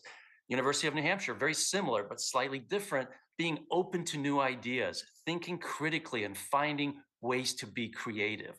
One thing I think we can agree on in our environment today is that standing still is not an option, or doing the same thing we did before COVID or even during. So this idea of reinvention, of moving in new directions, of reimagining what we're doing is at the essence of intellectual wellness. But rather than just to tell you about this, I want you to experience it. I want you to have a quick moment and allow you to reconnect with your creativity that is just simmering right below the surface. So if you would, take out a piece of paper and a writing implement, if you have it right there with you. If you don't, then you can make this a mental exercise. And what I would like you to do is to draw a very quick and very basic picture of the first thing that comes to your mind when I ask you a question. So if you're ready, here is my question, okay? And what I'd like you to do is just transfer that image that pops into your mind onto a piece of paper in very basic terms, or make a mental image of it if you do not have a paper and pen. My question to you is, what makes you happy? What puts a smile on your face? What brings you joy? What is the first thing that comes to your mind? Make a quick picture of that or a mental note of that. I'll give you 15 more seconds to complete your masterpiece. And if you happen to be in the company of others, then show your creation to your neighbors and see how they compare to what they drew, or even if they can guess what it is that you are thinking of in your drawing. Okay? So now that you're done, put it aside for a moment. We will come back to your drawing in a moment. Let's now look into the business environment. And if the case that I'm presenting to you, that creativity is absolutely critical now for any organization or any individual in the current market space, then how do business leaders react to this? What is their take on this? Well, there's a fascinating study by IBM in 2010, so before the current crisis, as you can see, asking all kinds of business leaders from around the world, what is the number one skill you need to navigate moving forward? And the number one answer was creativity. These CEOs also said that they think that not only for themselves, but for their entire organization, understanding how to apply creativity is critical. And they also said that they don't think that they're very good at it themselves. Less than half thought that they are adequately prepared. Now look at the results of this study from the other perspective, from people working at different organizations. Here is the same message. Almost everybody agrees that creativity is critical. Less than half think of themselves as being creative, and only 2% think that their workplace actually inspires and encourages creative thinking. Now, as we move through the pandemic, how do you think the survey results evolved? Well, this was right before the COVID shutdown, where you can see that there's already a concern about leadership, that 2/3 of global investors consider today's CEOs unfit to lead moving forward. And here is the result of a survey just from this January. And as you probably guessed, the results are even more extreme. 75% of CEOs are worried about losing their jobs, and almost all of them think that their business will be disrupted. Their business model will be radically different in just a couple of years. So why do you think this is? Why is it that business leaders don't have this capability, are not able to readily rethink what they do? Well, I think the answer really is well summarized by this old saying from the southern US, which is depicted by this image. You can't read the label if you're inside the jar.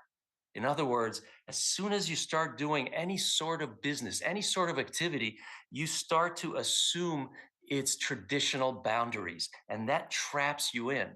And so what we have the ability to do is to break through those boundaries, reimagine them, and move past them, right? If we have that ability to do that continuously as a way of harnessing our creativity, then we have the engine for continuously growing our business as well as our own personal individual potential.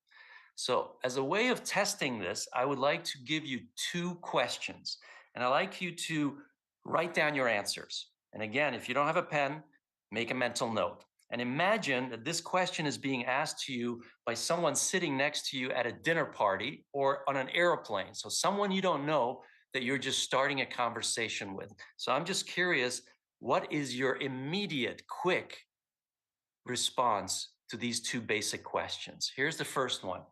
What business are you in? What would be your response to that?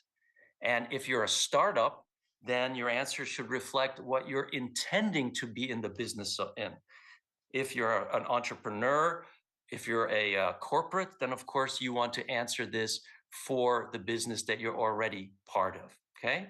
What is your immediate response to someone asking you, hey, what do you do? What business are you in?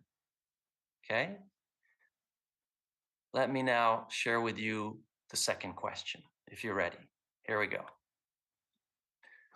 Who do you think are your most important competitors? Okay?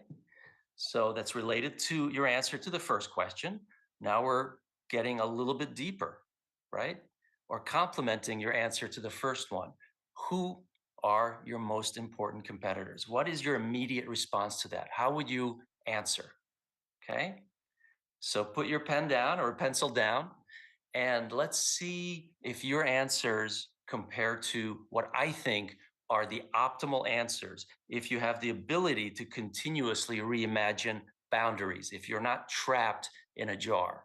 So I think the correct answer to the first question is no longer than 4 words, because if it is, it's too long, too diluted, too complicated, and should have nothing to do with what you actually do or make or intend to do or make, but how what you will do connects with very fundamental core human aspirations and needs and goals.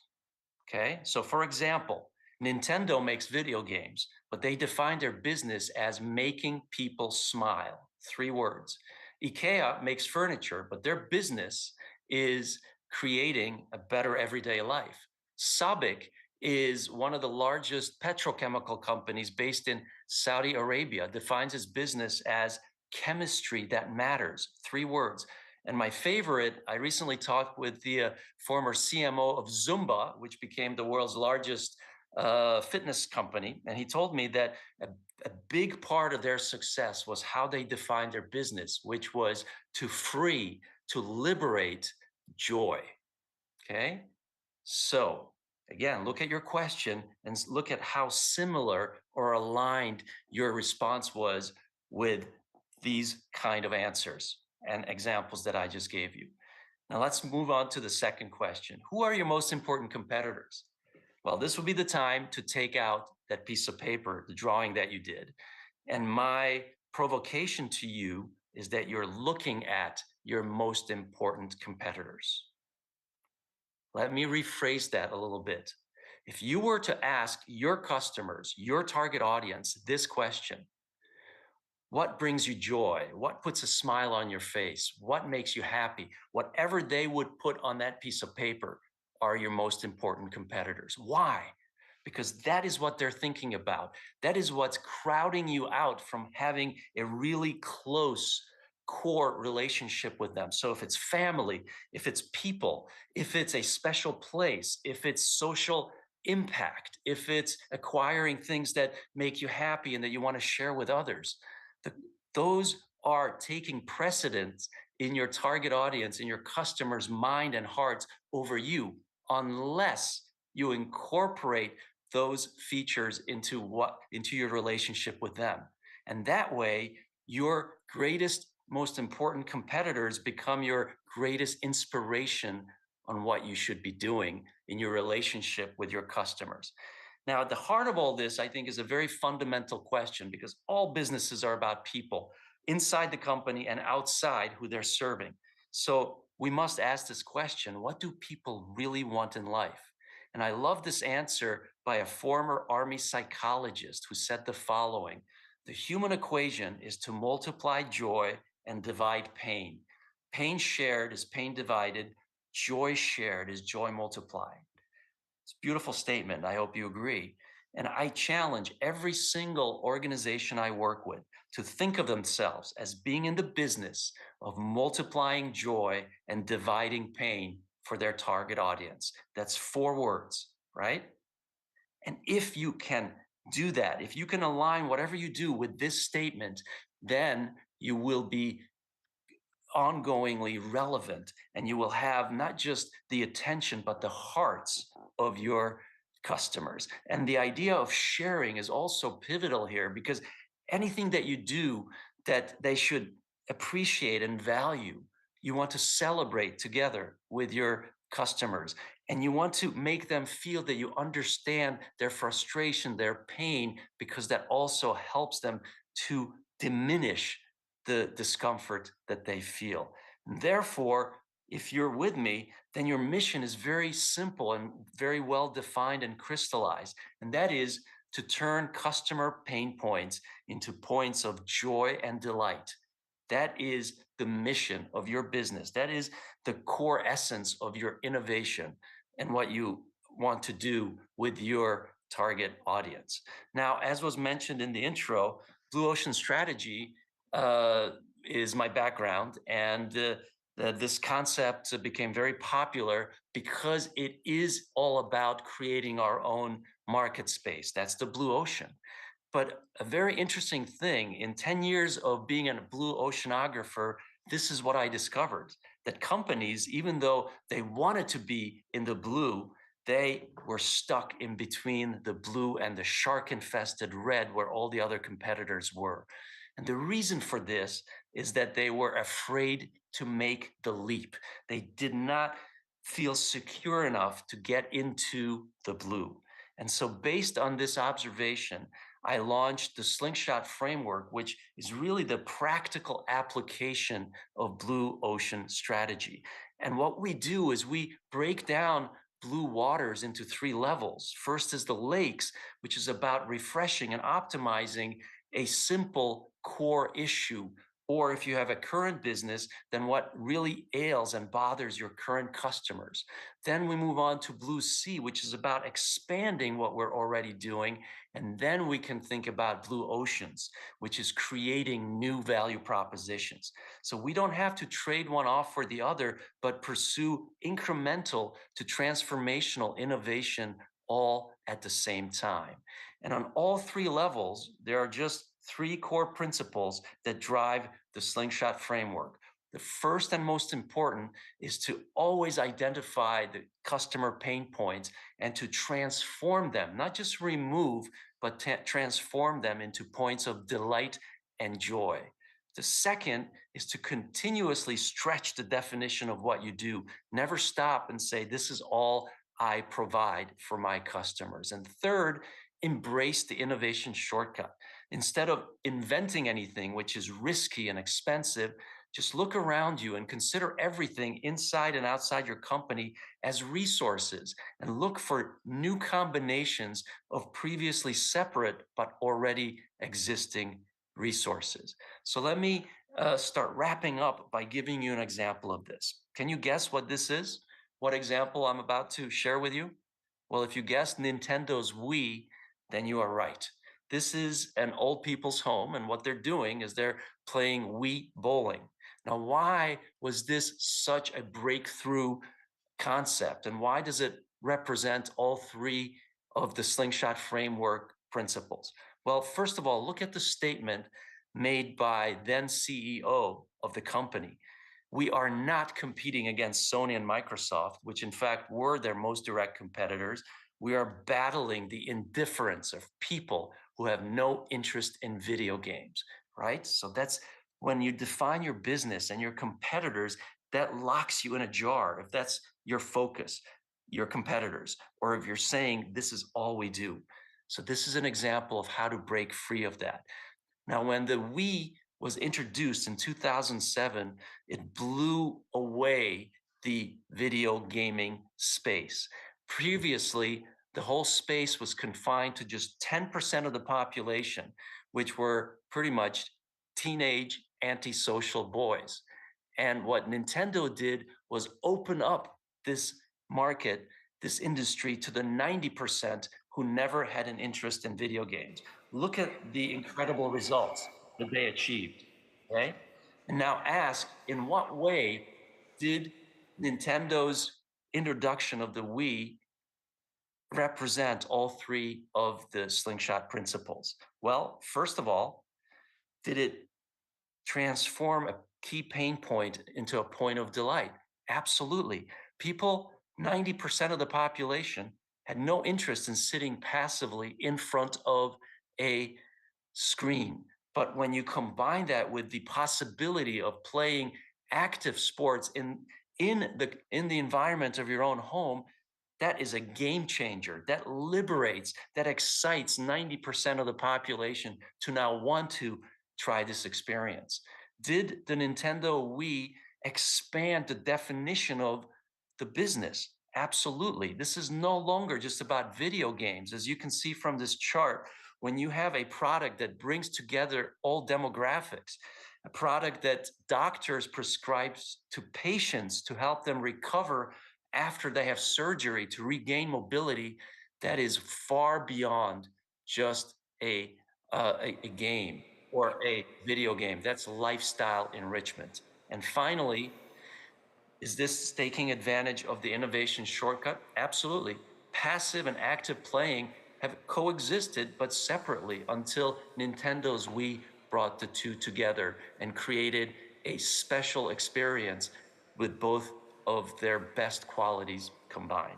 Gabor, So in closing, we're unfortunately running out of time. You asked me to step into the picture to give you a sign. This is the sign. We have to wrap things up. Yeah, I'm just wrapping up. So I want to make my Slingshot book available to you, all participants. Here's the access to it, and here is a special code for you as a way of me reimagining business books. It's all illustrated by children, has original music, as well as only available privately. So it's not publicly accessible. And let me leave you with my favorite quote from Muhammad Ali, who had this fascination for the word impossible. And he said, impossible is just a big word thrown around by people who find it easier to live in a world they've been given than to explore the power they have to change it. Impossible is not a fact, it's an opinion, it's a dare. So I encourage you to take this dare to really excel in your intellectual wellness and to continuously reimagine the boundaries of your business and your personal life. Thank you very much. Thanks a lot, Gabor. One question I have for you. Absolutely. And that is, Just earlier today, I was reading a quote on LinkedIn that said, competition is for losers. And what it was specifically referring to is, at the moment, the climate crisis, and that is specifically something that you can only solve in collaboration beyond company borders. So now, Slingshot, the Blue Ocean strategy, sort of like, for a lot of companies, probably is used as to create a USP to outcompete other competitors, to create a new market. So how could you combine those two necessities, to be creative and at the same time be in a situation where we can only solve it together? Yeah, so creative and collaborative is absolutely perfectly linked together. So what I mentioned as the innovation shortcut, one of the greatest places for innovation are intersectional moves in between industries and companies. So to me, that's also the innovation shortcut. You can take two companies that have never collaborated, and now they're coming together to promote both a social good as well as sustainable business. So I think it's a perfect harmony of the two. Thanks a lot, Gabor, for joining us from Budapest, and enjoy the afternoon. My pleasure. Thank you. Bye. So, back we come to Berlin. Who in here actually is an investor of some sorts? We see 3 hands, and one of these hands has a woman attached to it. That exactly is an exception. I was about to expect 10 male hands to go up, which brings me to the point I want to make, and that is usually when I talk to investors at Startup Conference, they happen to be white and male. And of course, when you talk about diversity and equality, they're like, I don't see gender, I see the idea and I see the team, and that's what we invest in. And then they walk out very self-assured. And then you look at the numbers and you see, well, the statistics say female founders only get half the funding, but have a double return on the money invested, which is weird because, you know, you really can do the test later on, and every investor will tell you the story that I tell you. The numbers say otherwise, and the weird thing is, it is a smart business case to invest in female founders and in diverse teams because the return is better. So this is something where like perception and reality really go in different ways, and I think that's why the bias is called unconscious bias. And this is exactly what we want to focus on about. And originally, we planned to have Janina Sundermeier here on stage, who is an assistant professor for digital entrepreneurship and diversity at the Department of Information Systems here at the Freie Universität Berlin, focuses on exactly that, and then also puts all her research out on the street and into praxis in the Digital Entrepreneurship Hub and also in her Hello Diversity Studio. Unfortunately, COVID got the better of her, and we weren't able to bring her on stage here. But her plan also was to later discuss the topic with 2 startups here that she's been mentoring that work in that field. So we're very happy that one of the startup representatives was happy to jump in for the presentation. And her name is Alexandra Kammer. She's the head of diversity at Ivy. And Ivy promises you to actually take the bias out of your decisions when hiring people by technology. She won't talk about that for the time being, but more about the diversity aspect. So please welcome Alexandra.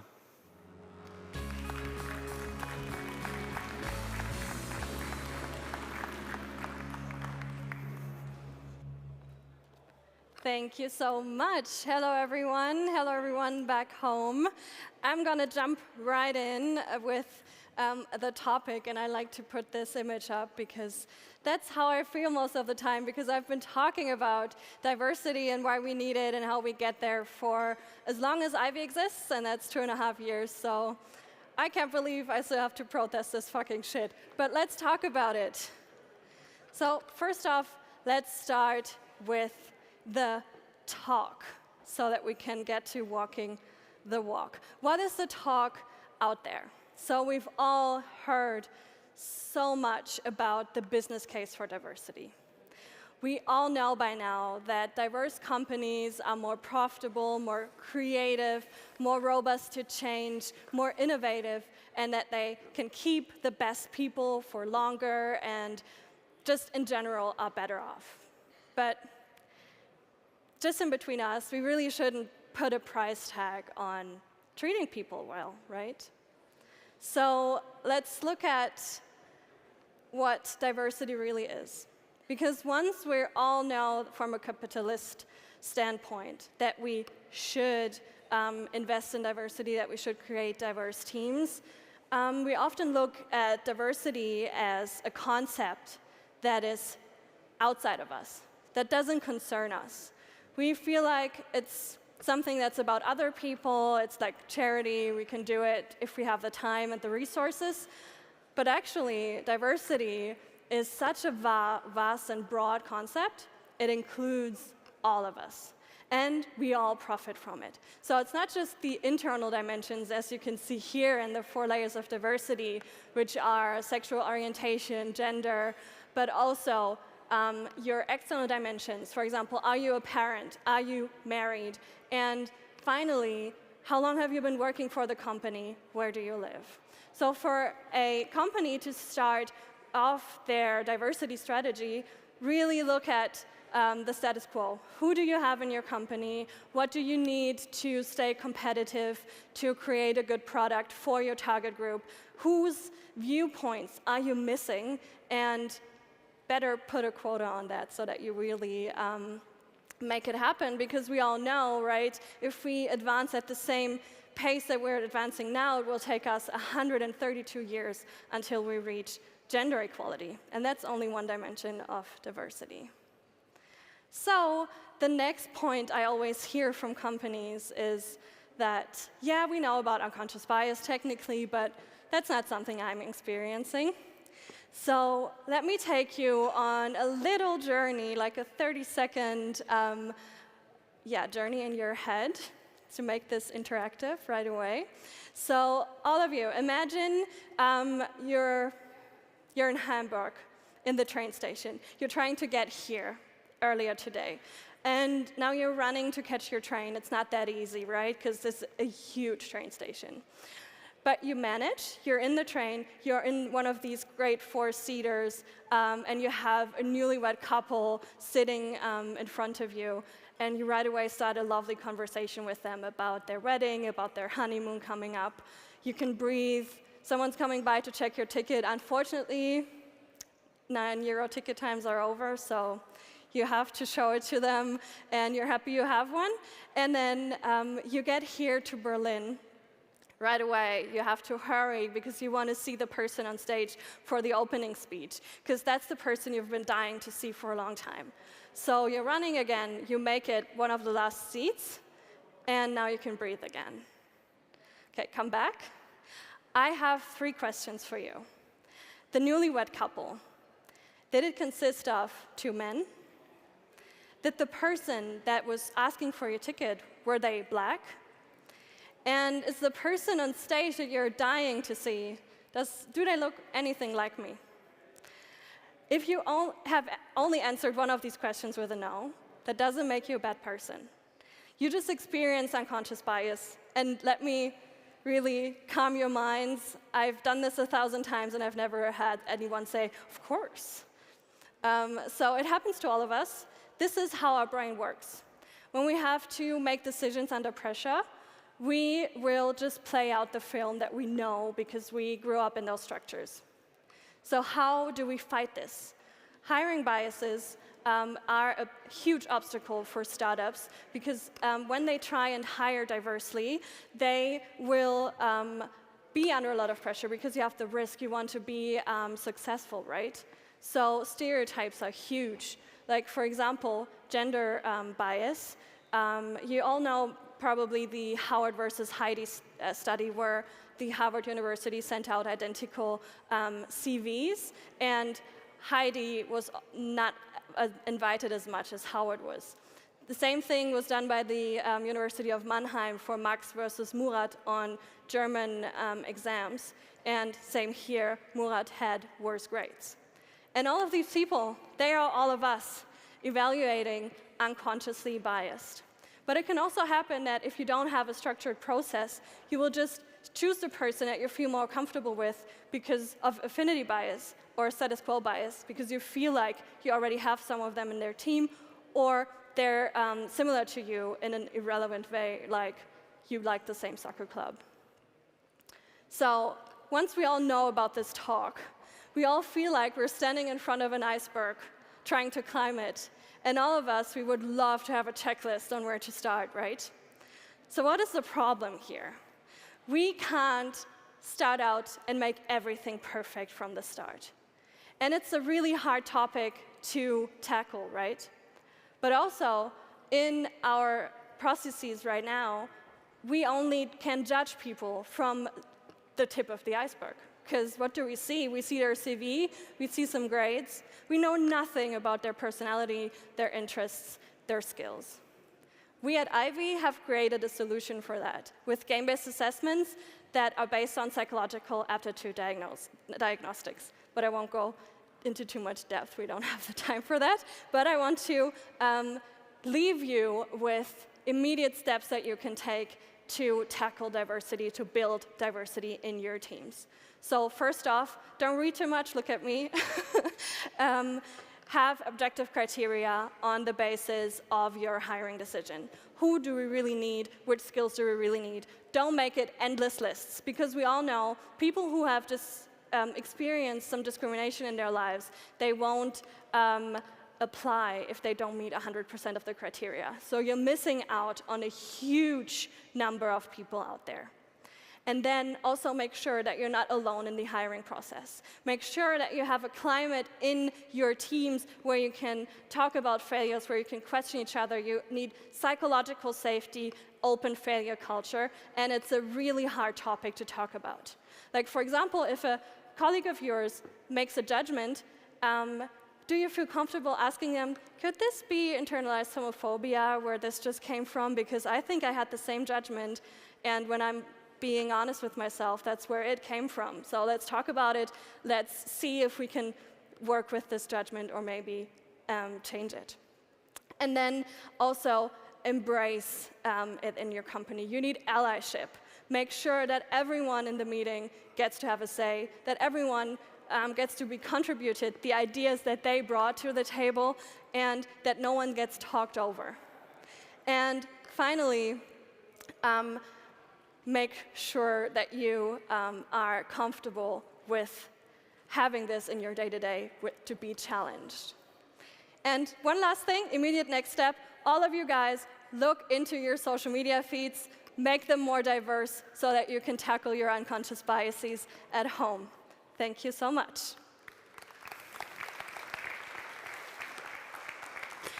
Thanks a lot, Alexandra. Actually, now we'll have the honor of not only talking to you, but also to some, I say, like-minded spirits. Please welcome on stage Tom Hauptner and Jane Henning, both founders of Recoupling.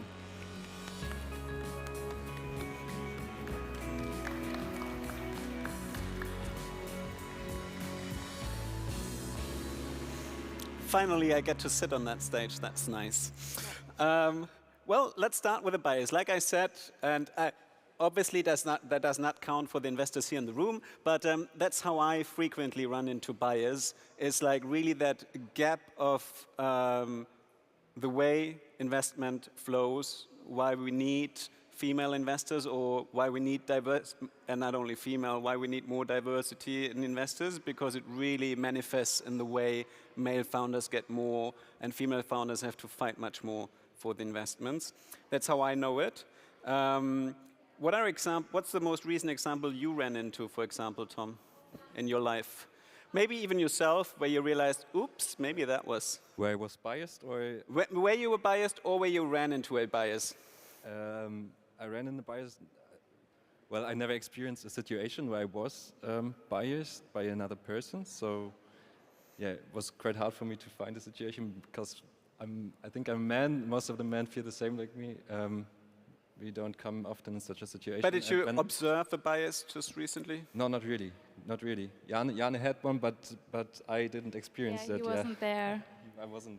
So, Jane, you probably have an example. Yes, of course, I do. I have a lot, but one is... Pick your most favorite. Yeah, it's my first. It was in one of my first investment calls, and the investor told me that I had to be more masculine and to overstate a lot more and be bolder, and men can do that and women cannot, and yeah, and then I would raise more money for my startup. So that was not so nice. And after that, he asked me, "Do you actually have a boyfriend?" Oh my God. Yeah, that was my experience. That is actually sad. It is. And by the way, this what you said is backed up by numbers. It's like Boston Consulting did a survey on that, and that is really that men tend to over-pitch and over-promise, Yes. and that's why they do get a lot of more money. Women have female investors in this. Some, of course, you know, the distribution, do tend to have a more realistic pitch. Yes, probably that's at that's least right. was the assumption after the survey they did. But maybe let's fill in the gaps, because we did not mention yet what recoupling is, and since both of you are founders, I'm sure one of you can magically elevator pitch. It's the best relationship app you can find. And we create a safe space for couples, so you get to know each other better and you have a deep connection through recoupling, and all this without feeling that you work on your relationship, because it's fun, it's easy, and you can do it every day. Thank you. So, talking about obviously about biases, I just got carried away, so let me just grant me a second to go back into my script. So, you're a founder, Tom. You have a team. Yeah. How do you, since biases are unconscious, at least for us as white males, do you consciously work on discovering the unknown unknowns as a founder yourself? I think we are quite diverse in our founder team, so that's quite easy to actually mention the topic. Just 1 second, just hold the microphone a little bit To mention closer, the topics in the team. So, for example, thanks to Jane and Johanna, a former co-founder of us, we created a mental health day, which was a period day at first, and then we wanted to make it more diverse and created a mental health day, a day a month where everybody can take a day off and just don't need to explain himself or herself for not working today because they not feel well. That's kind of we get to the topic. That's something that was discussed in my co-working space amongst the staff there as well. Is if, for example, your female staff, you have your period, and you really, for some reason, don't feel like you're much productive today, how to handle it. Yeah. So it's interesting that you tackled the same problem. From your perspective, Jana, do you see Tom sometimes running into a bias? Probably, yes, we all do. Yeah. So yeah, we all have to question ourselves, what can we do, what are our stereotypes, how can we question them, how can we address them. So we all do this every day. Well, Alexandra, you put tech into the picture to solve these biases. We did. How do you actually make sure the tech itself is not biased? Because that's one of the most reoccurring themes as well with AI, is that you once again have male white coders writing the code, and then you just have the bias manifested in the technology, and it doesn't change much. How do you approach that? We are very aware of that. So how Ivy works is that we not only make individual strengths visible, but we make them usable for companies so that you will actually choose the person who has the most qualification, right? That's an argument we love against the quota. You don't want to be hired because you're female. You want to be hired because of your qualification. Well, if you use Ivy, you're going to hire diversely and because of qualification. And companies actually see who fits their requirements, and to make sure that we're objective here, we start off with when we have the requirements, when we ask the companies for them, we always ask 3 to 5 people or even more to fill it out, and people from different standpoints in the company so that we can get some sort of an objective basis. And then we don't know anything about the people. We don't know any biographical data. And also, we worked with the Berlin Ethics Lab to make sure that our algorithm won't, by machine learning, just optimize for white males, and we will just not help the problem, but reproduce our structures. So, yeah. Now, we obviously have a really long way to go in Germany when it comes to diversity in management positions and in boards. Would you say that using your tech, we would not need a quota? I love to call us the bottom-up quota, because you can't really put people in leading positions if you don't hire them in the first place. So I very much think that we do need some sort of instrument to control, what gets measured gets done. And now we have a quota for females, but there are lots of companies out there right now that set themselves individual quotas for different diversity dimensions, and I think that's the way to go, really. What always puzzles my mind in that discussion is that people say we don't need the quota because we want to hire the people who are best suited for the job. And I'm like, well, how do you make that decision? Probably in a biased way. And I actually read this amazing number that your career only depends to 10% on your competence, and the rest is networking, connections, and everything else. So that's just mind-boggling to me. You're also head of diversity. That's a quite cool role. What kind of responsibilities do you have with it? And since you have the tech, why do you need the person to carry that hat? Because, well, our solution goes for the hiring process, right? But you, as for any company, you should have a culture that welcomes everyone. And you need someone to make sure that that is the case. Otherwise, you would just make another diversity hire, tick off a box, make people miserable, and have a bad experience and be like, oh, well, diversity didn't work for us. So we're still a very young startup and quite small as well. We're about 10 people. But I'm with Ivy since the beginning, and C-level and everything. So we put it in a high priority. And I would say that really is the way to go. That's how you do it, because most of the companies that have a successful diversity strategy, like, for example, Deutsche Bahn, they have a diversity compartment that reports to C-levels, instead of just, putting it on someone who already does employer branding or something like that, which makes it kind of dishonest too. So yeah, my role goes internally and externally. As you can tell, probably, I help our companies to implement an objective hiring process and to educate them as well, and internally, obviously, as well, yeah. Before I jump to you, just to conclude that topic, one of the biggest arguments large corporations say is exactly what you say is, we would love to fill those position roles, but there simply are not enough qualified people who bring in a diversity aspect. How long do you think will that argument still be a valid excuse? And what's the time frame until we will have enough of that bottom-up movement? I would say time is up. Time is up. Yeah, because it's really not a decision anymore.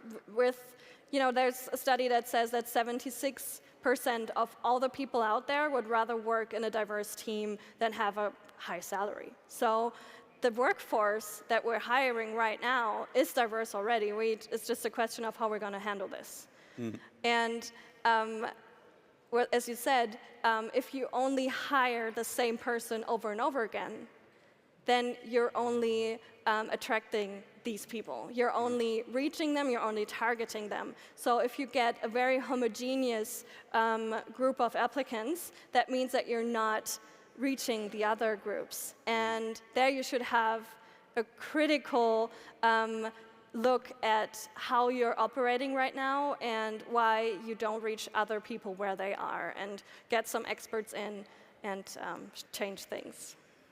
Thank you. Jane, actually, I think with recoupling, you've been part of the GRACE Accelerator that specifically targets women in an early stage phase. So there's a lot of discussion, like about the quota, there's a lot of discussion whether female-only networks are useful.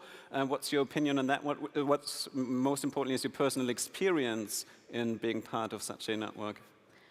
It was the best decision I made to apply for this program. It was so, so good for my personal development, and Grace created a safe space. We discuss all our insecurities, fears, and whatever what we learn how we learn to become better persons and better founders. That was really, really good. But on the other hand, Tom was not part of it, and that was definitely not good for our team. So how was it for you when you were not part of it? Yeah, it was quite hard. So I was sitting at home and just watching Jana and Jana making a huge step in personality, and the company also made a huge step in that 2 or 4 weeks, maybe.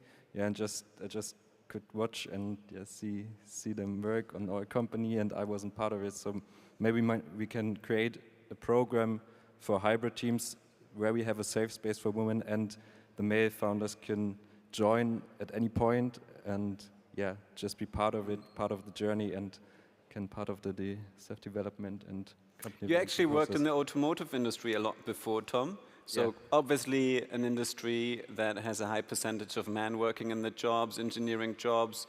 Now, what Jana said earlier, I think was one of the most important things that the other side needs to hear is like this absolutely no-go comments like, what do you do later? And I think it's not, what you said is beautiful, that you have a safe space to discuss these things, but I think it's even more important that that's being heard by the other side, right?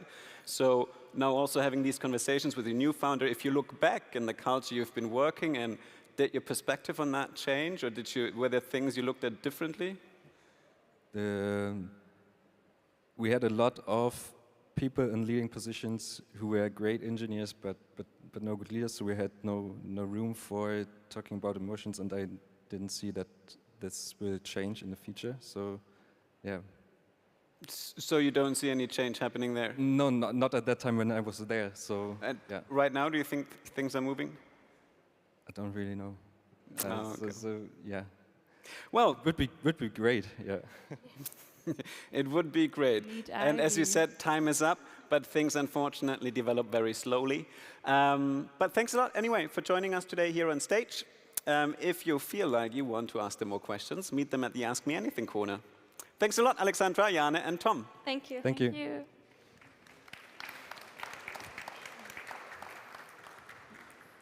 Well, time is up. I think that's certainly the topic also for our next talk. If you remember, that now is literally 50 years ago that the Club of Rome brought out their most famously and often cited report in 1972. Most of the focus and most of the citations go in towards the limits of growth. Actually, they also published a book on how the growth should shift from the material space into the non-material space, into the knowledge society. That didn't get as much as attention. So just actually 2 days ago, I think, they brought out a new book called Earth for All, an optimistic outlook stating that we can still make it, that if we really go all in with our investments, if we're ready to really change of what we perceive we need as humans, specifically the well-off part of the humanity, and if we create more equality, we're able to turn this thing around. And the speaker we have now actually is a member of the Club of Rome, Dr. Mariana Botzesan. She's also an integral investor and part of AQAL Capital. And her theory really is, yes, there's a lot of things we can count on. There's not only tipping points for climate, but there's also tipping points for positive developments, and there's exponential development in some of these areas. So it's not all as bleak as we maybe perceive it. And she's here to reset our perspective a little bit and get our hopes up as well today. So please welcome her on stage, Dr. Mariana Botzesan.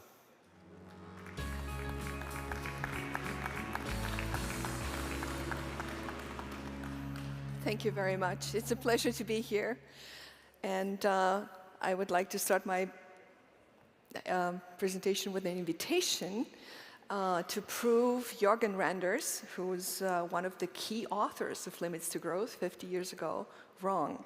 Because he said that humanity, and I quote, is stupid enough not to do what is perfectly doable to avoid human-caused climate catastrophe.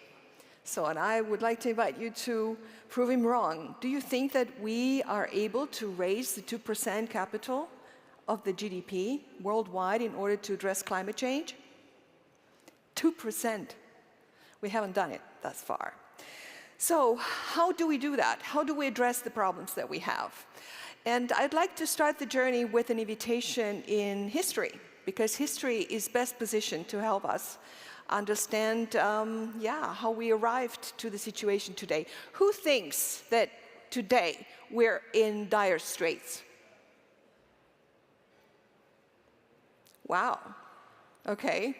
Scientists tell us that we only have 7 years to change our systems in order to survive and ensure the future of life on this planet. If we look at Joseph Tainter, have you heard of Joseph Tainter, the collapse of complex societies, famous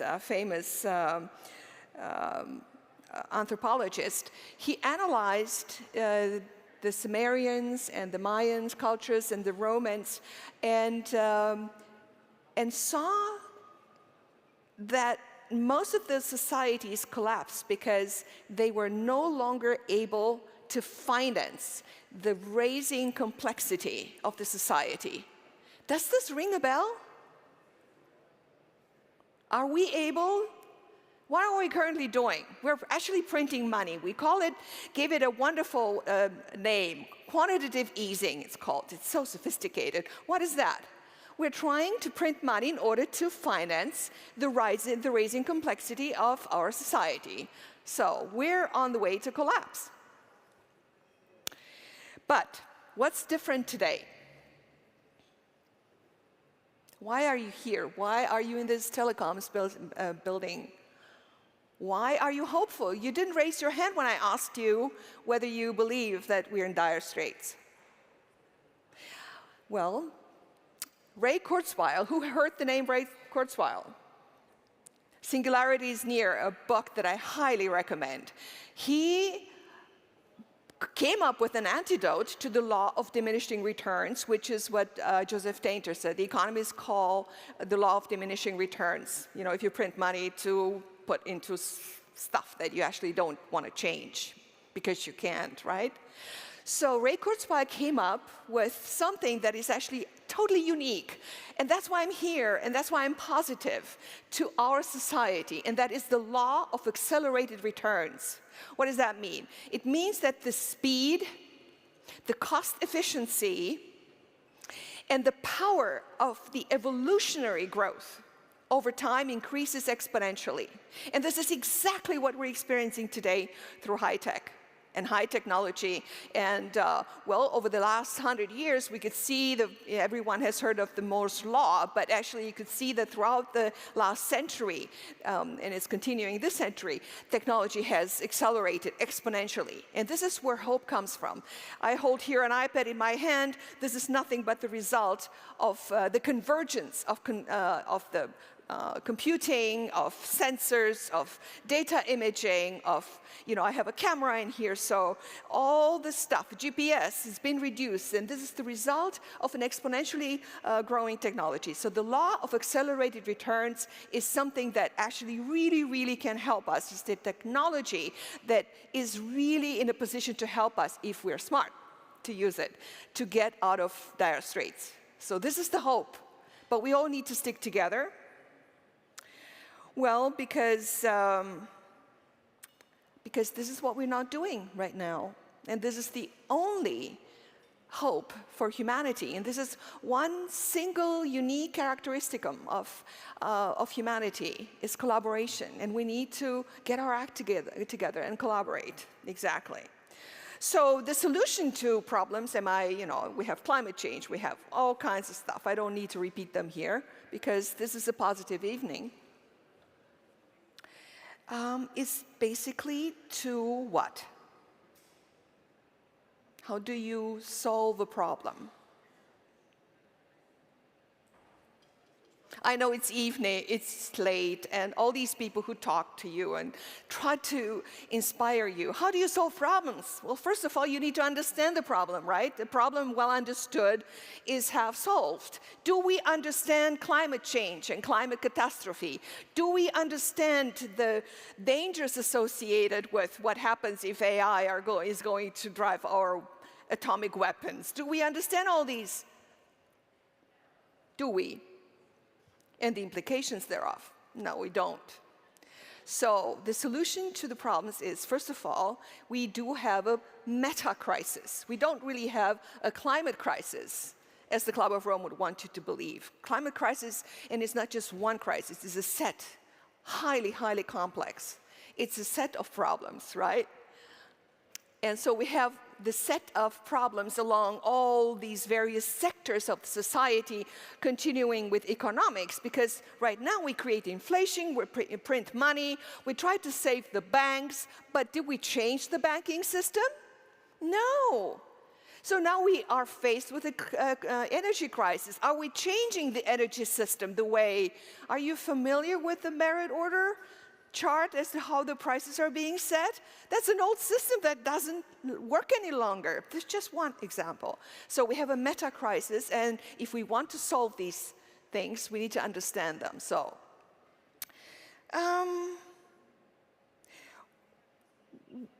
in my own life, I was born and raised in communist Romania. I went to school without food very often. I know what poverty and scarcity are. I came to Germany. I was lucky enough to have a mother who was German, and I ended up studying computer science and ended up at Stanford. That changed my entire life, studied artificial intelligence. And I can tell you that when I had my first IPO, was the first internet company that went public on the German stock exchange, all of a sudden I was out of poverty, right? So that's what entrepreneurs want all along. And all of a sudden I saw myself in dire straits. I thought, we live in a schizophrenic world. On one hand, you have philanthropy that is trying to set off what capitalism does bad, right? So it can't work. So what is the solution? And that's what drove me to finding a better lens to address investing, to address entrepreneurship, to address how to help optimally and how to identify entrepreneurs who have the ability to really, really become successful with the little amount of money that I was able to provide. And the result was this book, which is Integral Investing. I use integral theory to address the meta-crisis in investing, because in our society, entrepreneurs like you are in a dilemma. They have to decide, do I want a for-profit or a not-for-profit? What kind of economic system is that? Meaning, oh my God, I have to cut off my left hand because I'm right-handed, so I don't need my left hand. But we expect entrepreneurs to do that. So with a different lens, named integral theory, we developed a model that has been widely successful in helping us not only have a financial return of almost 7x over 30 years, but also to really, really make a difference and be very successful in the enterprises that we funded.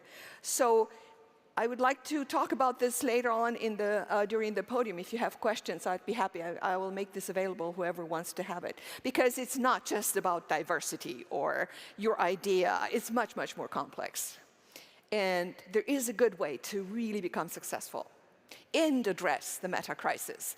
And it's all in our hands right now.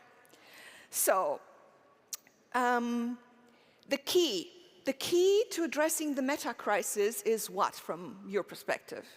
You're all smart people. You know what you're doing. You've been highly educated, are in a country that has all the opportunities. What do you think is the key?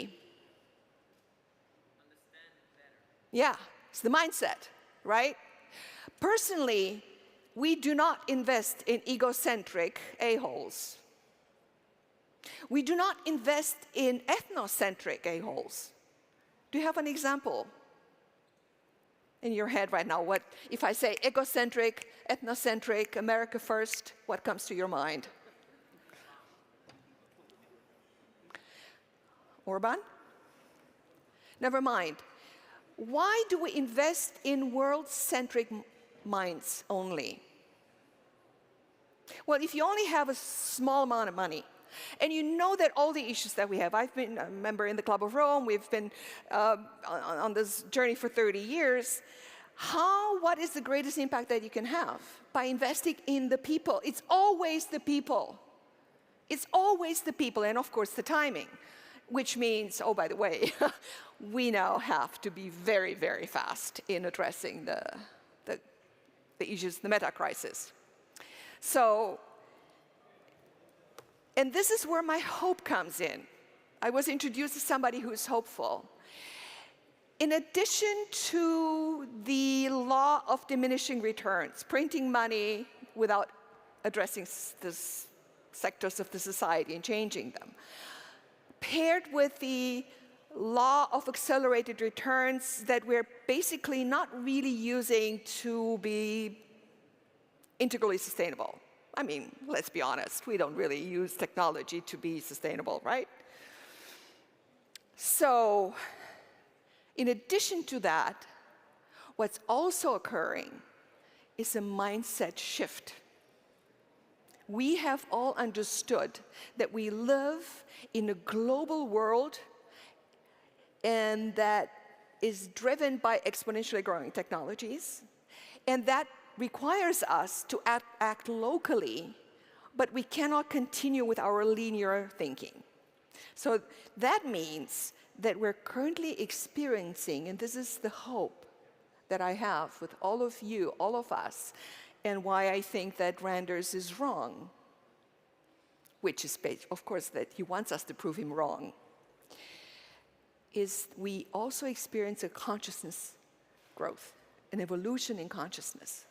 And this is the hope. So, in coming to an end with my presentation, I would like to summarize a little bit in the face of all these amazing challenges that we're facing. I'd like to direct you a little bit and start the conversation. I don't have the answers, of course not, but to start the conversation. So what should have to happen other than understanding the problem? So we need to join forces. We need to have many, many more events like this one. And I hope that next time we'll have many more people, and I hope online people are watching us, many more than here. So we need to understand the problems. We need to sit together and spend time and not just have pinpoint solutions. Oh, Putin is turning off the thing, let's get some more gas from someplace else. It's a good thing to do, but that won't solve the problems. Number two, we need to use existing technology. Don't waste time to develop new technology to address the issues that we currently have. And there are some amazingly smart people. Who has heard of Daniel Schmachtenberger? Haven't heard of? Oh my God, go and watch all of his videos on YouTube. And a brilliant mind. Who has heard of Tony Seba and James Arbib? Yes, follow them and get inspired by these people. They talk about how the most important sectors of the society need to be addressed. That's extremely important. Number one, we need to be able to feed the growing world population. Well, how are we going to do that? I know I'm coming to an end. Yeah. Not by raising animals and killing them and eating them. The future is in what? You are exponential guys here. Artificial meat. We use cells, we use molecules and create artificial meat to feed people. This is how we're going to feed the world population. I know this sounds terrible, but there is no other way. If you have a better way, come on up here. Number two, second sector of the society, energy. We're going to use photons, not molecules, to produce energy, not fossil fuels, photons.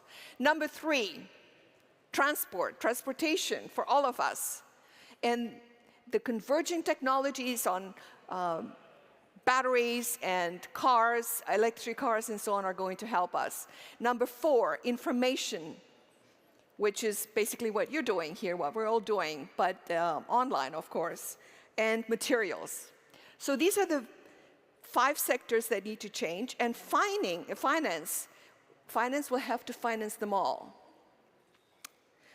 And new economies. We need to change the economy.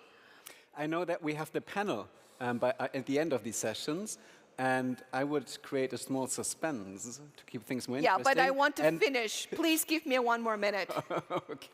The economy needs to change. It's faulty. I mentioned for-profit, not-for-profit, it's not working. GDP as a measure is not right. GDP grows when you go to war, and GDP grows when you have fossil fuels, and GDP grows when people are sick. It's not a good model. It doesn't work. Number 3, we need to install global coordination, and we need to accept that we are in dire straits. We need to be worried and join forces to solve them. It doesn't, and we need to make sure entrepreneurs here need to be supported. We need to make sure that nobody's left behind, because that would raise inequality and would put democracy in dire straits. So thank you so very much. One more thing. Are you actually happy right now? No? If you are happy in your heart, then know that this is insurance for your future. If you're not, make sure that you find that joy and happiness wherever, whatever it takes. Because if not, you're using your anger and your angst to drive you, which of course will not help you to come up with the proper solutions. So thank you very much for falling in love with yourself. Thanks a lot, Mariana. And we'll see you back here at the end of all the sessions for a panel discussion. So, Mariana is obviously a member of the Club of Rome, and as I mentioned, they brought out this book, Earth for All, just a couple of days ago. And one of the most points they argued for, as I already said earlier, is that we just have to adapt our lifestyle, and we have to shift and redistribute a lot of the wealth of the materials we use from the top part of the world population, the wealthy part, to the lower part, and that actually equality and equity is one of the most important levers we have to combat climate change. That also means we need to say goodbye to all these big SUVs we love driving out there, and we need to change our lifestyle. And the question big companies have, of course, is that, well, innovating in that space has been our business model, so how could we go differently about it? And that's exactly something our next speaker researchers, as the Professor for Business Administration, Global Innovation, and at the Center of Frugal Innovation at the TU in Hamburg. They focus specifically on innovating in a way that is effective on the materials we use and effective in the way it services people on a maximum output with a minimum input. And maybe that is also the future, not only for creating more equity or equality, but also for just having an exit strategy for companies that were based on high-priced innovations. Let's find out with Rajneesh Tiwari. Welcome on stage.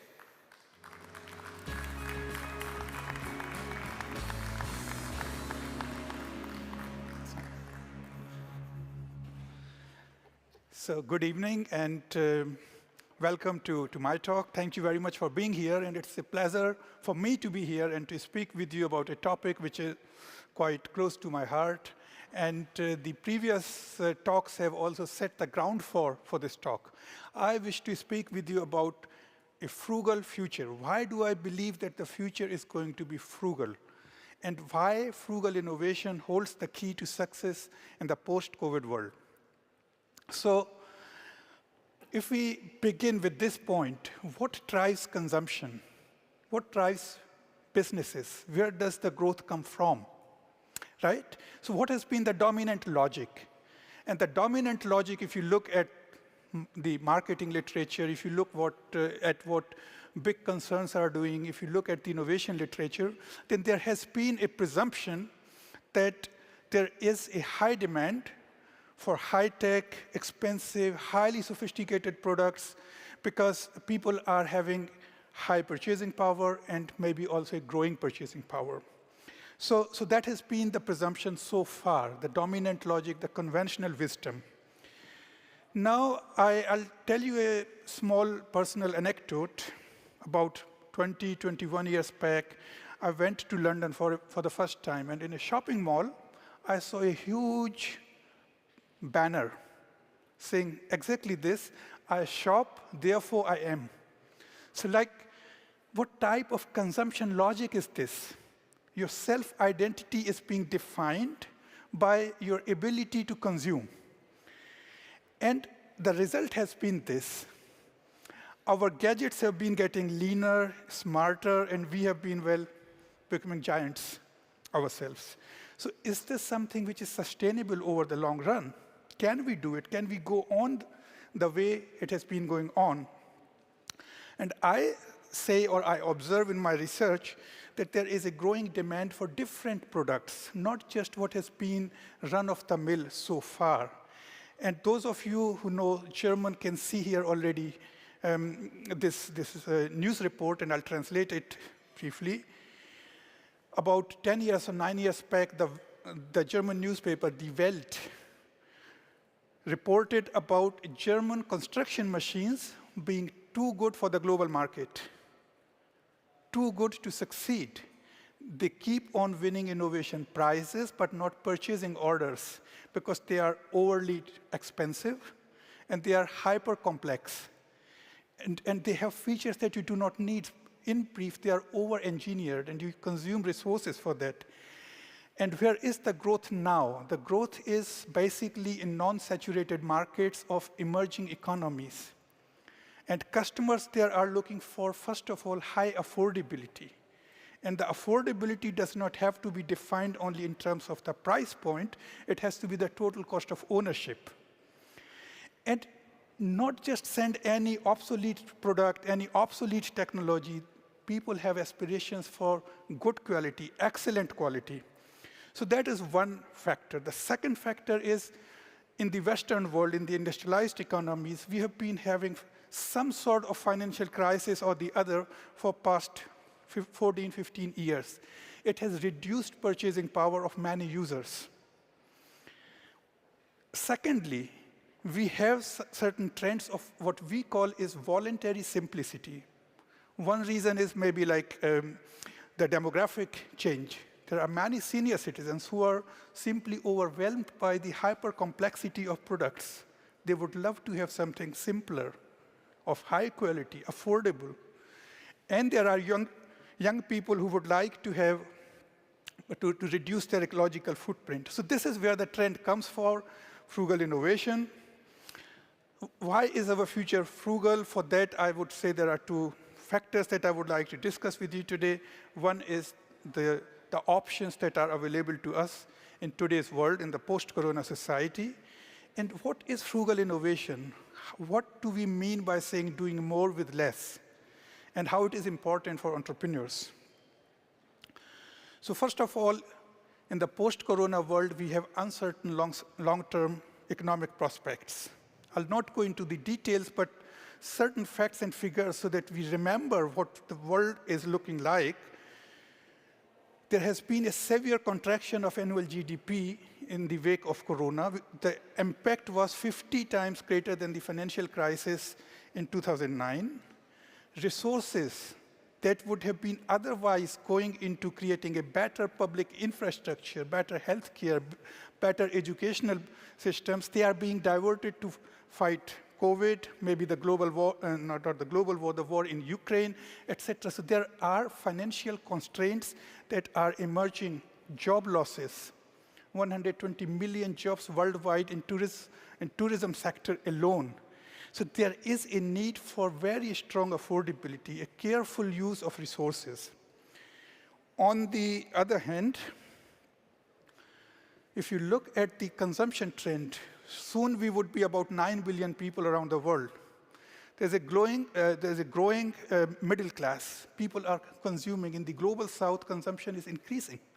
What we saw earlier, like this, I shop, therefore I am, you can observe happening now in the global south. And these are perfectly legitimate aspirations for better standards of living. However, we cannot emulate what has been done in the Western world so far. Probably some of you would have seen reports.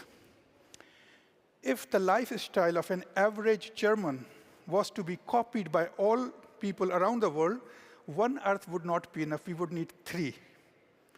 And if the lifestyle of an average American around the world would need more than 5 Earths, and in Qatar, the lifestyle, if copied around the world, we would need 9 planets. So we do not have that. And this is a very good example what I like to present about frugal innovation. The Indian car maker Tata Motors went to South Africa in 2005, and they brought out this advertisement saying more features you need and less that you don't. And so that you can read what they say they provide and what they do not provide and are proud of. Yes, they provide power steering, ABS brakes, and so on and so forth, but they do not provide promotional girls with balloons, a jacuzzi in the car, and rain-sensitive wipers. And that's the point. In a country like South Africa, do you really need rain-sensitive wipers? How often is it raining? Can you not press the button yourself? If you can make your car more affordable by, let's say, $200, why not give that option to the consumer?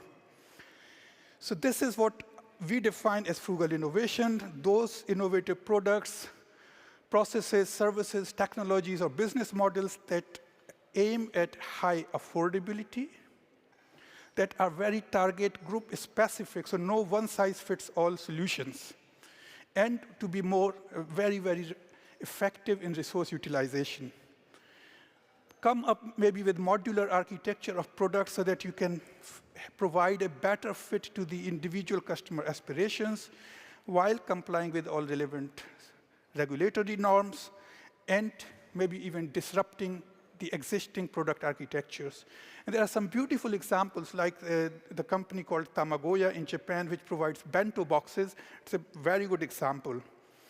A mobile phone for senior citizens, a credit card-sized ECG monitor. The one here with a mobile phone, on the other side, the pink-sized gadget, is a device for early detection of breast cancer. These are all solutions that are very, very cost-effective and very efficient. And I'll provide you one example of a frugal innovation that I found in Australia. So from the service industry, vegan banana balls as a delicious, trendy, and yet frugal dish. How did Prem Agnihotri, the cook, or the chef, the pastry chef, got this idea to cater to the emerging demand for healthy, gluten-free, natural, and vegan foods? This dish is made of only 3 ingredients: dehydrated banana pulp, desiccated coconut, and ground almond flour. But the genius behind this idea is by reducing the number of ingredients, you reduce the work steps, the production process. It becomes much more simple, shortens production time, reduces labor cost, but it also reduces the potential allergenic factors. So less people have an allergy out of it, so you can sell it to more customers. So these are the sort of like creative thinkings which have been talked about earlier, that you have to think out of the box. And for that, I would like to pinpoint, I would like to emphasize that affordability has been, in the past, too singularly, unidimensionally seen in monetary or financial terms. We have to take care of some other factors too. The product that I'm taking, is it also sustainable? Is it affordable for the environment? Is it affordable for my infrastructure? The target group, does it have some infrastructure? Or would he need some totally new things to use my product, increasing the cost of ownership? And is it also justifiable to the society? So affordability should not be only about the monetary capacity to pay. Technological excellence is not only about the maximum possible technological performance, and excellence is more about highly effective solutions. So the dominant approach has been that my team has created a very innovative solution, but we are looking for a problem to go with it. No, the innovation is actually a solution to an existing problem. And this is my last slide, so don't need to worry much. Where are the chances for startups now? Identify avenues. Today we have seen so much talk about sustainable development goals and where all these opportunities are. So identify your avenues, pool resources. You don't have to do everything yourself. Look for partners. Look for existing solutions that can be recombined and develop frugal solutions. I guess that's the chance for all of you who are entrepreneurs, startups, and if you have any questions, please feel free to ask. Thank you very much. Quick question. Yeah, as a young moderator, I was a lot on tour, and I really experienced the rise of Motel One. You just had them there, from like the far out locations to the inner city locations, really dominating the hotel market. What would be an equivalent in mobility? Because it seems like in the wealthy world here in Germany, we still are stuck to the SUV. Do you see anywhere a startup that has the potential to really crack that dependence on car ownership and expensive, high-powered car ownership? I would say that there are quite a few examples. I saw about 2 or 3 years back a startup from TU München who were developing e-mobility solutions basically for the African market, but the products were so good that they also intended to bring them to the German market. But if you look for car sharing, it's a frugal approach. So car sharing ideas, that's also frugality. All right. I'll get back to that in the panel in just a little bit, but before we have 2 more speakers. Thanks a lot. You're welcome. Leave the, yeah, sorry. do it like this, and I'll take that. Wonderful. Thanks a lot, Rajneesh. Thank you. So now we come to probably the buzzword of the year, circularity and the circular economy. I think nothing is more important than that. And if it wouldn't be for COVID, it would have gathered a lot more traction in the beginning of the year already. I think it's high time you get your crash course in circularity, and it will be delivered by Philipp Brands, who's the co-founder and CEO of Circulix. I think the name of the startup says it all. Welcome, Philipp. Hello. Yes. Yeah, hello, my name is Philipp Brands. And last year, I had a sabbatical. I took 1 year off of my regular job. I was working before as a partner as EY Adventure, which is an innovation consultancy. And during this year, I asked myself quite often, what do I really need in life? What kind of things do I need around me?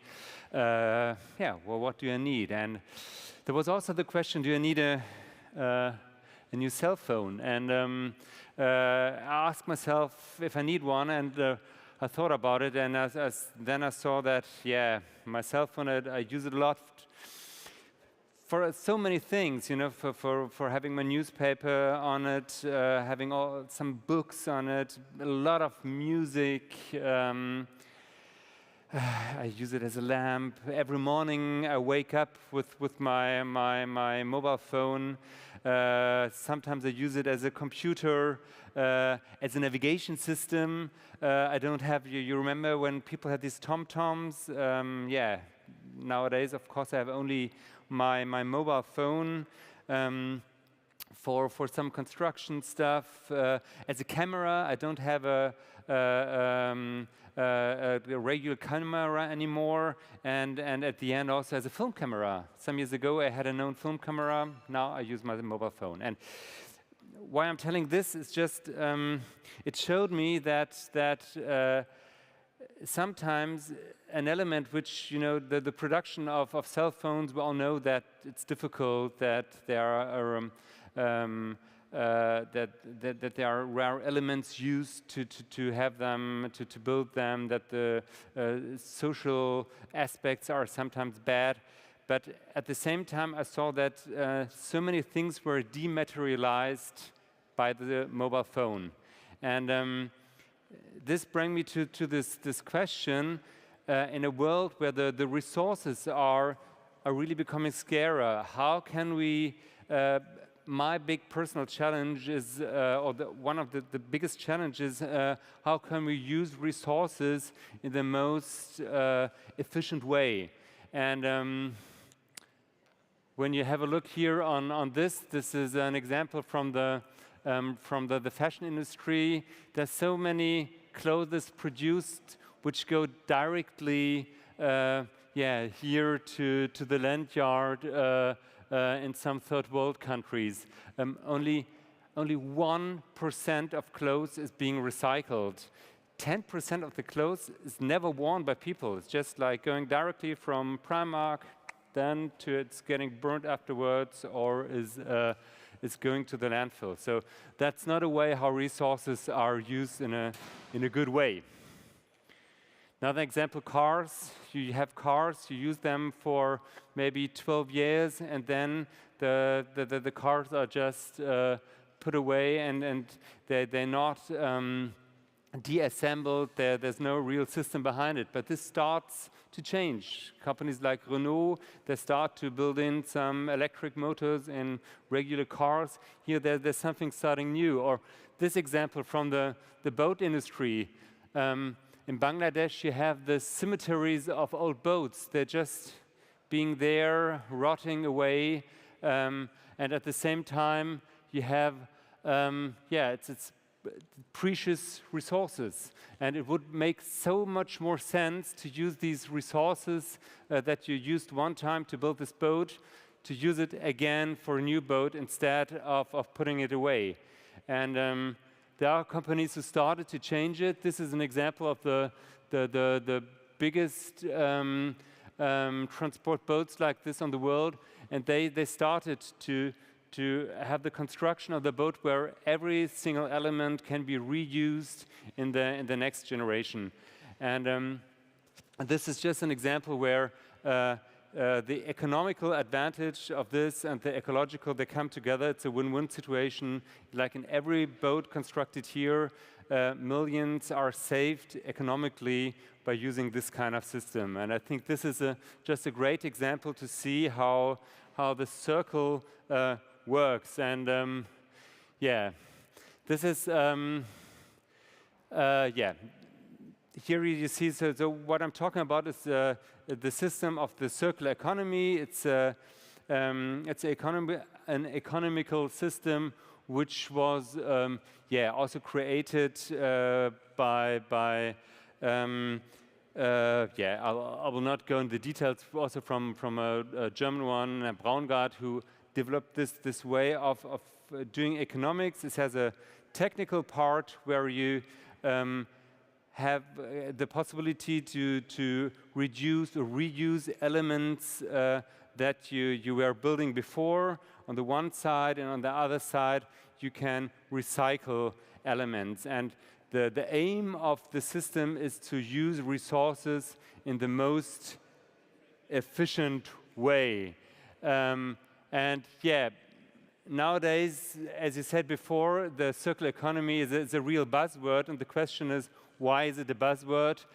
And it's first a buzzword because, the resources are getting scarcer, not only due to the COVID pandemic and the boat in the Suez Canal who was blocked, or the Ukraine war. We all see that resources are getting a more and more important topic right now. So this enforces the evolution we have right now. And then the second one is very important, new regulations. So on the EU level, there are many regulations which started to be defined right now, which will come out in the next year. So this really changed something. Of course, client expectations, the war of talents in companies. So it's much easier for companies who work with a purpose to get new employees. And then the last one, the investment criteria, the European taxonomy. This really gives a big push into the circular economy. So these are main drivers for this, and this is why it's becoming a buzzword.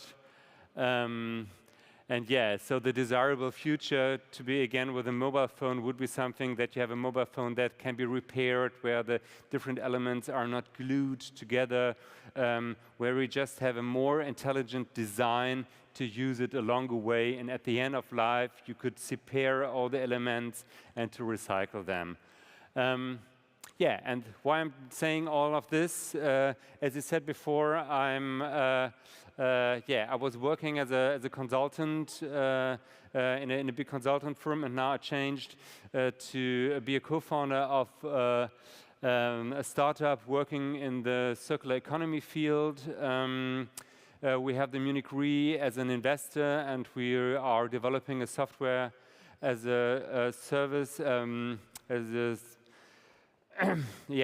a solution in the circular economy field to measure design and boost the circularity of products. And we start in the textile field.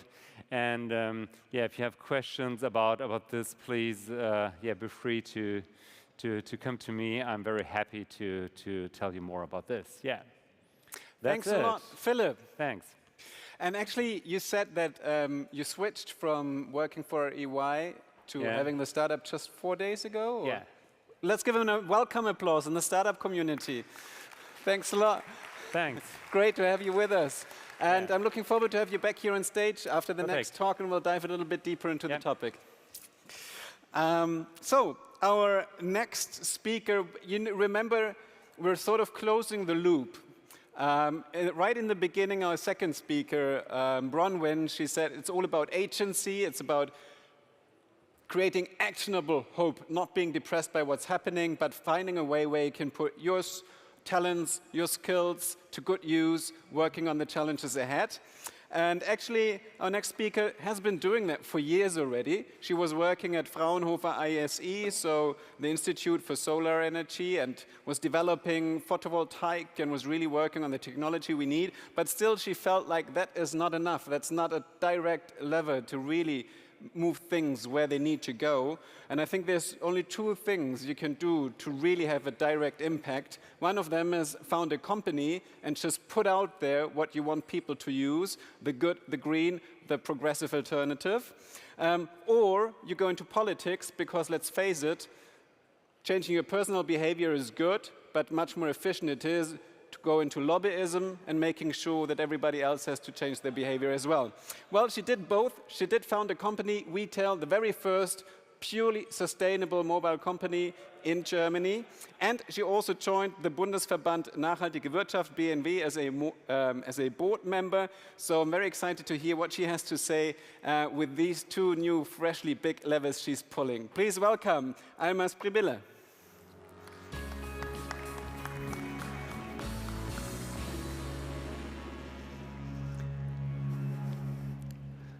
The professional is political. Today I want to answer one question: why your professional impact can even be way bigger than your private one. I guess all of you know about your private carbon footprint. We all know that if we consume something, if we travel somewhere, even if we eat, we emit carbon, or we cause carbon emissions that cause the climate to change and thereby cause a catastrophe for humanity. We are not destroying the planet, but our livelihood. And in preparation for this talk, I calculated my own personal carbon footprint from a calculator from the German Ministry for Environment. And you can see that the average German emits around 11 tons of CO2 equivalents per year. And due to some really hard personal choices, I only emit around 4 tons of CO2 per year. Because I'm eating vegan or vegetarian, I go by bike and use public transport. I don't do any kind of overconsumption, and I even take cold showers. But that's still not enough, because the climate budget per person, per year on this planet is actually 2 tons of CO2 equivalents, if we don't want the climate to change any further. So, but if you look at this chart, the maximum you can achieve with your personal impact is the reduction of, let's say, 10 tons of CO2 equivalents per year. So I want to talk about your professional impact. It's also called carbon handprint. So the handprint means the impact of your work and what you can actually achieve with it. And for this talk, I actually had to write an abstract. And if any of you read this abstract, I said that I will take you on a personal journey, how I went from being this cute but kind of chubby little child to becoming, or to get on the advisory board of our Minister of Economic Affairs and Climate Action, Robert Habeck. So I actually grew up in Schleswig-Holstein. And I was living in a landscape of forest and lakes. And at the age of around 8, I realized that a lot of people were actually leaving their garbage in the forest. And as I spent all my free time in the forest, they were leaving their garbage in my second living room. So I couldn't stand that fact and started collecting garbage in the forest and even acquired some friends to help me with it. And the second thing why I wanted to show this slide is that around that age, I learned that all these trees around me that I loved so much were actually growing through sunlight. I mean, of course, water and nutrition are involved, but basically all the energy comes from the sun. And that's not even only true for trees, as I learned later on, but every power on Earth comes from the sun. Even coal, it also came from the sun beforehand. So I asked myself as a child, why aren't we using that as humanity? Obviously, I grew older and I learned the photovoltaic effect was already discovered. But I chose to study economical engineering and energy and environmental management to work on that topic because I wanted to find some kind of purpose in what I was doing with my life. I wanted to feel impactful. And one major thing that happened during my studies was that my professor, Olaf Hohmeier, who is actually on the Intergovernmental Panel on Climate Change at that time, he told us that find something you really want for your diploma thesis, the field of work you will really enjoy, and go and get the job. So say it more easily, make a wish, and then make it come true yourself. And that's what I did. And you can actually already, you know where I ended up. I went to the Fraunhofer Institute for Solar Energy Systems, the most renowned solar research institute in Europe and maybe even in the whole world. And I developed solar cells, I got some further education, I became a scientist and a group leader. And that was a very impactful, purposeful job that made me happy for a long time. But I also started realizing that over 90% of the solar cells I was processing were actually measured. We published the results, and afterwards, we put them neatly in boxes and into the cellar so they didn't produce any energy at all. But I got another opportunity. With some friends I actually met at the Fraunhofer, we all said we wanted to start something new, more impactful. And even though I had a lifelong contract at Fraunhofer, I took that opportunity, and it scared me, but it was a good one. So please, all of you, find opportunities, and even if they are scary, if you really want to do them, take them. And we founded Retail because the main purpose was that we wanted to reach people with sustainability. And the people you see here are actually the team of Retail. And there are more people now, but from the time of the photo being. And by founding Retail, I reached those people with sustainability. We talk about it every week, and we also reached our over 10,000 customers with sustainability. And let me only take a minute to talk about what we're actually doing. We are a mobile service provider, so all of you own a mobile phone. I'm not selling those, but I'm selling the SIM cards inside of the phone. And because we founded a company, we wanted to make it based on all our values. So everything should be based on values. So it needed to be high quality. It needed to be climate neutral. We want to protect your data, and we are fair and transparent. And I can promise you all of that easily, but I can also prove it, because we wrote 120 pages of report for the so-called Gemeinwohlökonomie, in English it's eco-good, and you can read all the facts about the company that are normally confidential, and they are open. And we went one step further, because we didn't want those values ever to change. Even if we left the company, we became part of the purpose economy. And that means that we overwrote one share of our company to the Purpose Foundation, and now they own a veto right, so that we can't sell the company and we can't privatize any profits. So it's actually in between profit and non-profit company. And joining the purpose economy makes sure that no classic exit of the founders is possible and no privatization of profits. Being the CEO of this company gave me the chance to be voted to the executive board of the Federal Association of Green Business, or in German it's actually Bundesverband Nachhaltige Wirtschaft. So that gave me another opportunity and put me on a whole new level for being a positive lobbyist for the greater good. Because you all know that fossil companies sponsor full-time, well-paid lobbyists in Berlin and Brussels to change our policies, to change the politics, and we need someone to counterpart them, and that's us. So if you have a green business, please join. And being of this board led me to an even greater chance in my life, or opportunity. And and by that we accelerate the economic transformation. And that led to the even greater opportunity of being appointed to the advisory board of the Minister of Economic Affairs and Climate Action, Robert Habeck. In German, it's Mittelstandsbeirat, so an advisory board for small and medium-sized businesses. And this is only 4 years after I founded my own company. I'm already advising policy in Germany. So I couldn't feel more impactful so fast, actually. So this is the story so far of my life. I think it will continue, but this is the personal journey. And I want to come to 3 key messages. They are really easy, so if you didn't listen before, you will get everything you need to know from those. First of all, find and follow your inner purpose. Find something that actually means something to you, that makes you happy, and follow this purpose. For me, it's working against the climate crisis and saving the beauty of nature. Identify positive impact near you, and thereby I mean physically near, but also close to your heart. I found that in my company. I love our team creating sustainable social jobs, well paid, that makes me happy every day. And also find opportunity to expand your impact. I think this is actually what will make me satisfied in life if I look back. That I feel impactful and following my own purpose and having a positive impact on this world. And one opportunity we took, I want to go into, which closes the loop to the beginning of my talk, is that in the year of the market entry, retail was able to build a solar system because we got an opportunity from our dear friends and partners Ecosia, together with Naturstrom and the GLS Bank in Germany. We built a solar system that creates enough power for 200 households. So finally, I'm owning my own solar system.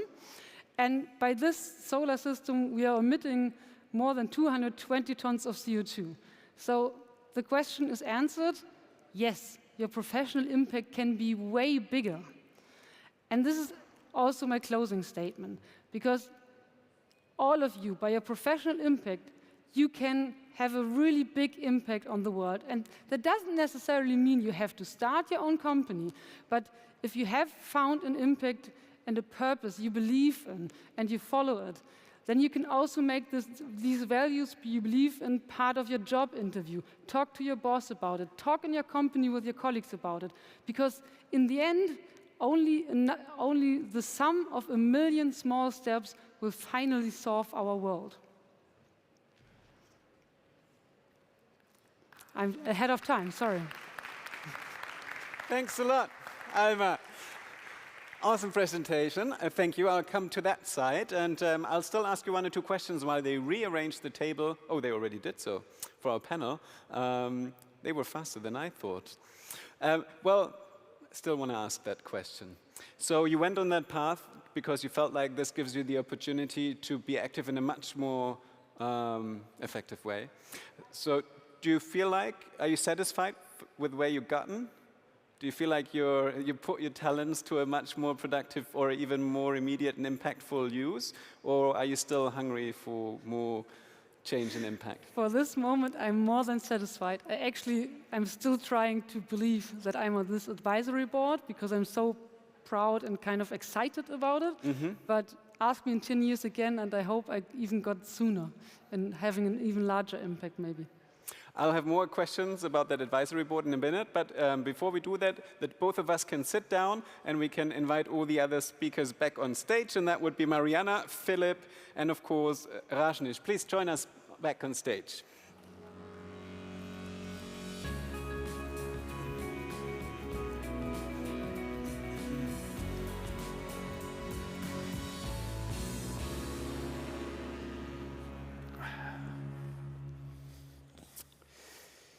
So, the topic we have is Between Creativity and Responsibility, Challenges and Opportunities of Future-Proof Entrepreneurial Action. It's a startup conference here, right? So if we would have met 10 years ago, I think the talk of the town and the gods, so to say, that everybody was looking up to were still very much, I think, exit-driven founders. It was all about unicorns. It was about the digitalization, at least in the mainstream, right? Now, things have tremendously shifted in the past 10 years. And I think finally the question is, what's everything that digitalization brought us, exponential, oh, that is a word in English, exponential growth, where does it lead to, and how can we use it to actually have a purposeful meaning and application? So I think also the sort of the founders we look up to, I think even Elon Musk, who was sort of always in that in-between space between being a hyper-successful founder but having sort of a sustainability impact, maybe. Even he sort of is not untouchable anymore, I feel like, at the moment. Who do you think will be sort of like the shining stars, the gods of the new startup scene, the ideals we look up to if we look into sustainability-driven startups? Would you agree with that, or is that... I think I agree with the point that Elon Musk isn't such a star anymore, or not in a positive way. And I think that the reception of people we look up to changes. I think that already my generation, but actually the younger ones, more get the reception that they want to have something like the work-life balance we are all talking about. They are searching for purpose, but they are not eager to offer their whole life to it, so they want more than only work, but work needs to be purposeful.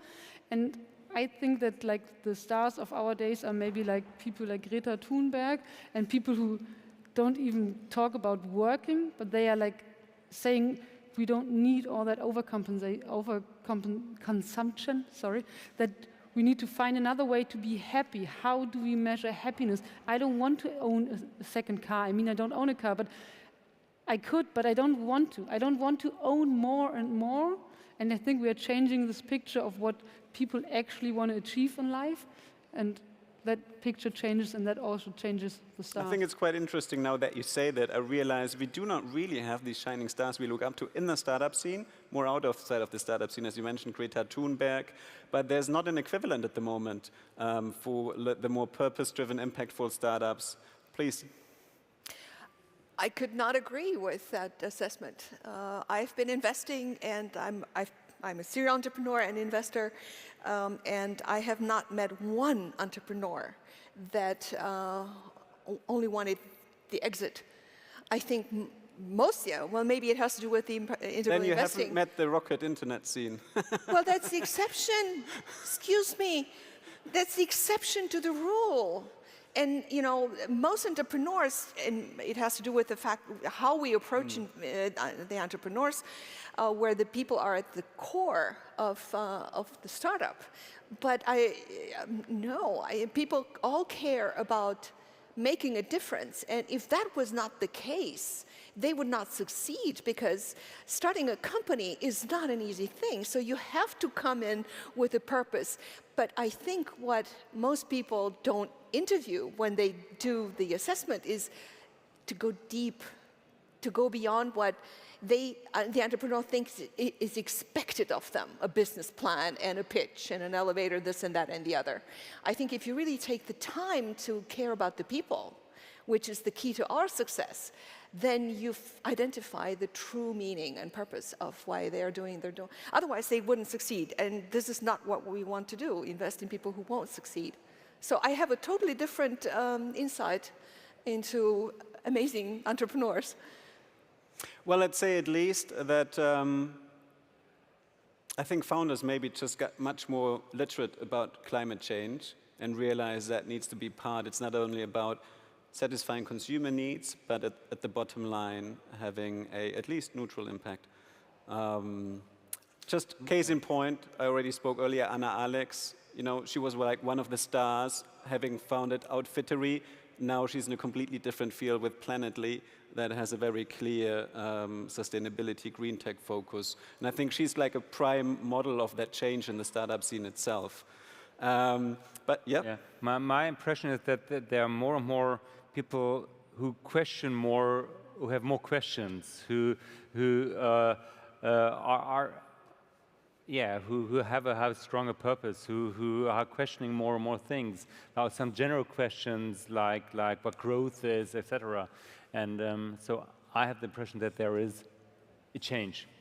What I would like to know is, what I found striking today is that when we listened to Bronwyn, who was advocating also for exponential growth, but who also said that we need to still keep up the materialistic growth, which is something that, if I come back to the Club of Rome, where they, more people from that scene, and please correct me if I'm wrong, Marianne, is that we need to shift more from a materialistic and consumption society to a knowledge society and a non-materialistic growth. Do you see that happening? Well, we've seen both these wonderful gentlemen spoke to it, and that's the future, and I spoke to it too. So energy availability will come from photons and using the sun. And of course, in the meantime, we need to put money in order to arrive at that technology that is so well refined, and the political will to really make it happen, which hasn't happened, over the past 16 years. People were prevented from building, putting solar panels and windmills, in the landscape and so on. So we weren't really committed to coming up into an era of photon energy from photons instead, solar power, instead of fossil fuels. So now this mindset is shifting, but not because the Club of Rome has has tried to change people's minds, because they haven't. We needed Greta Thunberg, who shifted within a year the mindset. And of course, not having water flowing down the Rhine is a wake-up call. So I think now people see the urgency. And that's the same with, the reduction, as I spoke to the food, we don't only need cells from human cells, and then, or whatever, you can make fermentation. But let me pass it on to Rajneesh. The growth paradigm has been around for long, and it's finally being questioned, where are we moving in, and as a capitalistic society, there's leading figures also in the realm of economics, like René Schmidt-Peter, who say we really need to completely disrupt the way we think the economy works and come up with new models. How do you perceive it? What kind of growth can we look at? Because people still want growth. I think having a debate about the post-growth society at the moment, I think you wouldn't get too many ears listening, right? Mm-hmm. Probably yes. If you look at work that has been going on about the post-growth society, it has been there for 30, 40 years, and not much has changed in that way. But I believe frugal innovation, as we define it, affordable, green excellence, marrying three things: affordability, as I defined it with this multidimensional approach, the sustainable part, the ecology, and the technological excellence. These three things brought together, I think we have a great chance for further growth for the next, maybe 5, 6, 7 decades. There are tremendous opportunities in the unsaturated markets. I'll give you a brief example. I was doing some research already a couple of years back, and I was so surprised to see, almost shocked to see, some data regarding the role of infectious diseases in all deaths caused. So if you look at what is the situation in Europe, I think the number of, the share of people who die because of an infectious disease amongst total deaths is less than 3%, somewhere around 3%. In countries like India, it's about 7, 8%. But in sub-Saharan Africa, the share is about 65%. 65% of deaths occur because of an infectious disease which is curable. So there are so many opportunities in the food sector, in all types of things. Sustainable development goals have been mentioned. So if we go for this paradigm, affordability, sustainability, and technological excellence, I believe we don't have to worry about whether growth or degrowth or what type of things. We have to find the right target groups, and we have to try to address them. That would be my take on it. Yep. and I think we need to follow science. For the next 10 years, we need to set our systems up so that we survive on this planet, which means exactly what? There is a report to the Club of Rome. It's called Transformation is Feasible. And that means how can we implement the UN SDGs, the 17 UN SDGs, within planetary boundaries for the next 10 years. This is the task. So within these sectors, there is going to be growth. And so number one is renewable energy, providing energy. Food, number two, addressing inequality, helping developing countries towards sustainable growth. And then it's what you mentioned, education, healthcare, family planning. So all of these 5 areas are going to support the planet to go back to a safe operating system. That brings us to the question of speed. Now, you're in the area of circularity and the circular economy. Club of Rome report was in 1972. If we come to circularity, like pioneers like Michael Braungart, they started working on that in the late 70s. So it's equal time frame that from people having that idea, working on it, making it feasible, until now, that's almost 50 years. Now it's a buzzword. That means if you talk about it, it's because it's not a reality yet. Otherwise, you wouldn't need to talk about it. So how far do you think things will speed up? Or do we need another 50 years until we move from talking about it to really implementing at large scale in the industry? My impression is that we're just in a moment where things are changing quite quick. And I honestly must also say that I'm overviewing also only the last maybe 8 years. And my impression is that in the last 2 or 3 years, things were changing quite quick. And when I have a view on a corporation like UI, 3 or 4 years ago, when I started to work on sustainability topics, the people were laughing a little bit about it. And now it's just where the money goes and where the people are concentrating on, and with the regulations which will come on the EU base in the next years, I have the impression that there is a real push coming. If it's enough, I don't know, but things are changing quick. Now, you worked at EY, so that means you have a very intimate insight into the behind-the-curtain look of how big corporates in Germany operate. Yeah. They're all about sustainability, at least on the marketing side of things. How much do you perceive that there is an actual culture and mind shift change in the management of such corporations? Depends on the people. Sometimes you have some of the people are really inside it, and in other places you have the impression that it's not really taken seriously. So it's both. Both. Yeah. And that brings us to you. You have the honor of advising the government partly, at least the Wirtschaftsministerium with Habeck. Well, I guess that obviously must be a very progressive council you're part of. But from that very intimate insight, do you things really see changing? Do you see a different culture? Because it seems to be a very mixed bag if we look at the setup of the German government at the moment. Some forces pull ahead into the green transformation, other forces pull very much back into how things have been. How is that dialogue going on? How much creativity is there and entrepreneurial spirit? Actually, I couldn't comment that yet because it hasn't officially started. The first meeting is in October. But 2 things about that one gives me hope, and is that everyone heard about tipping points in climate, but there are also tipping points in societies. So we don't need the majority of the society to don't think cars are cool anymore. We need a critical, we need a critical mass. That's where the name comes from, actually, from the movement, that sets a trend, and then the rest will just fall in. Like, there are tipping points in society that happened in the past that have shown that changes can happen so fast. We don't need to be afraid of change. We heard today a lot of change has happened in the societies, and I think there's a lot of spirit at the moment.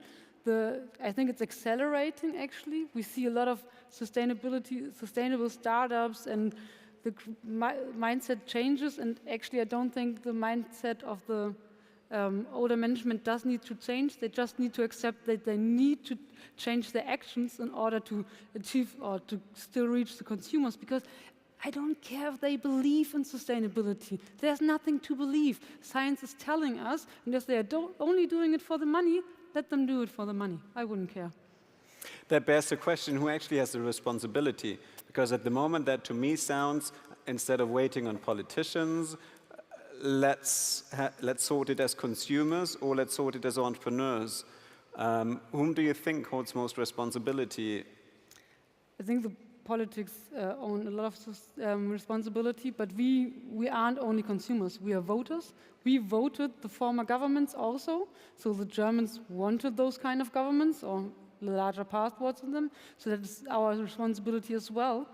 And of course the consumers send signs, but I think the politics have the larger responsibilities in my eyes. What would you say, Rajneesh, for the concept of frugal innovation? What needs to happen for them to really be adopted, and maybe even be adopted in some of the German corporates? Is it regulation that moves things? Is it just corporates realizing that this is going to be the future?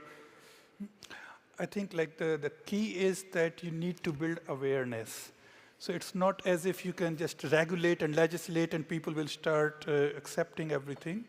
Having said that, I do believe and I do agree with Alma that policy plays a major role into it, because sometimes there may be crowding out effects for frugality. Your policies might be such that it doesn't make sense to go frugal because you maybe like get more subsidies, you get more money from elsewhere. So policy is a very, very critical factor that you want to support frugal innovations, frugal products, frugal solutions. And you might be aware of one very big barrier for frugal innovations, and that is what is called in German Übernormierung. So like you make norms so high that you automatically support over-engineering. You do not need that level of functionality or that level of safety, etc., but it is supported by or promoted by industry people, because we have been consulting some companies, and we found out when I discovered it for the first time, I was surprised that companies have lobby works going on, and it's a conscious effort to increase norms so that others cannot compete with you. And sometimes it may be completely out of need. So I do believe that policy has a very, very big role, but policy is not alone responsible. We need to build awareness with the consumers and with the industry and economy. Now, the talk of, it's called creativity and responsibility. And I think one area that I would say is absolutely over-engineered, but very creative, is the Web3 space at the moment. It's really taking off, tokens, NFTs, all these things. There's a lot of marketing gigs happening with it, like Nike launching that hyper-successful virtual sneaker.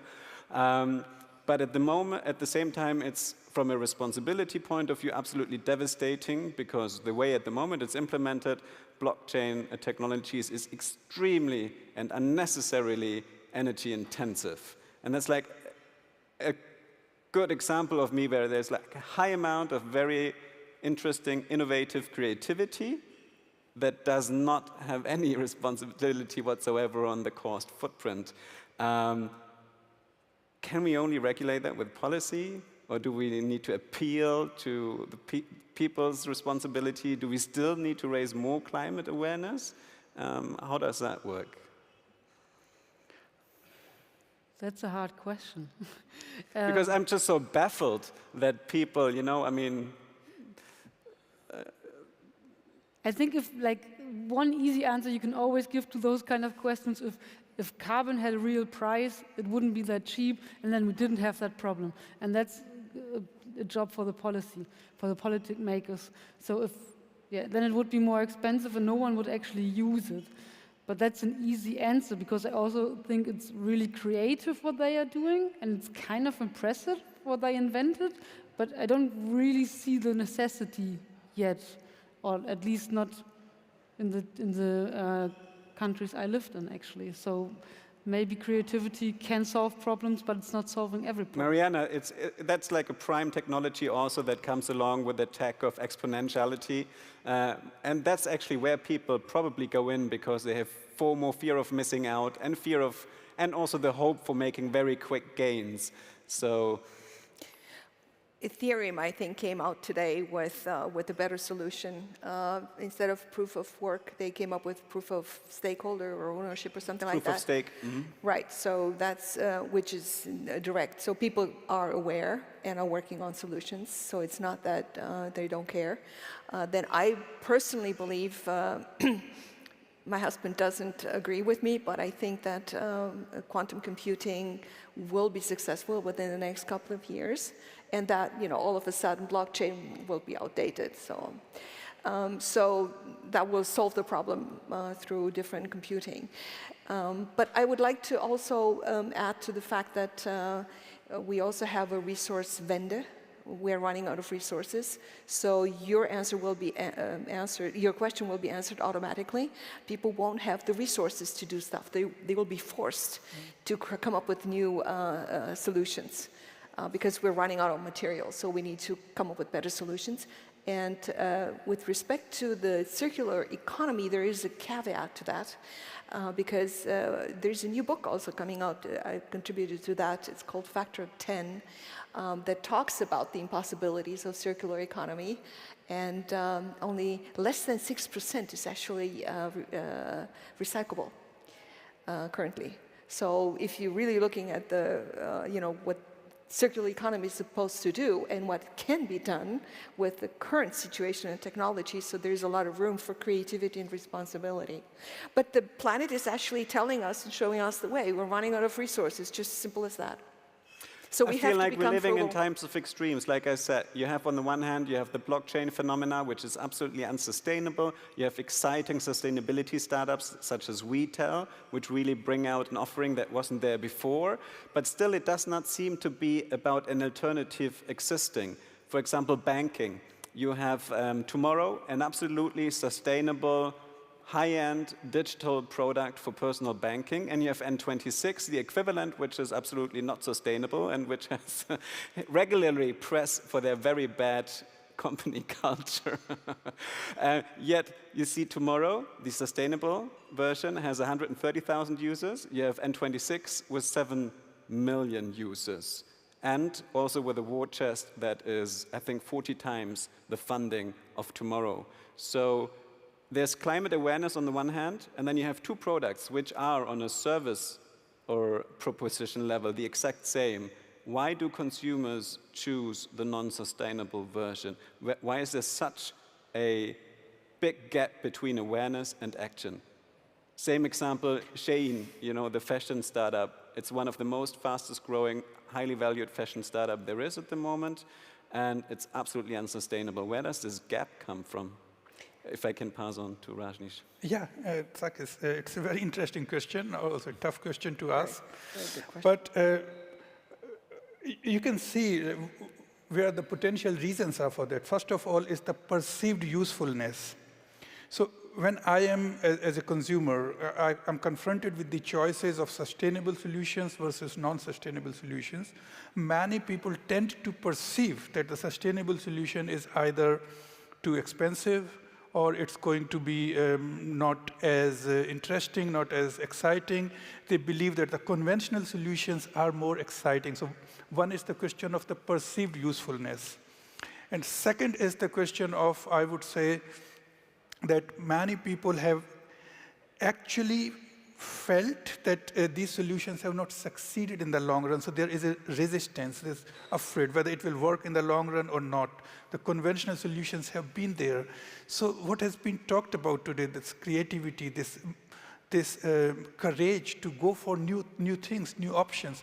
And this is probably where, again, the role of policy will come in, that you can make a level playing field where you can say, yes, a sustainable solution can be as good without getting extremely expensive.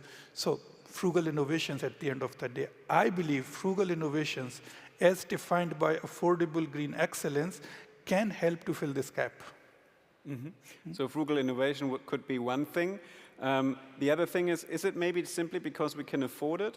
You know, they have something like they call fat cat syndrome in psychology. And I think that might be something that might just be the case here in Germany. You know, German companies still make good money, but do not have a sustainable business proposition yet on a global scale. The same as consumers. We still have, running warm water. We can still fill the pool. There might be climate change, but it's actually hitting Africans and not us, the immediate chances. So is that something that we're just still too comfortable in our world? Probably we are, yeah, of course. And the fat cat syndrome is something that we can't afford as a society to have. It's, there's no failure possible. There's no, yeah, we're not allowed to fail. There's no other option. Now with like the hits of climate change coming closer, like you have the Ahrtal in Germany, you literally can see a dry-out Rhine, a dry-out River Po in Italy, a dry-out Seine. Now it's the first time that it's not hitting the global south, but it's actually hitting home here. Do you think it'll spark much more responsibility and creativity in the startup space, that people actually start to act and innovate in that space? The honest answer is no, actually. Oh, really? Why would you say that? Because I think I don't know the right English term, but like we can differentiate or abstract so much from this theoretical threat, but it's not threatening me. Yeah, it's hot in summer, but like I can take cold showers. I can even maybe afford some air conditioning or something. It's not really hurting my life.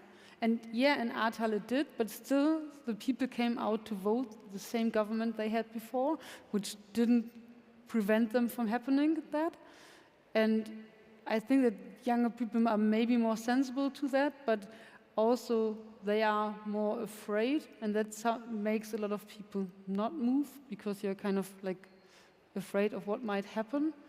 And I think it's like this, it's so abstract to people that they can't feel it, because I can still eat meat every day if I like to, because there are enough cows everywhere and I can afford it.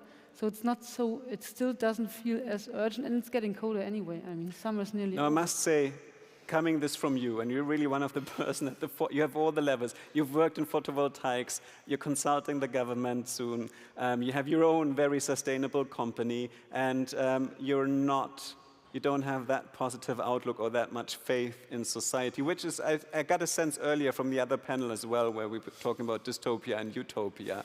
There was kind of like this feeling of like the challenges are big and we don't have so much hope. I know, Mariana, you're not part. I can see you twitching in your chair already. But would you agree that that sort of like at the moment is like the dominant sense? If you would allow me to answer, I think it's very simple. We measure success with money only at the expense of people and the planet. And as long as that is the dominating paradigm, we are going to pocket the upsides and externalize the downsides. That's the current paradigm. So the government legislation has to come in and put a price tag to that behavior. Yeah. It's just as simple. It's simple. People don't think further than that. So it's not egocentric and blah, blah, blah. No. The rule of law says, at the end of the month, I get from the bank, the statement. It says at the bottom right, the money, right, that I have. They don't tell me what they did with my money, how many children they left out of poverty, how many women they put to work, how much they contributed to diversity with my money. It's just money at the expense of everything else. And as long as we have that system, nothing will change. SFDR, the sustainable, are you familiar with the European initiative in trying to bring sustainability into the way we measure success? Is sustainable SFDR, Sustainable Finance Disclosure Regulation. That's the initiative. It's trying to change it. You are familiar with it, because the taxonomy includes nuclear plants as a renewable energy. That's coming out of that. The sense that I get, it's a very complicated topic. And I think if I was a founder in that scenario where I see my contribution as a founder counts really, and what I do and bring into the world has a role to play, I need to make sure it is a contribution. It's not just, not just anything, but it's a tough environment to navigate. There's politics, there's regulations. It's metrics. It's one metric only, and that's for profit only. That's it. As long as we have that, nothing will change. But there's also a really big upside I want to point out that you pointed out earlier, actually. We have all the solutions. The creativity was already there. We are creative enough. We have all the solutions. We can just change the world. We just need to do it. And therefore, I think we need the regulations. We don't actually need that much more creativity. We have all the technology. Maybe I'll take that as a closing statement. I think that's good enough for me. We have everything we need to do it. And even if you are still interested in an exit as such, as long as you tap into the potential of frugal innovation, you might be able to unleash your creativity, be responsible, but still fulfill that exit dream that maybe one or the other founder has still. I mean, those are the people we need to get on board. The people who want to make an impact do not need to be convinced. So I guess those who want to do so can still happily do so as long as they are innovating in a frugal way and not raising only monetary profit, but also social and ecological profits, and do so in a closed loop system. Thanks a lot to all the four of you. Thanks a lot, Rajneesh, Marianne, and the both of you. Let's, I think, hit it off and meet at the bar. I think we earned that. Thank you. Thank you. So, thanks. Great having you on stage, Alma and Philip. So, that said, yes, wow, congrats to you, dear audience. You really pulled through all the way to the end. That is awesome. Tomorrow, actually, we will start a little bit earlier, I think at between 9 and 10 already. And we will also, to even it out, go on for much longer, because tomorrow is what is the core of the Startup Night party in the evening. So I think go to bed soon and early and make sure you join us tomorrow morning and in the evening. I see Cem on stage. You want to say something, Cem? Please do so. Yes. First of all, Zakis, I would like to thank you. This was an amazing, amazing day, and you moderated really well. I'm impressed. I personally think that you were the best moderator I've ever had on the stage. Oh, that's and I really mean it. Say. Big hand for Zakis. Zakis, thank you. You have to know I complimented him on his sweater earlier today, so... That was not real. That was, of course, the first thing. Thank you so much. Yeah. I would like to thank Joran as well as Tom and Ben, who organized this and did a great job in curating this whole program. And there was an amazing lineup. I watched a few. I was in the workshops and so on. And now is the interesting part. That's why I really come here. I want to invite you all for free drinks to the bar. Oh, that's a nice move, Cem. Thanks a lot, Thank Cem. you so much. Well then, enjoy the drinks at the bar, and I'll see you tomorrow morning as we start the incubator and accelerator day. Good evening. So.